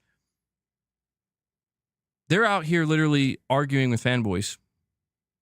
Again, the less than 1%, the people that they should not be giving any attention to, they're busy doing that rather than actually just reacting to the reports or tweeting about the reports or saying anything except maybe a one-word tweet or some shit. You'd be fucking kidding me, dude. There are more tweets on my timeline just relaying the news than from these dudes. And that's why we're called Press X Podcast. Because it's clear. It's clear that I'm going to have to start covering both. I already do cover both, but it's clear it's going to have to be, I'm going to have to get more serious about it, man. Because I knew it was going to go down this way. Where if this, anytime you see something with Sony, they're fucking on it like flies on shit, nonstop. I mean, they're going berserk. Today is quite literally one of the most devastating days in Xbox's history. To where even people who were aware it was going to happen are surprised at how bad it is. I would name names, but again, I'm not going to because I'm not trying to. I'm not trying to make it about them. That's why I'm being obscure about it. But chances are, a lot of you know the type, like the groups of people I'm talking about. And again, it's not all of them, but you gotta be fucking kidding. Like it drives me nuts that like and these are the people. These are the people that are gonna try to drag people like me and others across the fucking internet. They're gonna drag us across the mud. Are you kidding me? These people? Give me a fucking break. I know. Well, I know. Well, you know why, dude? Because to be honest, like, there's got to be a breaking point. It's not about the tables turning or some shit or the tide turning. It like that's too dramatic. It's just about like if you're going to go that far out of your way, right, and make money off of trashing others and constantly harassing people in their tweets and shit. You know, doing whatever you can. Like, you gotta, dude, come on, man. There's just no way this can be allowed to proliferate, because it is.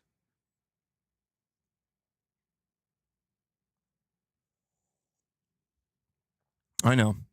I should name names, but it's tough. It's tough because I'm in a little bit of a bind where it's like if I name names, they win. If I name names, the end game is they win because that's all they care about. They're not interested in actually trying to keep things fair. They're not interested in actually being real about shit. And it's about getting recognition. It's about, like, unfortunately, here's a great irony. And I know I do it too, but I do it again while kind of being broad stroke about it, where people, I could be talking about, I guess, a few different people or random Twitter accounts. And I know that, like, at the end of the day, it's like you got to ignore it and stop giving it oxygen. But the irony of it all is that a lot of the people that I'm referring to, their whole stance and position is we look down on fanboys and console warring. Right? That's the whole thing. We look down upon that. But you know what they then go on and do? They give those fanboys and those console warriors the biggest fucking platform. They give them the center stage, and they justify it because it's like, well, we're making fun of you and we're laughing at you. But it's like, actually, you're kind of validating what they're doing, and you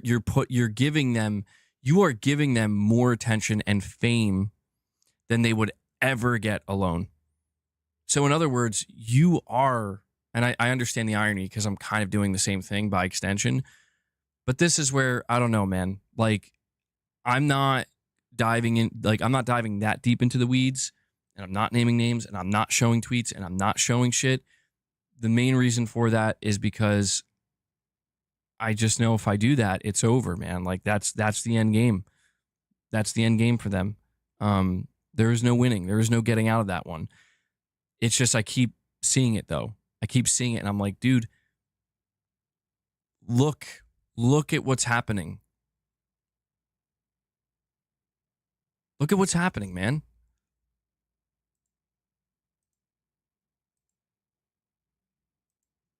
You remember? You'd be blackballed. I know, man. I know. And to be clear, there are also some PlayStation people out there that do it too. It's not, I don't see as many, but I do come across it, and I'm not condoning that either. You know, like, if anything, I want to tell those guys, like, please shut the fuck up. Like, or at the very least, like, please word what you're saying differently. Like, please, because you're not helping. You're not helping. You know? But I don't know, man. It's crazy. It's crazy how something like this can happen, and I can just see it. I'm watching it in real time. I can see that people are some of these people, they're going to just go through the motions, the most basic motions that they can.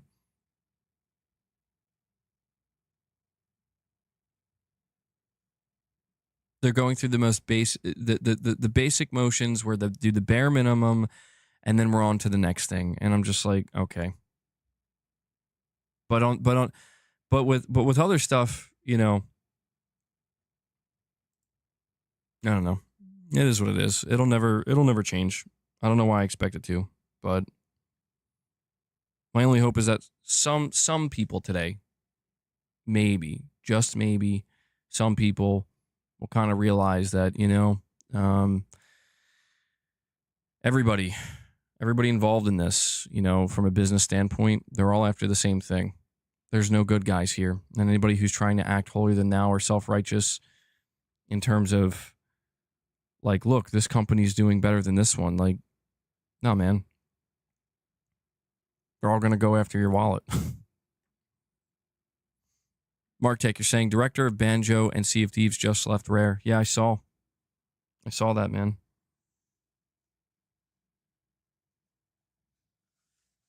Yeah, well, that's what I'm talking about, Garrett. That's what I'm talking about. You know, like, it's a shame, man. That, like, this is why I don't name names, because I understand that, like, you gotta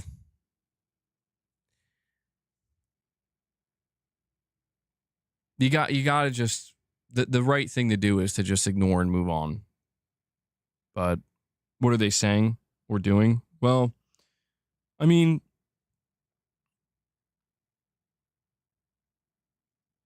it's one of these things where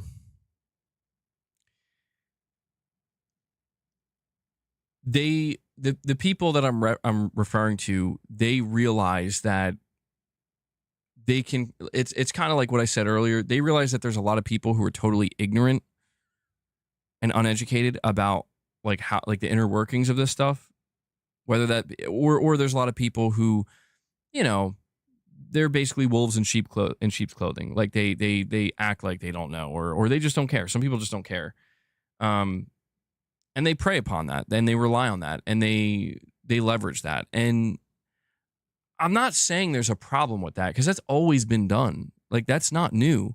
The problem is, it seems to be, I don't want to say taking over, but it's becoming way more prominent than it ever should be.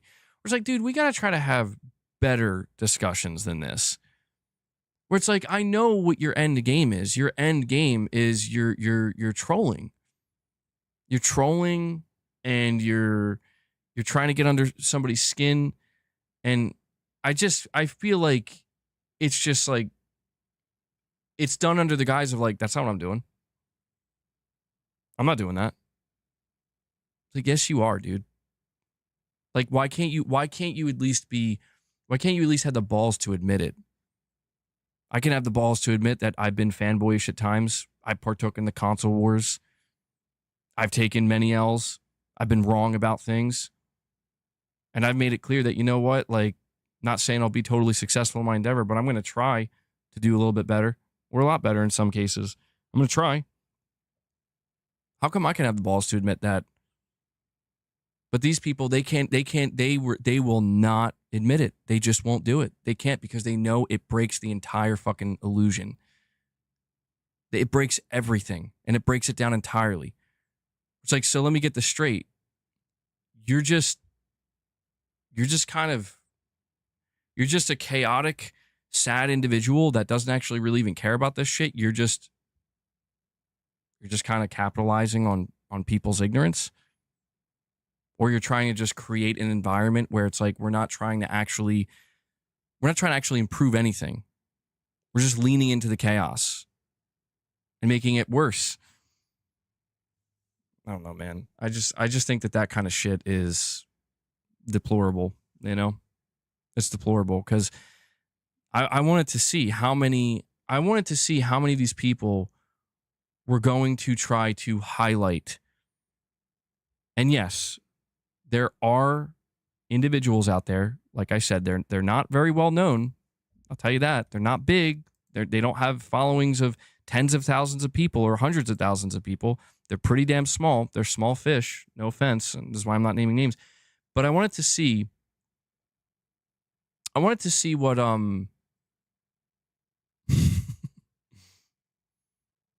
if how many of these people would go out of their way to quote tweet or respond or highlight, you know? Like, why are you console warring? Like, why are you not like, for the person that's yelling at that person that nobody even really sees, why are you giving them a platform and you're making a spectacle of what they're saying? But the difference is, like, you're actually shining a light on their name. And it seems like you're more focused on shaming that than you are fucking shaming Microsoft as the ones who actually initiated this whole thing in the first place. And I wanted to see how many of them would do it. And like fucking clockwork, dude. Like clockwork. It's just like, I don't care that you want to do that. I don't care that that's who you are. And I don't care that you don't have the balls to admit that you're a troll in disguise, bro. And you're just trying to get under people's skin. And you're trying to make money while you do it. I don't care about any of that. What I care about is that people are not listening. People are willing to just bury their fucking head in the sand, close their eyes, cover their ears, and sing la, la, la, la. You know, when it's like, hey, you know all that shit you gave me and many others, like, aggressively for years now about the stuff that we were saying?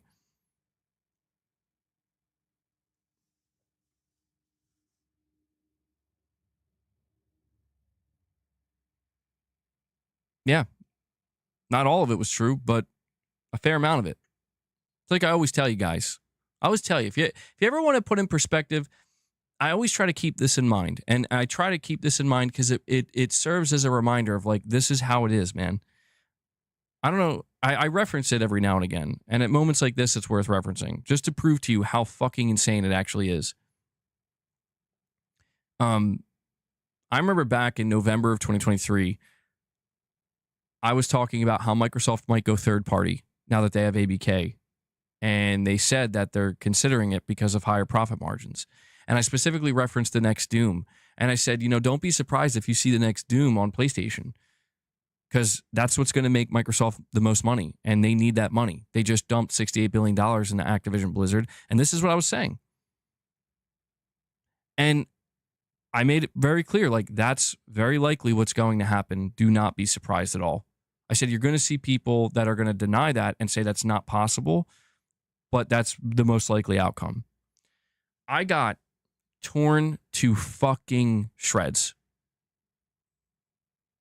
Clips that went viral, the whole 9 yards. Because you know what they said I was? They said I was a Sony pony begging for Xbox's games.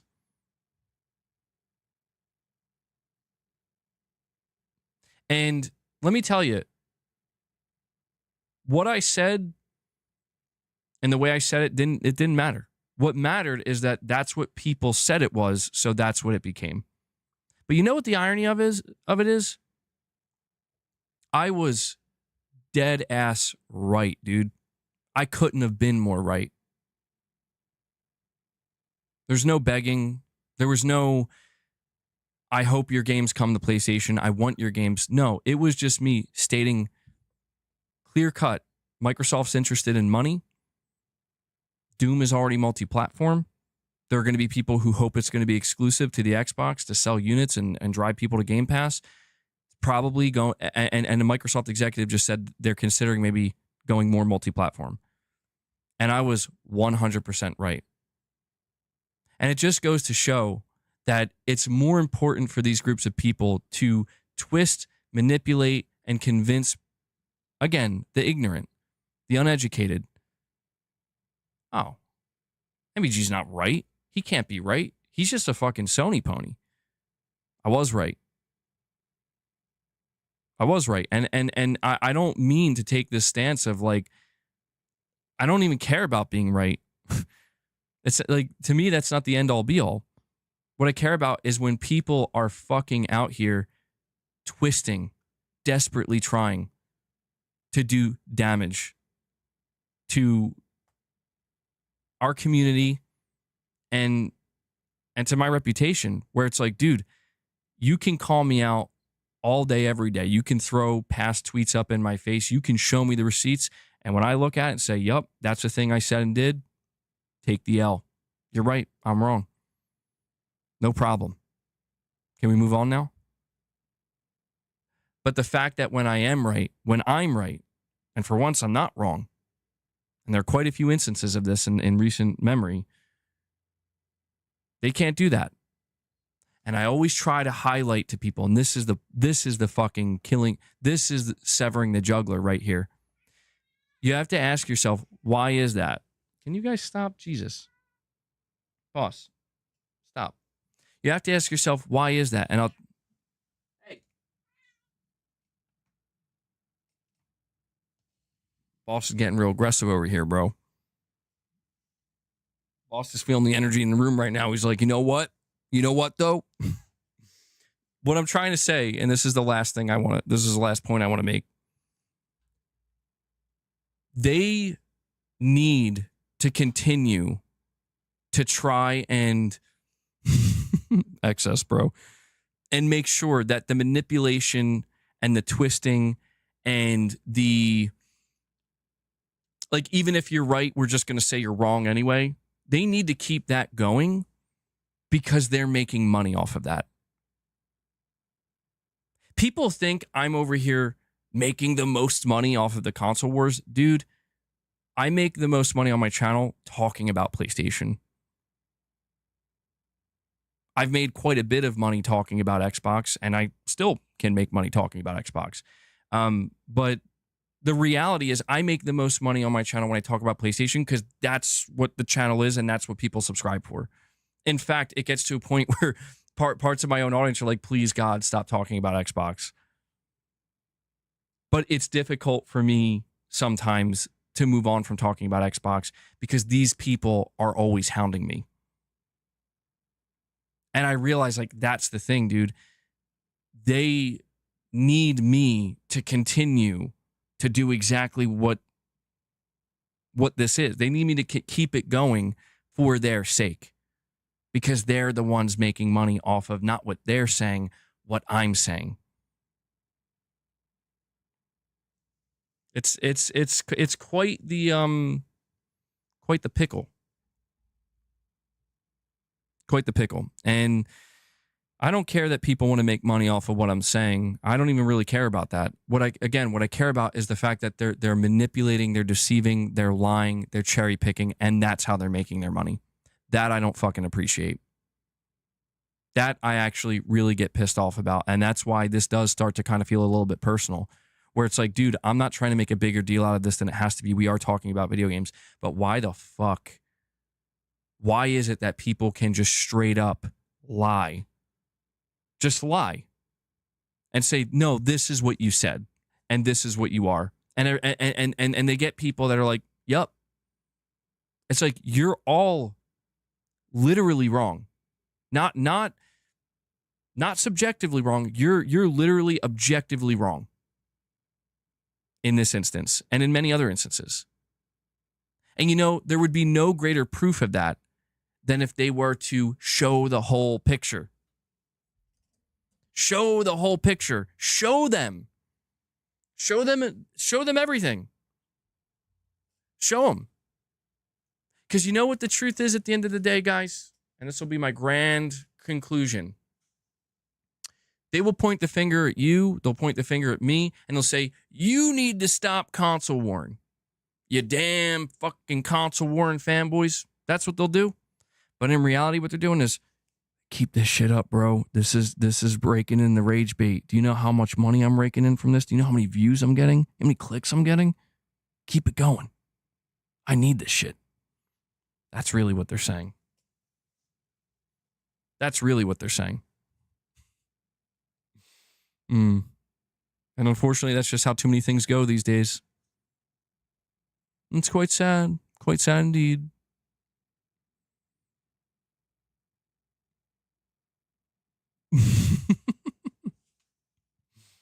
Damn, Eric. Yeah, MacTube, we covered that, but then then somebody else came out. Another Microsoft executive said, Phil's not retiring anytime soon. The Pickles, the irony, says, just gets under your skin, MBG, take a breather.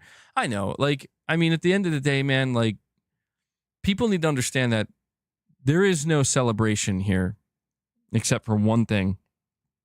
And it's not anything to do with the layoffs at Microsoft. It's not to do with the people losing their jobs. It's not to do with the games canceled or the studios closed. All that is actually extremely depressing. The only potential celebration, and it's like maybe a possible silver lining here, is that this will finally, maybe, I don't know if it's going to or not, shut these people down, dude. Because these are the people that got to go, not the developers, not the people making these fucking games. I mean, maybe in some cases, I don't know. I guess it depends on how bad it really is in certain instances, but generally speaking, no. It's these people that have poisoned the fucking well. This is the egg on their fucking face. This is it turns out you're no better than the thing you claim to have such a fucking problem with. You're not holier than anything. You're not better than anybody. If anything, you're more fucking deceitful. That's what needs to go. And I don't know what it's going to take. I do not know what it's going to take, man. But it didn't happen. It didn't happen when it became clear that Game Pass is actually, not happening. Like it's not working. It didn't happen then. It didn't happen after the first, second, or third round of fucking layoffs after ABK was acquired. It didn't happen after Hi-Fi Rush Studio, their studio was canned and the IP let go. It didn't happen after the price raises came with the Xbox consoles and how Microsoft was actually raised their game prices to $80 before Sony did. Still didn't happen. Still wasn't enough. Didn't happen when the fucking leaked emails of Phil Spencer came out saying that, hey, they'll evangelize us. Hey, if I could buy Nintendo, that would be a career move. No, didn't happen. When Matt Booty said we can spend Sony out of business, those leaked emails didn't happen then. I just got to wonder, is this finally the straw that breaks, is this what breaks the dam? I can only hope so. And it's a fucking damn shame that it's got to come to this, and it shouldn't have to, because this should have ended a long time ago, dude. A long fucking time ago. It didn't happen with it's just 4 games. It didn't happen when fucking Gears of War and Forza came to PlayStation 5. It didn't happen when Microsoft slapped the logo on an Asus handheld PC. It's just not happening. And I'm like, this has got to end.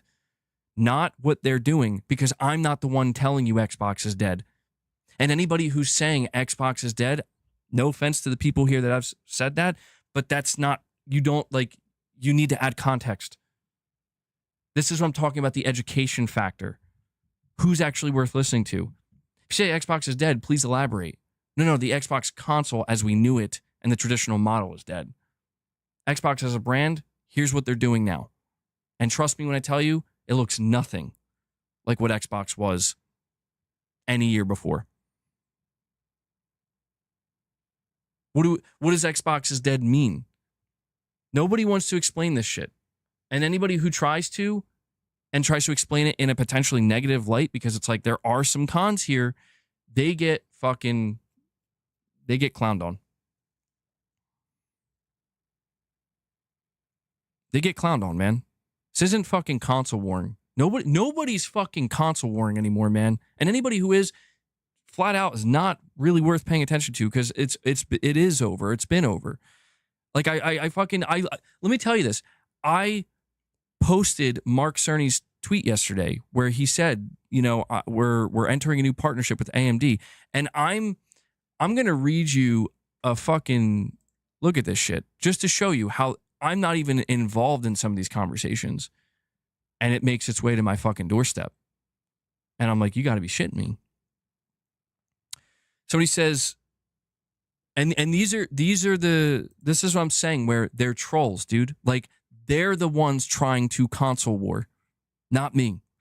I put out a tweet and I say, Mark Cerny, the architect of the PS6, is teasing a collaboration with AMD. You know it's going to be good. Somebody responds by saying, so now a collaboration with AMD is a good thing, laughing. And it's like, what the fuck are you talking about? Take your bullshit and send it somewhere else. Because I'm not the dude who said anything about Microsoft collabing with AMD being a bad thing. In fact, I know this is going to be crazy because this is the type of damage that these motherfuckers out here do, the ones that I was just referencing. That dude is walking around virtually on Twitter thinking he can just say shit like that because it must be true. Well, look at you, MBG. You cover PlayStation. You have a large PlayStation following. So surely you said that. Newsflash, dipshit. I didn't say it. Now I got to question why you're so confident to assume that I said that I'm the person you're looking for, that I'm the person that tweet should be directed to. Something tells me you're listening to the wrong people. It's fucking crazy. Here's another one. AMD, I have it on good authority that when you work with AMD to build a console, that means your hardware is dead and you're just slapping a label on a third-party product. PlayStation is so dead. This is what I'm saying, where it's like, dude, why are you coming at me with that shit? Did I say, when did I say that Xbox is dead? Didn't say that. Wait a second. Is it possible? Now, see, here's where it gets, this is why I try to highlight the fucking insanity. It's not just a lack of education, it's total insanity, where people are just saying, fuck it. It doesn't matter anymore. It doesn't matter. We just say what we want to say with no consequence. And then we get idiots that agree with us because they just like what we said. Not because there's any substance, not because it's true, but because they just like it. They like the way it sounds.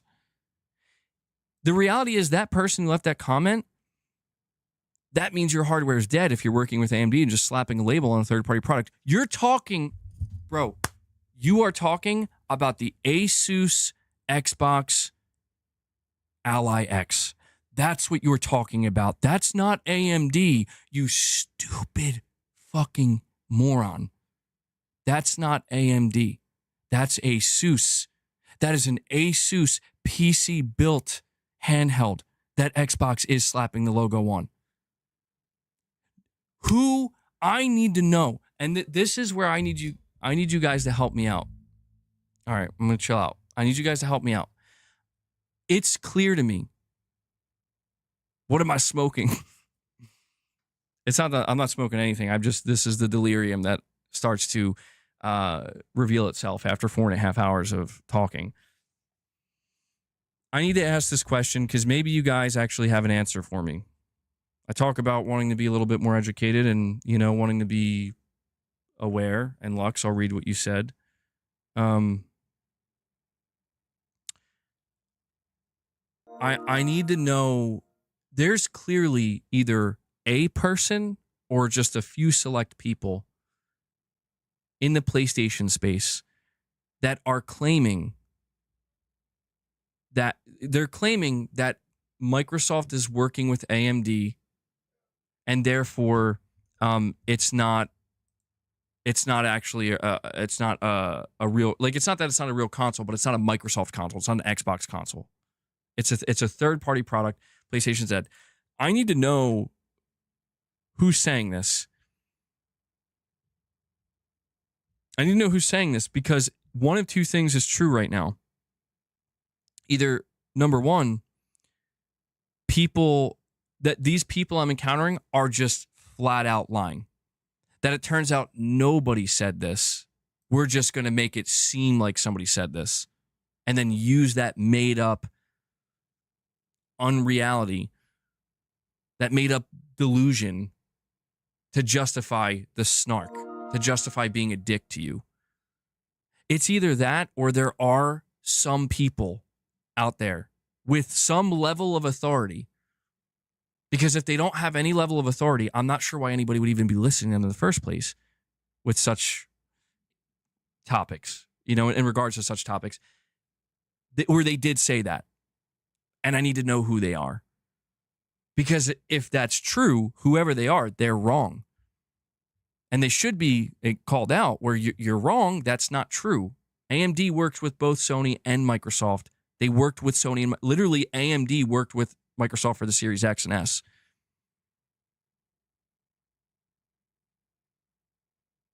They took an excerpt piece from AMD that said beyond custom chipsets. Okay. So they're basically weaponizing that and saying beyond custom chipsets. Well, then in that case, that is exactly what that means. If that's true, now, Caleb, I don't have it in front of me and I'm too engulfed in, I want to make sure I read these super chats. I don't have it in front of me, but if it is true that there is well, Caleb, maybe you can help me out here. The excerpt piece, did that come from Microsoft directly? Can you point me in the direction of where that quote, beyond custom chipsets, where did that come from exactly? Because if that is true, and I'm highlighting the word if, then that is precisely what that means. That does mean third-party OEM chipsets that are being built for other companies that we can put the Xbox logo on. That is what that means. It was in the AMD press release. Okay. See, this is what's crazy to me, man. Like, if that's true, and I'll maybe if I'm when I feel. Let me see if I can find it. AMD Xbox press release. Because if that's true, then that actually is the worst outcome for these people. Because what that means is that they are objectively wrong. They are on the record being factually incorrect. And they are out here being factually incorrect and thinking that they're going to be snarky about being wrong. Which is crazy. Also very believable. Very believable. Lux, you're saying, seen a few minutes of an Asman vid from today, and he's basically saying it's a good thing by Microsoft calling it the Karen apocalypse. He has a lot of influence. Hell, they attacked one of the founders of Team Xbox just because she said the truth. They're trying to cope with wasting money over a decade with Xbox. Oh, sorry, that was Easy Tone. Hold on, So Lux, the second chat you said is Sony only provides the board and case for PS. Other parts are all outsourced. Does that then not make it Sony built? I'll respond to that in just a second, Lux. I want to read what Easy Tone said. He said, hell, they attacked one of the founders of Team Xbox just because she said the truth. They're trying to cope with wasting money over a decade with Xbox. Yeah, I talked all about Easy Tone. I don't know if you missed my stream from yesterday, but I talked all about that. And I had a lot to say. And yeah, it's crazy. It's actually crazy to see how defensive people will get, even when stuff like that comes out. And Lux, what you're saying, look, this is where it gets into semantic territory.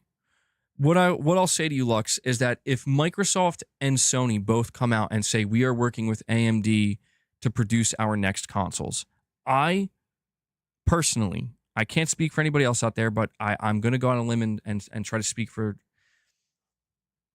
Well, I was just going to leave it as I won't speak for anybody else, but I will go on a limb and I will speak for, I think, a large group of people. If that's all that is stated, we are working with AMD to produce our next consoles. I don't think anybody, and I know this because nobody said this about the PS5 or the Series X and S. I don't think anybody's going to turn around and be like, that's a third-party console. That's not actually a real Sony console or a real Microsoft console. That's not a first-party console. Nobody's going to do that. Because while you are correct that Sony does outsource a lot of these parts, they are buying parts from these companies and they're working with AMD to create these custom chipsets so then it can be put in a first-party wrap. That's like, yes, we made this internally. This is ours.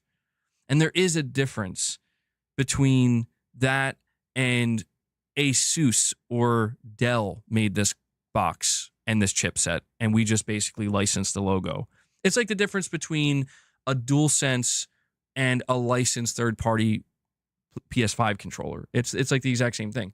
And the only reason I'm getting so heated about this or so worked up about it is simply because, like, we are living in a time where one nobody can say something, just one thing, and it can become suddenly it catches like wildfire, and it's like, well, that must be the truth. And that, believe me when I tell you, that has done damage to my channel in particular at times. That's done damage to me. It's done damage to many others. That's just shit that's genuinely damaging. And so it becomes critical for the people who are being damaged by that misinformation or that just low hanging fruit bullshit that suddenly becomes, it's being treated like it's some kind of fact. It becomes critical to fight back against that. And that's why I'm just, I don't know, maybe it's just because I've been streaming for so long and talking for so long, but it feels like it's necessary to do so at this point in time, where it's like, I don't know. I just don't like people stepping up to me like that so confidently. You know what I mean? Where it's like, you're just, listen, you just said something, you just typed something, and you have maybe a following of like 800 people, and you ended up getting 24 likes. And those 24 likes, I know for a fact, at least 20 of them, or maybe at least 15 of them, are from people who just flat out don't like me and want to see me they want to try to ratio me, even though what you're saying is not true in regards to me. Right? Not at all. Not in the least. The other half probably don't even know what you're saying and are borderline illiterate. Or if not that, they just literally don't understand what's going on. They're not, like I said, they're not educated enough in the space to understand like what's being said. I don't know.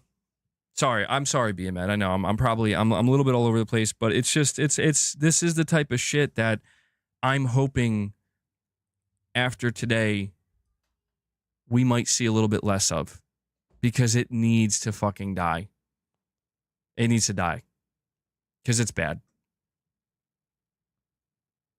Irfan, The Verge is reporting the Xbox user research team has been hit hard by the layoffs, with nearly half the team affected. The head of the Xbox family and child safety has also been laid off. Oh man, that last line, that's not a good look. Jesus. Lux, I can say it now. Won't anybody think of the kids? Won't they think of the children? They laid off the child safety team. Oh man. These damn Xbots. I always knew they hated kids.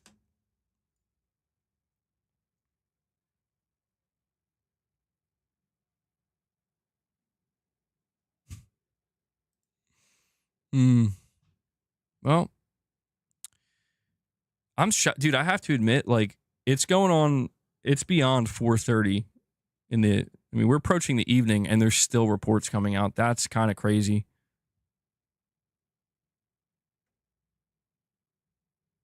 Yeah, it says here, Shinobi 602 Xbox user research team has been hit with layoffs. Nearly 50% of them laid off. It feels like. I mean, Xbox was truly gutted today, man. In a big way.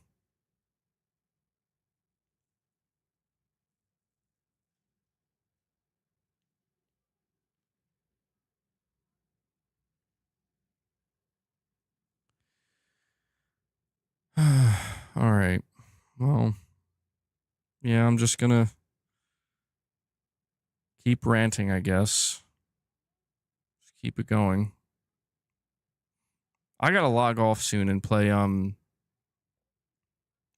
go play some Death Stranding. I need to get more time in with Death Stranding, straight up.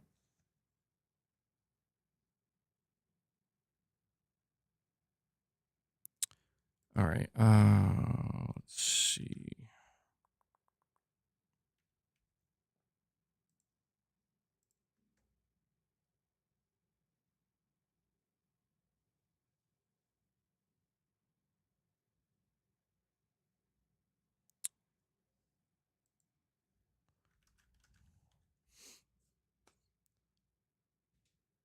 Hold on, guys. And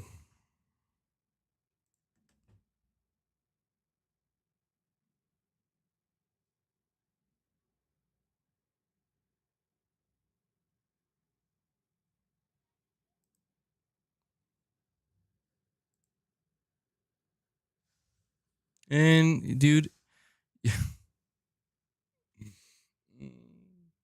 guys are just watching me get triggered by Twitter in real time. This is what it's like when I'm not streaming, bro. I'm just sitting here like, and I come across something. I'm like,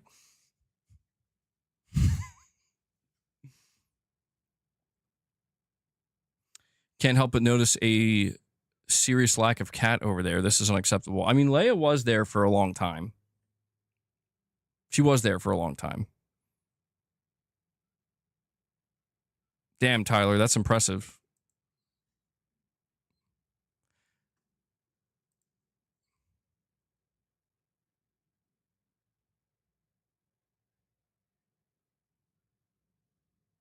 I need to know something.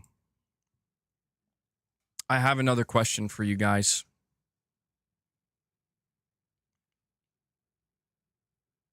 And I'm being serious right now. Like I want names. I want names. I need to know who is celebrating Xbox layoffs right now. Who's celebrating this? Who is saying that they're happy? Who's saying that you think I'm celebrating it? No. I mean, like, earnestly, Lux. I mean, like, who is basically saying that this is good and they're happy and this is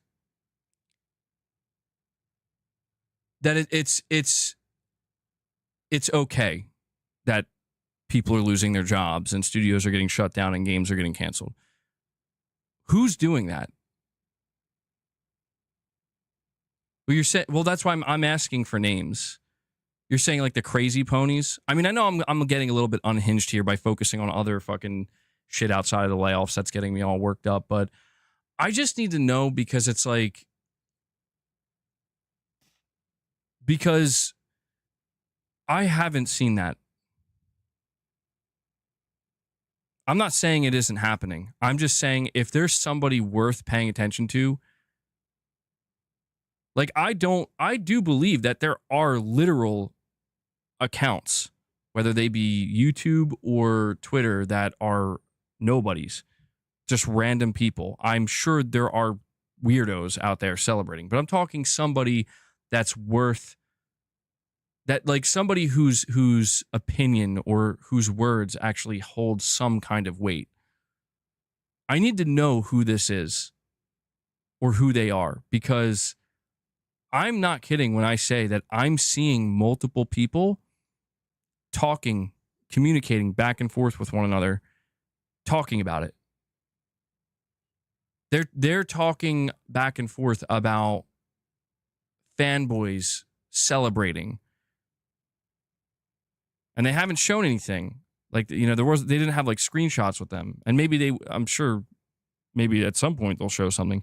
But I'm trying to figure out like where is this happening? Like, I guess what I'm trying to say is, who are you paying attention to that's celebrating layoffs, and why are they more important than acknowledging the actual layoffs themselves and condemning the layoffs themselves?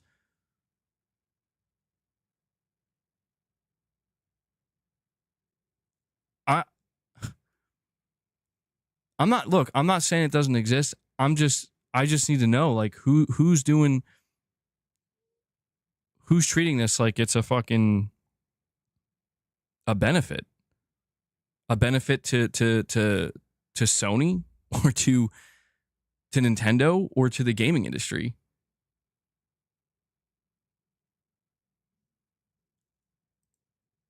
I don't know. I might have to start doing some digging.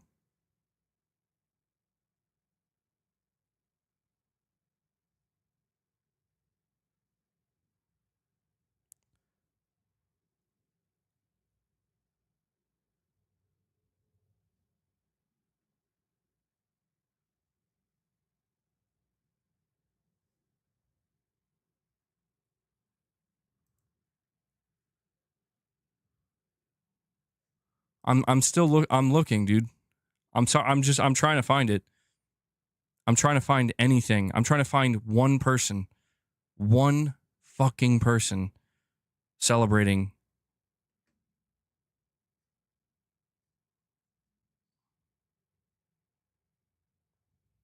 I see. Okay, somebody says, "Can you put some examples?" I haven't seen anything.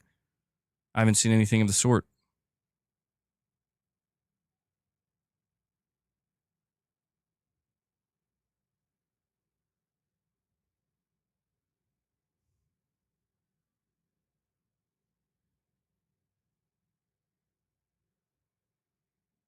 Somebody says MBG. Wow, dude. Somebody says MBG is a must watch. Yo, somebody. So you're telling me somebody's going to claim that I'm celebrating the layoffs? Like, but earnestly, like I'm celebrating the layoffs. Interesting. Well, I'll tell you what. This is going to be like a 5-hour stream. I sure hope that if anybody decides they want to clip this stream, or they want to use it for their own content, or they want to weaponize it and somehow, like I said at the beginning of this stream, they want to turn it on me because I'm the bad guy. I'm the evil one here, guys. Don't pay attention to what little old Microsoft is doing. I sure hope that they watch the entire fucking stream. I do. I mean that sincerely, because this, tell you what, man, covered my bases today. In fact, I got plenty of past content covering similar topics regarding Sony. There's only one thing I'm celebrating today. You know what that is? That at least a portion of the fucking frauds out here, the people, some of the most disingenuous fucks that, like I said, have poisoned the well of gaming discourse, their fucking bubbles getting burst today. The delusion that they've decided to bathe themselves in and convince others to join them is fucking over. And I will continue to say that it is a goddamn shame. It's a goddamn shame that shit like this even has to happen.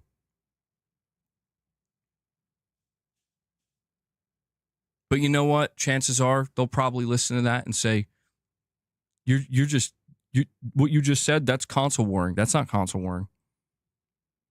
If anything, I'm fucking trying to get the worst types of people out of this space.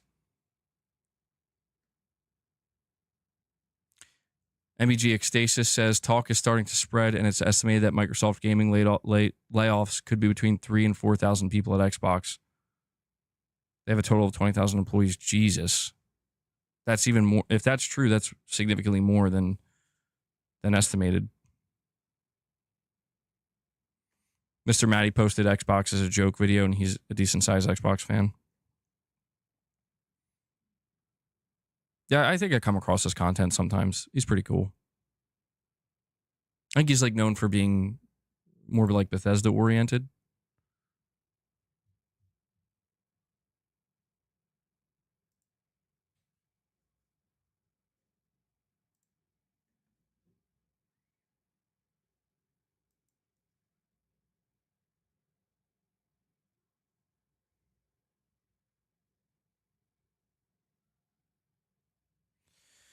All right. Let me see something here. Dude, I'm not kidding, guys. I'm trying. I'm earnestly trying. I use the word earnestly like multiple times now. I'm trying to find somebody celebrating these fucking layoffs. I'm not kidding. Like, this is why I'm literally asking for names.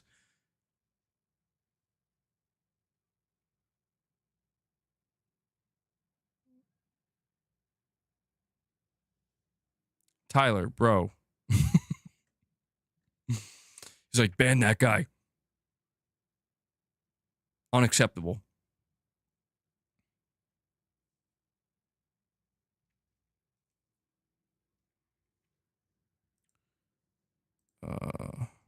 Words have consequences.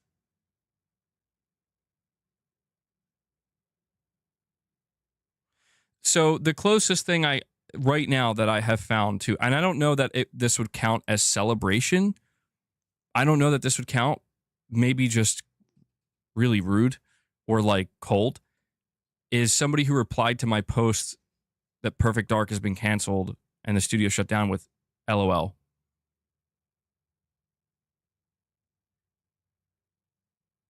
As of right now, I'm going to keep looking. That's the worst I've seen. So let me keep going. Seeing a lot of people saying that they wanted to play this game. A lot of people saying Microsoft doesn't know what they're doing.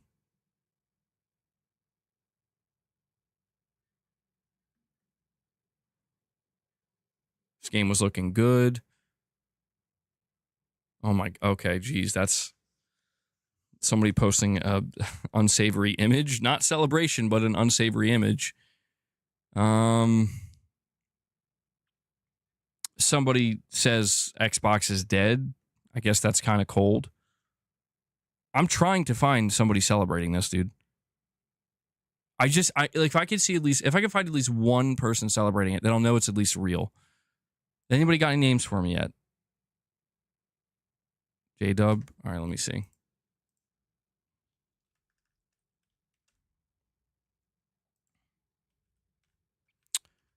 I'm going to go check. All right.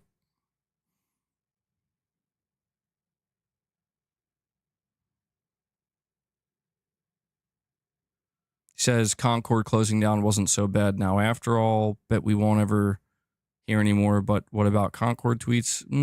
Okay, I wouldn't say that's a celebration, but that's... What? What about Concord? Yeah, wait, didn't somebody... somebody I think literally said that in my stream earlier today, though.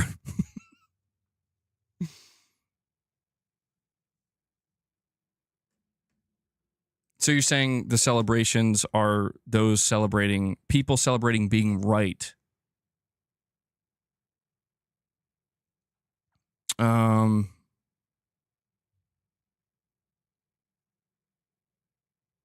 Oh, wow. Hold on, here's a clip. Here's a clip that I wonder if it'll make it into all the videos out there. And the other one I'll say, because I was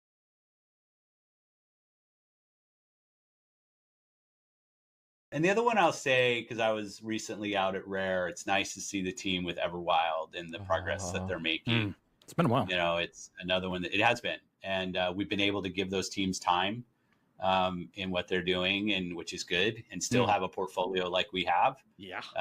It's like a dream that Matt and I have had for a long time. So it's finally good to be there where you can give those teams.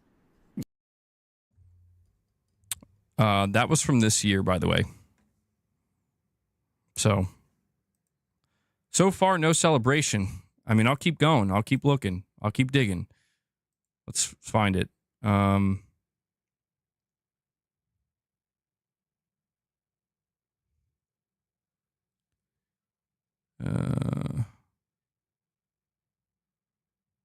Red Dragon says, could it have been avoided? Not Xbox mismanaged for over a decade. Xbox cheered on bad decisions. So, I know what's going on. I just figured it out. I don't know why it took so long. I know what's going on. So I could be wrong, and we'll find out, but I'm pretty sure, and I'm starting to think that it's not that anybody's actually celebrating the layoffs. It's that there are certain people pointing out, they're kind of calling out those who have done nothing but say, no, this is good. And then when something bad happened, they're like, turns out it's not so good. Here's a bad thing that happened. Maybe you shouldn't be so boisterous next time. Maybe you shouldn't be so overly confident and arrogant in what you have to say next time. And I'm pretty sure that all this really is are groups of people who have their reputation now on the line to a degree. And you know what? Not even the reputation. Put the reputation aside. The money. The views. They now realize that they have a choice to make. It's like seeing the dude sweating, like with the, wiping their head, like, which button do you press? And the one button says, focus on Microsoft and actually give them all the shit that they deserve because this is insanely devastating. Or button number 2 is make it about PlayStation fanboys. And I think we know which button's going to get. And you know why that button's going to get pushed? Because they know that that's what their audience wants, that that's what their audience expects. And if they don't do that, it's going to make a lot of what they said, a lot of what they really yelled at you about. They didn't say it politely. They didn't say it politely at all. They didn't say it with any level of humility. They said it with their chest out, and they said it loud and proud. And they said it over and over and over again. And today is a day where it marks maybe the first real, true slipping of the mask of like, you might be wrong. What do you do now? There's only one option.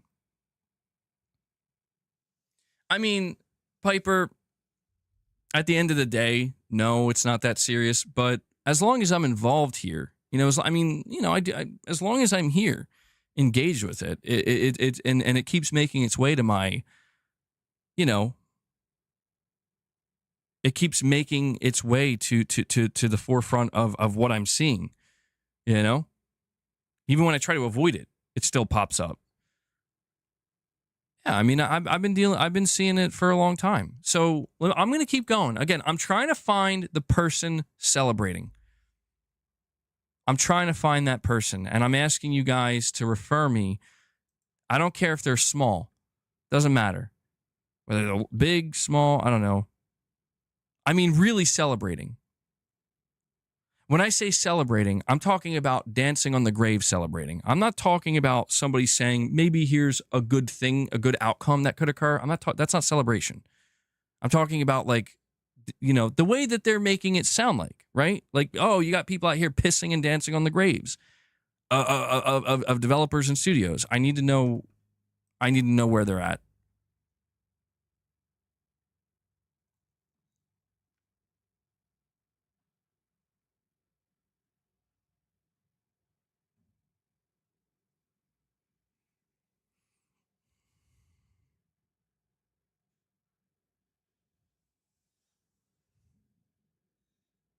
I mean, here's something I'm seeing. Somebody says, when Bobby Kotick said to Satya Nadella, quote, "You are not a gaming company, you are a software company. You should get out of gaming.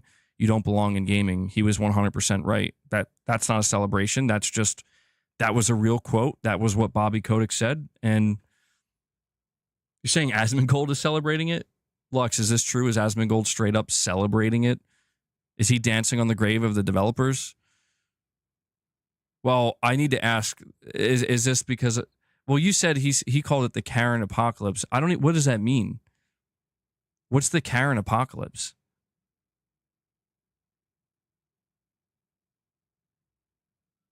Miguel says, fine, I'll do it.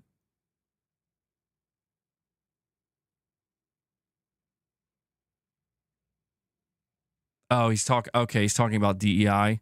Okay. Yeah, I mean, that's a tough one because I feel like it's taking the angle of this was a decision that was made to get rid of that bullshit that all that bullshit that it was popular between 2020 and 2024, but now we're done. I don't know. I mean, I don't know though. I don't know if that could be entirely true because it's well, what about Turn 10? Were they woke? Well, I don't know. It's a tough one because I've seen even with the Sony layoffs, people kind of saying something similar, and I'm like, well, I don't How do we prove that, though? How do we prove that? Oh, he's saying it was caused by too much DEI? Okay. Yeah, I mean, the overhiring, hiring people who are not actually qualified, hiring them for the wrong reasons. There's some level, yeah. I'm sure there is some level of truth to that. Again, I don't know that would be celebrating. That to me sounds like just kind of pointing out, here's one of probably many reasons why it's so vast, you know? He's saying middle managers are losing their jobs and it's a good thing. Saying that Expedition 33 is an example to do more with less. Middle management. Yeah. I mean, that is true. When you look at the cuts that are happening at these studios, it does seem like a lot of middle management is going. I don't know. I still don't know, because it's like the upper management, I feel like these guys have been here for a long time and I feel like they've been fucking up for a while. Well, I mean, I don't think this is a matter of belief per se. I think it's just like I said, the people that I'm referring to, like, I don't think Asmongold is dancing on the grave of LOL, die Xbox, take that Xbox, shitty studios, shitty games, we hate you. Like, that's what I'm kind of referring to, because that's the energy that I'm seeing coming from certain people, where that is not what they should be focused on, because I'm fucking fairly certain that's not happening. And the only way you could see that happening is maybe from some no-name dude, some random user that nobody even knows. Luna's back in again.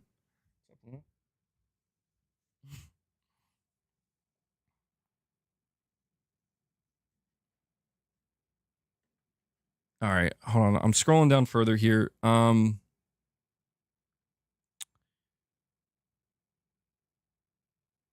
see this guy, J-Rock, who apparently deleted this tweet saying, ponies sound disappointed as fuck. They really wanted studios to shut down. Like, what? Like, dude, good thing that tweet's deleted. Like, what? Dude, that's closer to a celebration than anything I've seen.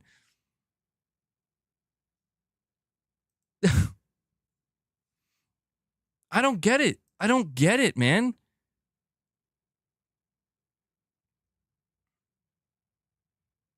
I see somebody mentioning the Red Dragon.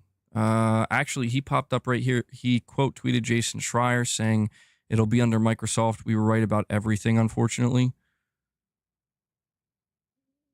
Doesn't sound like a celebration to me. I see Porterock just simply listing everything that was shut down today, or... Well, he says, but Concord and Japan Studios, meanwhile at Xbox. All right, well, I mean, you know, it's leaning into the kind of like I've done that a little bit too. We're comparing here.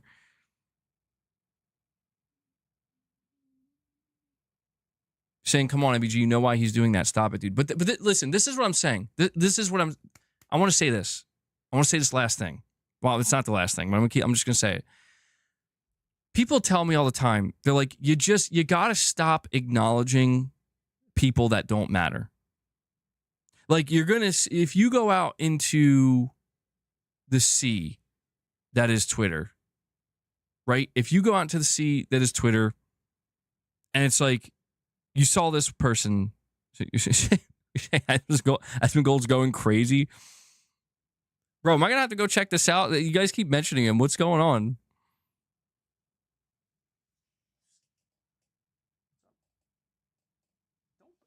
What is up with you today? You're vicious today. I was just trying to say that, like, people will tell me, they're like, dude, ignore the nobodies.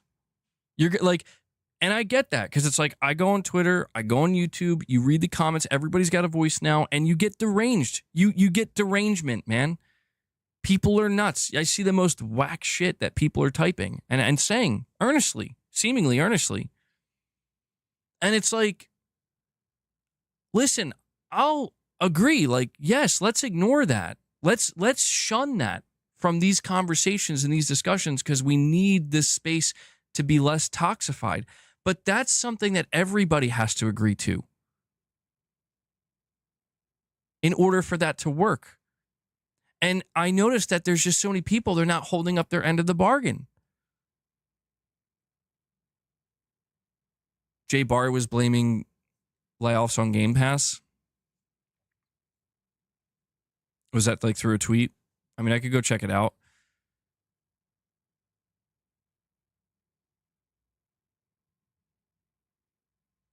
No, Edwin.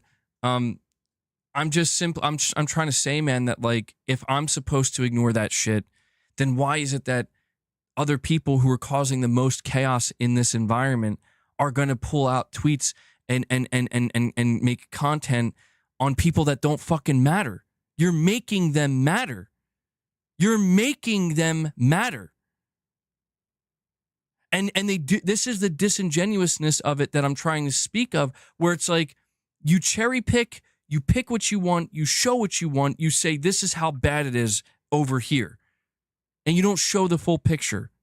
And then you bitch and moan about it and say, what's wrong with these people? And it's like, at what point do we ask, what's wrong with you for constantly shining a light on people that don't fucking matter? You're shining a light on the less than the 1% and saying that's the 100%.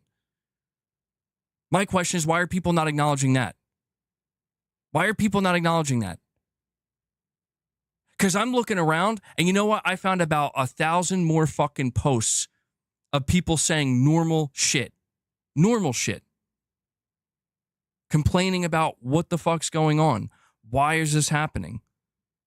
Why I was excited for Perfect Dark. What's going to happen with the next Sports and Motorsport? Normal shit. Saying maybe we should question if it was such a great move for Microsoft to acquire ABK. You know, like, and even the people who are trying to defend it a little bit, like, I don't see anybody saying anything crazy. I don't even see people defending it. I just see the craziest thing I've seen is somebody say LOL, like just laughing at it. And that person, I shit you not, I've never seen that account in my life. And I don't even think they even have any followers. What are we doing? This is what I'm saying. Like, why are we not going to acknowledge collectively, maybe not you guys here, but a lot of other people out there, that the more you continue to shine a light on the worst types of people, like basically saying like, well, I'm doing God's work, right? Like that's kind of the notion of like, we need to shame these people so they'll stop. You know what type of people you're dealing with. They're not going to stop. They're going to thank you. They're going to say, thank you for giving me a platform. Thank you for giving me a voice. Thank you for making people look at me. Thank you for giving me the attention. And that person will say, well, thank you, because you're lining my pockets. Why is nobody going to acknowledge that? Why? Lux, I know, man. I know. And I just, what you're saying, I think we know it's true. A lot of people know it's true. I just want them to admit it. I want them to just flat out say it in that exact way, that this is what it's about. And this is why we keep, because you know what? They won't lose their audience. Because that's what I'm saying. Like, their followers, their audience, they're going to be okay with it. Because they know that's what the name of the game is. They're not here for the right reasons. I'm just at a loss, man, because I'm watching, I'm observing, and I'm like, it's unfortunately even something as big as what happened today is not going to be enough.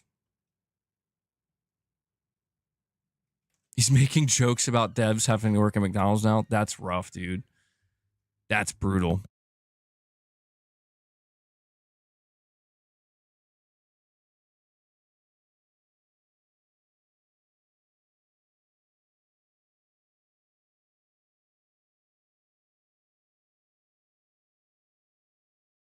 I'll wrap it up soon. All right, well, let me keep looking around. Maybe I'll find something.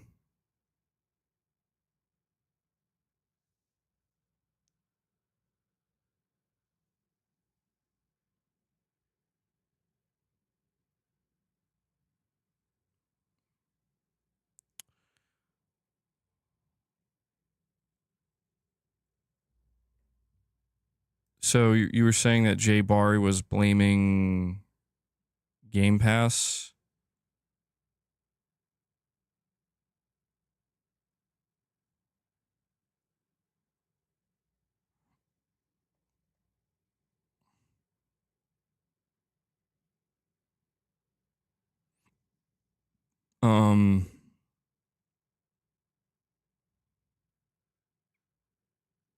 He says, fuck Game Pass, worst service in gaming. Fuck you. I mean, I guess that would be categorized as blaming Game Pass. I mean, that's the extent of the tweet. He says, F Xbox and Microsoft, you're dead to me. I was excited for Perfect Dark. Game Pass effect. Buy your games. All right, yeah. He's very, yeah. He seems to be very fixated on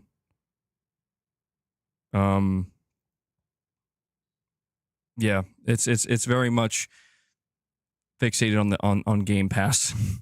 I mean, look, I've talked about it too. Do I think this is the best time to say fuck Game Pass? No. But I do think that it is slightly disingenuous if when we are having these conversations and we're looking at what's going down to not question, at least question, what type of role did the Game Pass model and dropping all these games day one into Game Pass, what type of role, what type of impact could it have had in the bigger picture to all of this? I don't think it would be fair to say, oh, it's the number one, like it's the only reason. No, I don't think that would be fair to say. I also don't think it would be fair to say it has nothing to do with it. I think it's just like everything else, man. When you look at the entirety of Microsoft, you look at how many moving parts there are. It's like, I think that is a part of it. But I think that there are like 5 other things lined up again, alongside it that also play a role. And so, yeah, I think that this, again, see what I just did there? See how I'm adding more to the conversation by acknowledging that it's not just one thing. We can't just place the blame on one singular thing. I can't just blame the shareholders. I can't just blame Game Pass. I can't just blame incompetent devs. I can't just blame the fact that Microsoft conditioned their own audience not to buy games. I can't just blame the fact that Game Pass seemingly isn't growing at the rate that Microsoft wanted to. I can't blame any one of those things and say that's why. What I can do is look at all those things separately and say, you add that all up, suddenly it makes a lot of sense. It makes a lot of sense why these layoffs were maybe as devastating as they were, why they were as vast as they were, and they cut as deep as they did. I just don't think this is hard, man. I don't.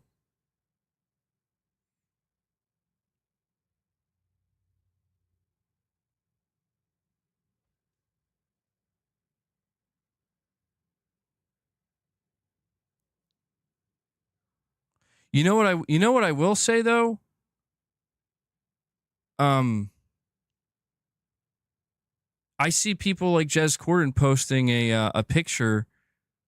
It's the Grim Reaper picture of 4 doors, and they all have Xbox logos on it, and you get the Grim Reaper knocking on the 4th door, and he says Xbox sure has died a lot of times. He posted that 16 hours ago. Like,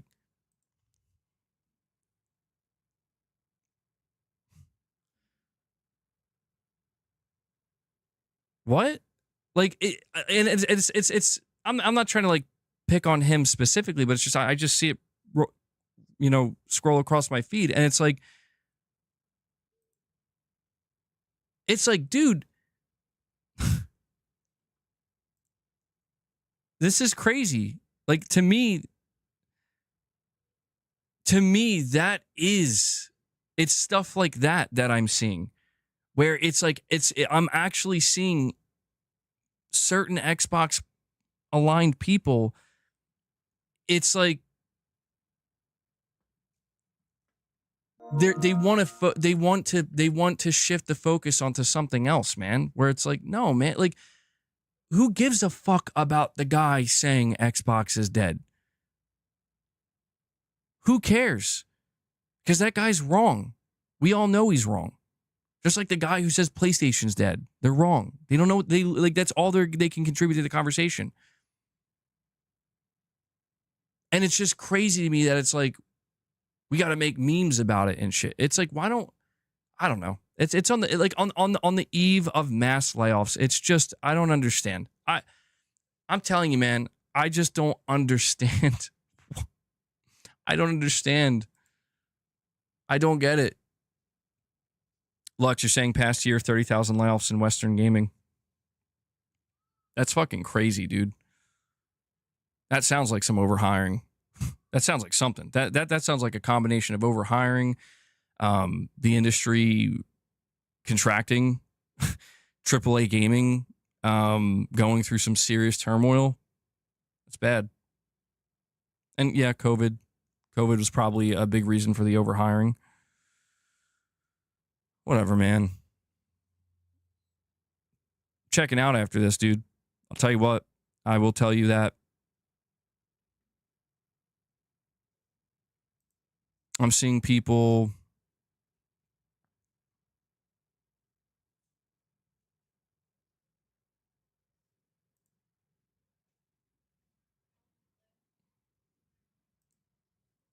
let's see.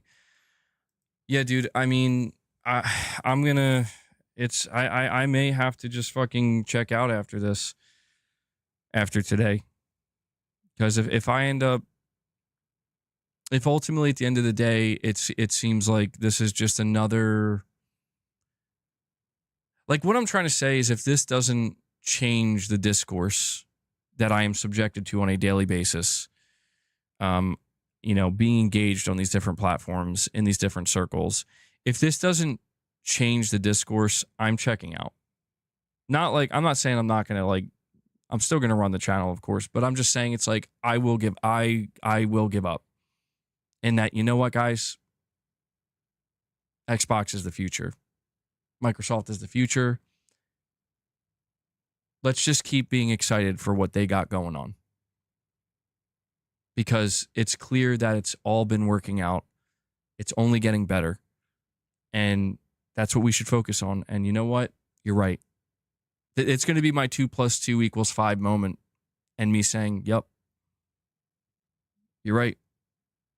Because I just can't do it anymore, man. I can't do it. I've tried time and time again to have the nuanced conversations. Well, Lux, I know I've said it before, and who knows? Maybe I'll go back. Maybe it's easy for me to say that now, 5.5 hours into the stream. But it's like, it's because I just, if at the end of the day, the message that's being delivered is, listen, man, there's nothing you can do here. Truly. It's like, no offense. It's not to diminish your voice or whatever. It's just, there's nothing you can do here. Okay? Just focus on something you can do something about.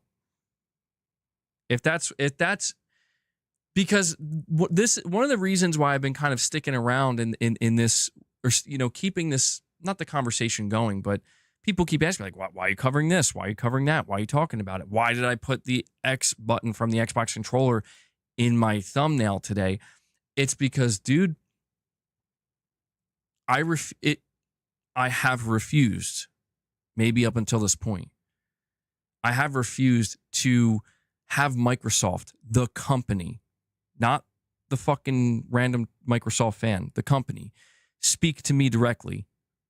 Hey, we're going to be bringing our games to PlayStation. So stay tuned. Check out our showcase.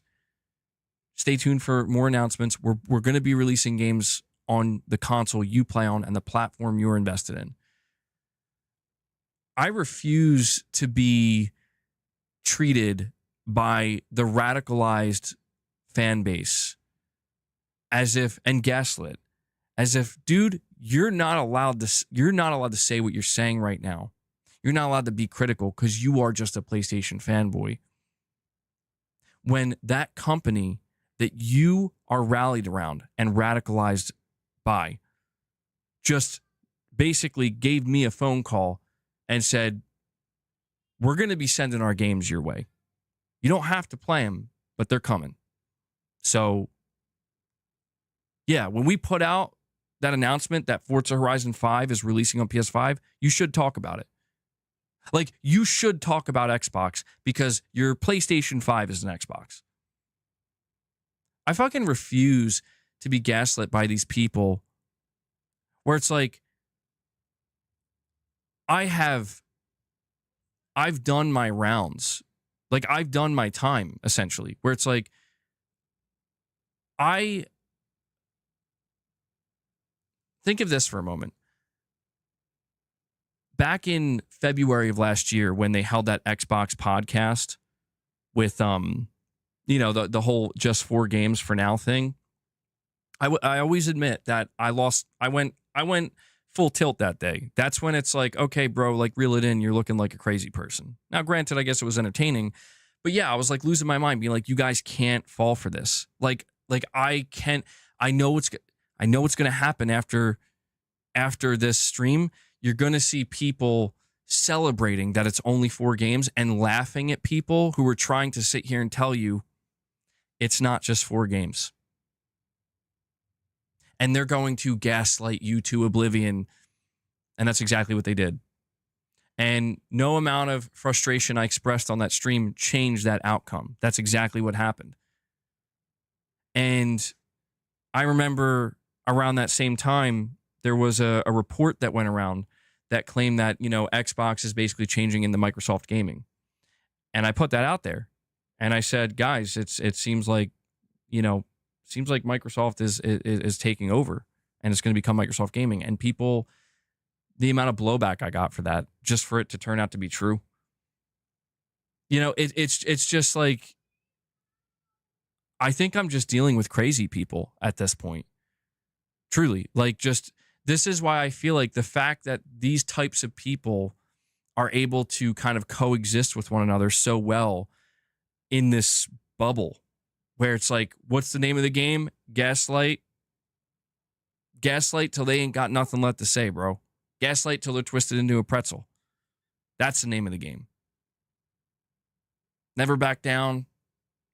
Never take the knee. Never take the L. And if you do, make it seem like you're genuinely doing it. Make it seem like it's real. But in reality, we all know that's not what's going on here. Make sure you cherry pick. Make sure you only highlight the other crazy people. And that's where I feel like I'm starting to kind of lose my grip a little bit, where it's like, how many people are out here like just flat out lying? Because I've been following this closer than anybody for a long time, man. For a long time. And the where we are today with all of this, I still find it, I'm just kind of a little bit in disbelief. I'm just a little bit in disbelief where it's like, yeah, well, I had some people in my corner back in 2019 and 2020 when I was saying, Microsoft, you got to get your shit together. You got to get your shit together. You got to do better. You got to produce better games. And, it was nice because people saw it for what it was. It's like, does Halo Infinite look good enough to you guys? Like, does Halo Infinite look like it can actually compete with the launch lineup that Sony has for the PS5? And people are like, no, not at all. Like, yeah, we need to push them and let them know, like, you got to do better. Like, literally, you got to get better. Like, you need to make a better Halo game. Microsoft's response to that was, what if we just bought Call of Duty and Doom and slapped our logo on it and said it's ours now? And I'm not saying that's not a valid approach. Do it. Yeah, you can afford to do it. Why wouldn't you? But I always had to question the dedicated fan base, the hardcore, loyal Xbox fan base. Why are you so okay with that? Why are you so okay with Microsoft's response to Halo Infinite being such a fucking train wreck with the first, just 343 Industries in general being a train wreck. Why are you so okay with the answer to that being, we're just going to gut the studio, rebrand them, hope they can get their shit together, but in the meantime, we're going to buy Call of Duty and Doom and put them in the Game Pass? And I get it. I know the answer. The answer is, well, because that's pretty good, right? Call of Duty and Game Pass. That's big. Saves money. Same thing with Doom. Like, you're getting those games anyway, dude. Well, we weren't getting them in Game Pass. Did you used to buy your Xbox exclusives? Did you used to buy your Xbox games prior to Game Pass existing? You did? Okay. All right. And I just realized that it's a zero-sum game at the end of the day. Where there is, like I said, there is no victory lap. There is no celebration. It's just, there are those of us who have a certain level of education in this space, because we've been paying close enough attention for a long enough time to know that not everything is what it seems. And some of us had to learn the hard way. There are things I had to learn the hard way. There are definitely times where I was completely naive and uneducated, and I got educated real quick. Absolutely. That's how we all learn, right? And that happened with PlayStation. That happened with Xbox. That happened with other games and different gaming companies throughout the years. And I just realized that we're existing in a time right now, and this transcends gaming, but I'm just keeping it gaming focused, where it's not about actually truly knowing what you're talking about. It's not about having a good, well-rounded understanding. It's not about trying to improve. It's simply about, honestly, kind of it kind of mimics what we see with these corporations. You got to keep it going at all costs. You got to keep it going. Because, it's like, we talk about these corporations and we talk about how it's always about the line going up. It's always about growth and line going up, And like, man, there's a detrimental level to this. There's a detrimental side to this that seemingly affects the entire gaming industry. It affects studios, and it affects the outcome of games we get or don't get. Turns out, when you go to any of these social media platforms, any of them, they show you the same type of line graphs.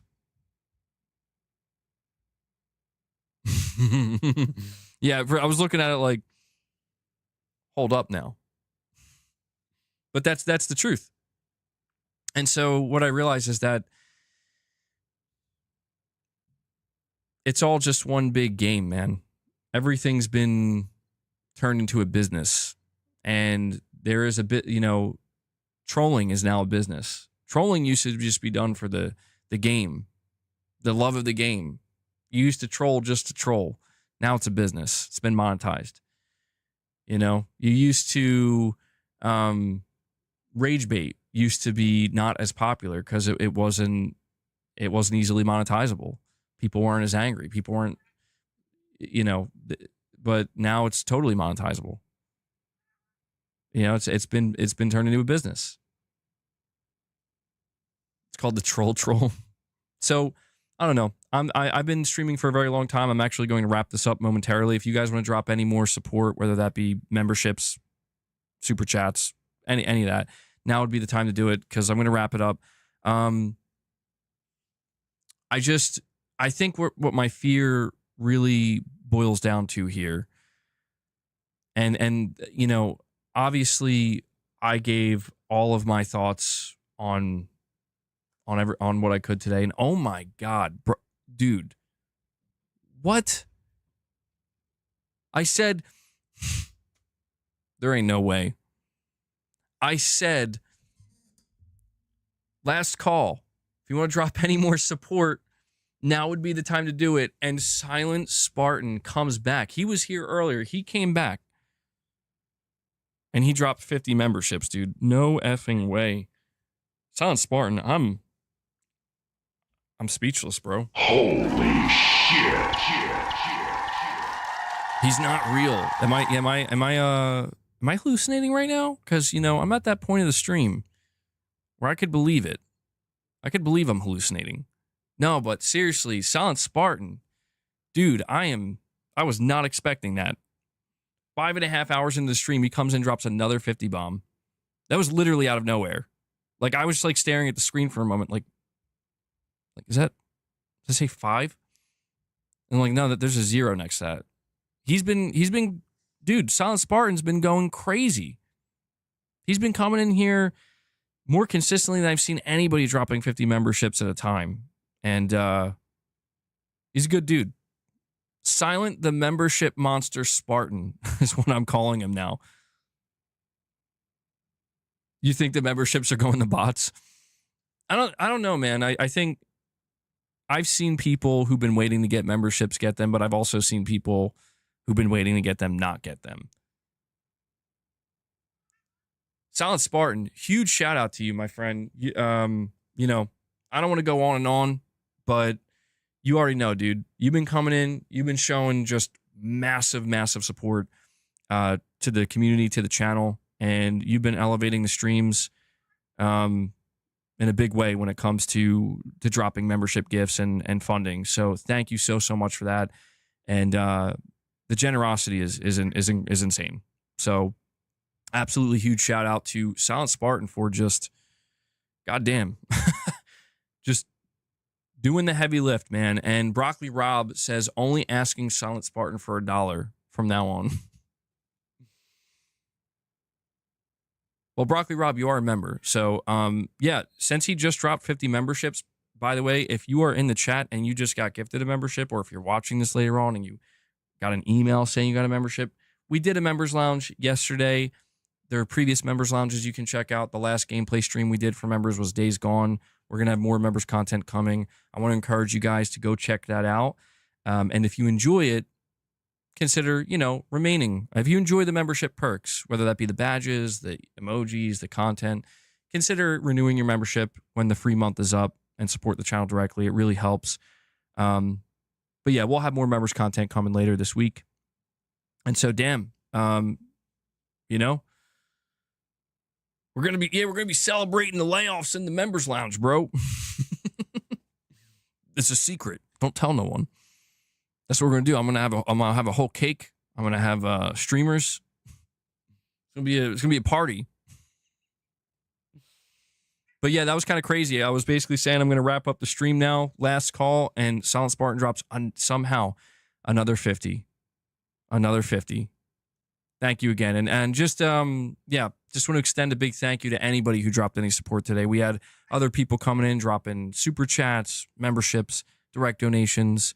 Thank you so much. You know, I try to keep the channel sponsorship free. I've been able to do that, and I just think it's better that way. It makes it easier for me. I think it makes it more convenient for the viewers. You know, by the way, you may have noticed that there was like 1 or 2 streams where ads were running. I thought they were automatically turned on and I could no longer turn them off. But they were actually turned on automatically again because YouTube updated it. I found out I can manually continue to turn them off. It's clear that YouTube wants us to do that. They're really trying to push for advertising during streaming. And I think a lot of people would be totally fine with that, but I don't know. I just don't think it's necessary. You know, like, I get it. YouTube wants to push advertising on streams, but as far as I'm concerned, if you click the stream, you might get one ad. And as long as you're chilling here, you know, I don't think it should be interrupted. So, I just wanted to mention that because people were asking me, like, you know, what's going on, and I thought it did seem like they were taking the option away, where it's like now ads are just going to happen no matter what. But luckily they didn't do that. Because I was worried. I'm like, man, I don't know. I think people are going to start leaving the stream because that sounds kind of annoying. And we have Supremacy 101 with a super chat. And he says the next Xbox is essentially a Windows Steam box with access to the Epic Store, one would assume, which to some makes it an attractive buy. Agreed. Yeah, we talked extensively about that, Supremacy 101, in yesterday's stream. My whole stance on that, supremacy when it comes to the next gen Xbox box that's going to offer more storefronts and almost be like a PC type hybrid. The big, I would say, disagreement that I have with some people is there are people who believe this is going to do very, very well. Like they're almost treating it like this next Xbox is going to be like a turning point, and like it's going to be Microsoft kind of coming back, and they're like, this thing's going to sell better than the 360 or comparable to the Xbox One and Series X. And my take on that is I think it's the opposite. I think this is going to be a very expensive box. I think it's going to be for the most hardcore Xbox players who just want some type of Xbox hardware and don't want to leave if they're not forced to leave. And I think it'll find a certain niche audience, but I think that's all it's going to be. I don't think this is going to be some kind of comeback turning point for Xbox hardware, because I don't think Microsoft is even interested in that, dude. You know, I think if Microsoft was interested in that, they would, I can tell you this, if Microsoft was interested in that, they would make a more traditional console, because what they're putting out there, like, I need people to kind of keep in mind that even if this console were to sell really, really well, like, let's just do a hypothetical where this box comes out and it actually outpaces the Xbox One, it's outpacing the Series X, and it's actually maybe on a somewhat similar trajectory to the 360, Microsoft's going to lose so much money on that console if they're selling it at a reasonable price, because chances are, if the sales suddenly surge, it's because people want to play Steam on that box. You know, it's not about the Xbox storefront anymore. It's not about the Xbox ecosystem. It's about Steam and the convenience factor. And it's not that I'm worried about Microsoft's money flow. It's just I know how these things work, as we see today, that the money has to flow, and if it's not, there's going to be some problems. You know, there's going to be some issues. And so if they put out a piece of hardware that sells really well, but is making almost no money, I mean, what's the end game there? I don't know. Like, I guess just the hope, like, maybe Microsoft is like, we'll be okay with 70% rips even on our own hardware. That's an interesting prospect. I mean, maybe, but I don't know, man. That sounds kind of crazy to me. Like that is truly unheard of. You know, like that would be like Sony saying, like, we're okay with 70% rips on every copy of Ghost of Yotei sold on our console. It's like, on your own console. That seems kind of like the opposite of like, it just doesn't make good business sense. And when we consider how cutthroat and serious, you know, Microsoft is from a business standpoint. Oh, I just heard Mrs. MBG let me know that dinner is done. Yeah, I mean, this was always going to be a very long stream. I knew it was going to be a long one. My goal, my hope is that I don't know if it's going to happen or not, but there have been. Let me just check one last thing before we wrap it up. See if anything else has come out. I'm assuming there's going to be more stuff coming out. I highly doubt it's over, because this just seems like one of those things where it's like it's going to be maybe a couple days. My goal though tomorrow is I wanted to save the topics about Mark Cerny and AMD and the PlayStation 6 for a dedicated stream, because I knew that if I tried to put them in today's stream, they'd get drowned out. So hopefully tomorrow, if not tomorrow, on Friday, there'll be a dedicated stream on that. I'm just saying this because people were asking me if I'm going to cover it. I absolutely am. Tarnished, yeah, I saw that. I know. Dude, Tarnished, I know. I know you share my frustration. I know you see what I see. And then some of you here do too. And that's the type of shit I'm talking about. It's like, what are we doing here? All right. Give me like 5 more minutes. That's the type of shit where I'm like, but you're supposed to be the authoritative figure. Right? People are just supposed to agree with you. Okay. crazy. It's great. It is what it is. It is what it is. All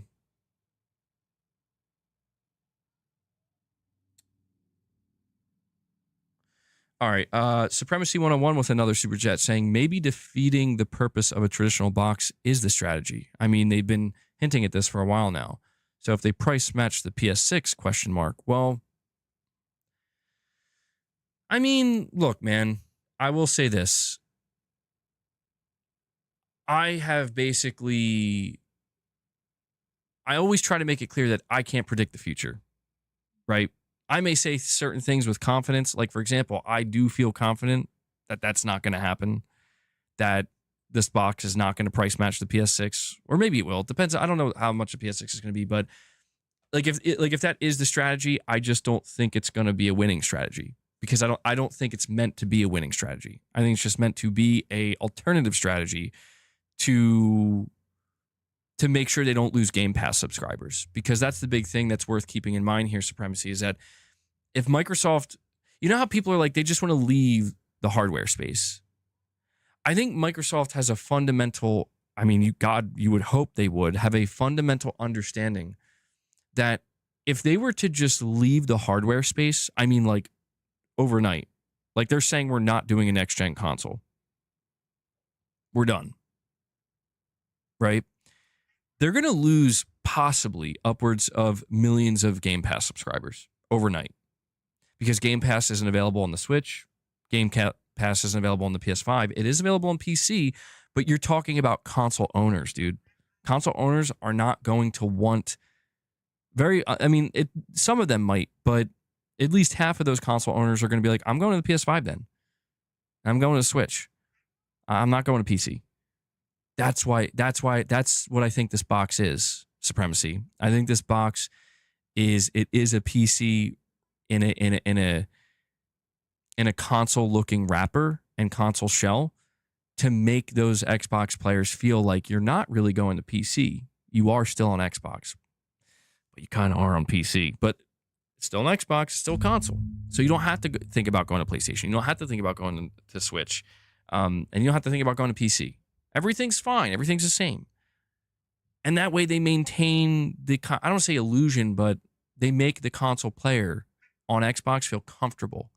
They feel like, oh, all right, well, okay, yeah. Will they get free online? I don't know. I mean, those are the questions that people still have. Those are the things that we don't have the answers to. And I'll tell you what, now that's something Sony should be worried about. I didn't even talk about that angle.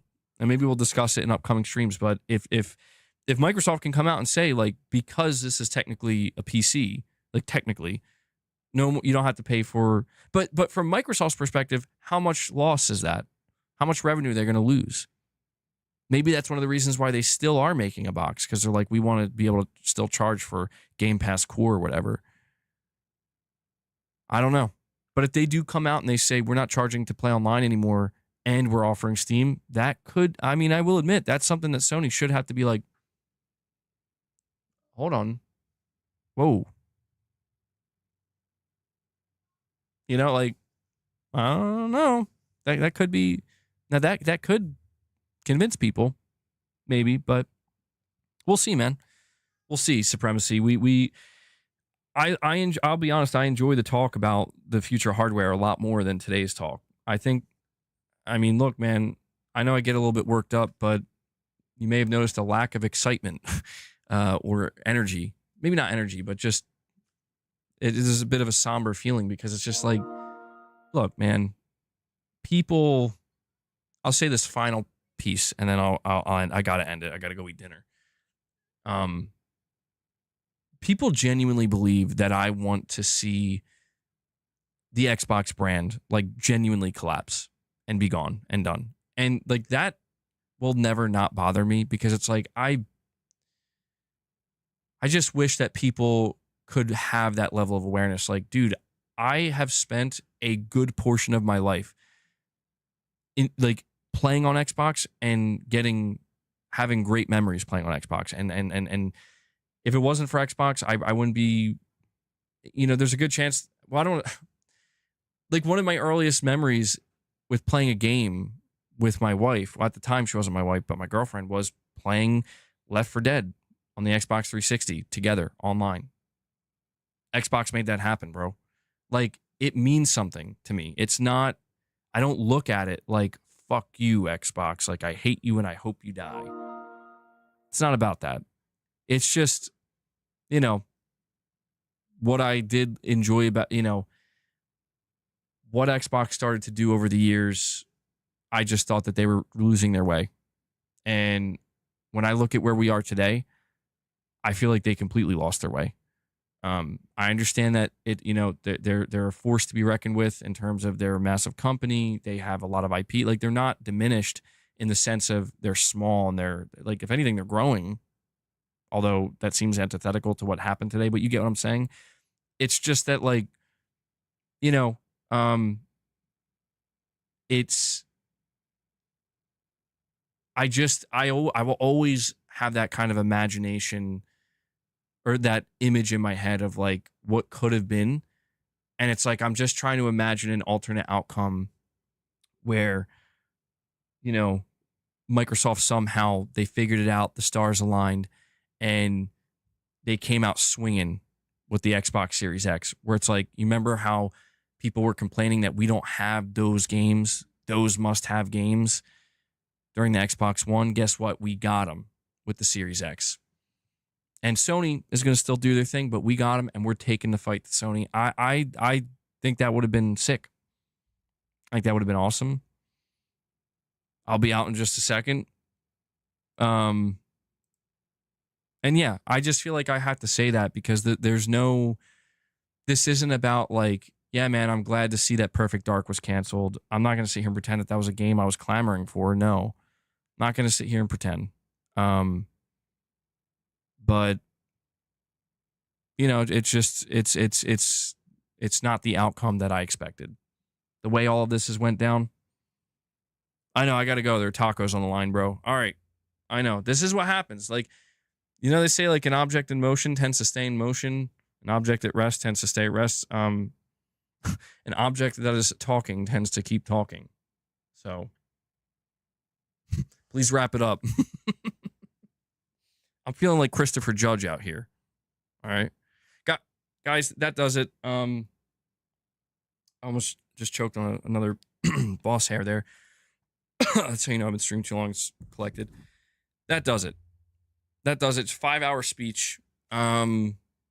Obviously, we hope that those affected by the layoffs today, we hope they land on their feet quick.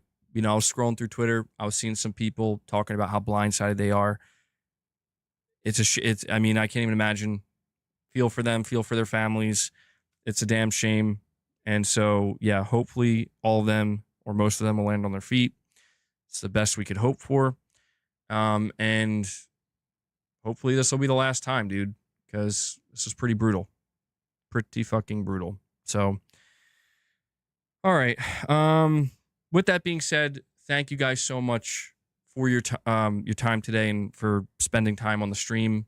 It was a very long stream. I want to make sure to give a very big thank you and shout out to those of you who dropped direct support. We're ending. I know I didn't update the member goal, but we're actually ending at 117 members because Silent Spartan came in and dropped a 50 bomb.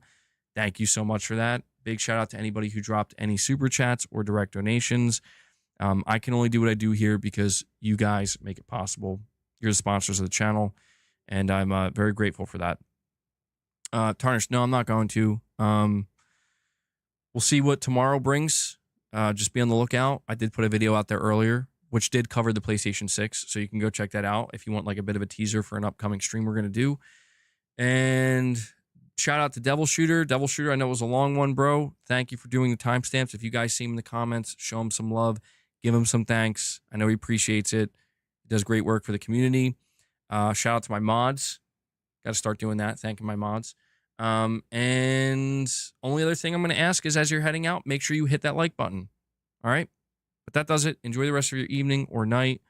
I will see you guys back here hopefully tomorrow with another stream. So till then, take care, everyone.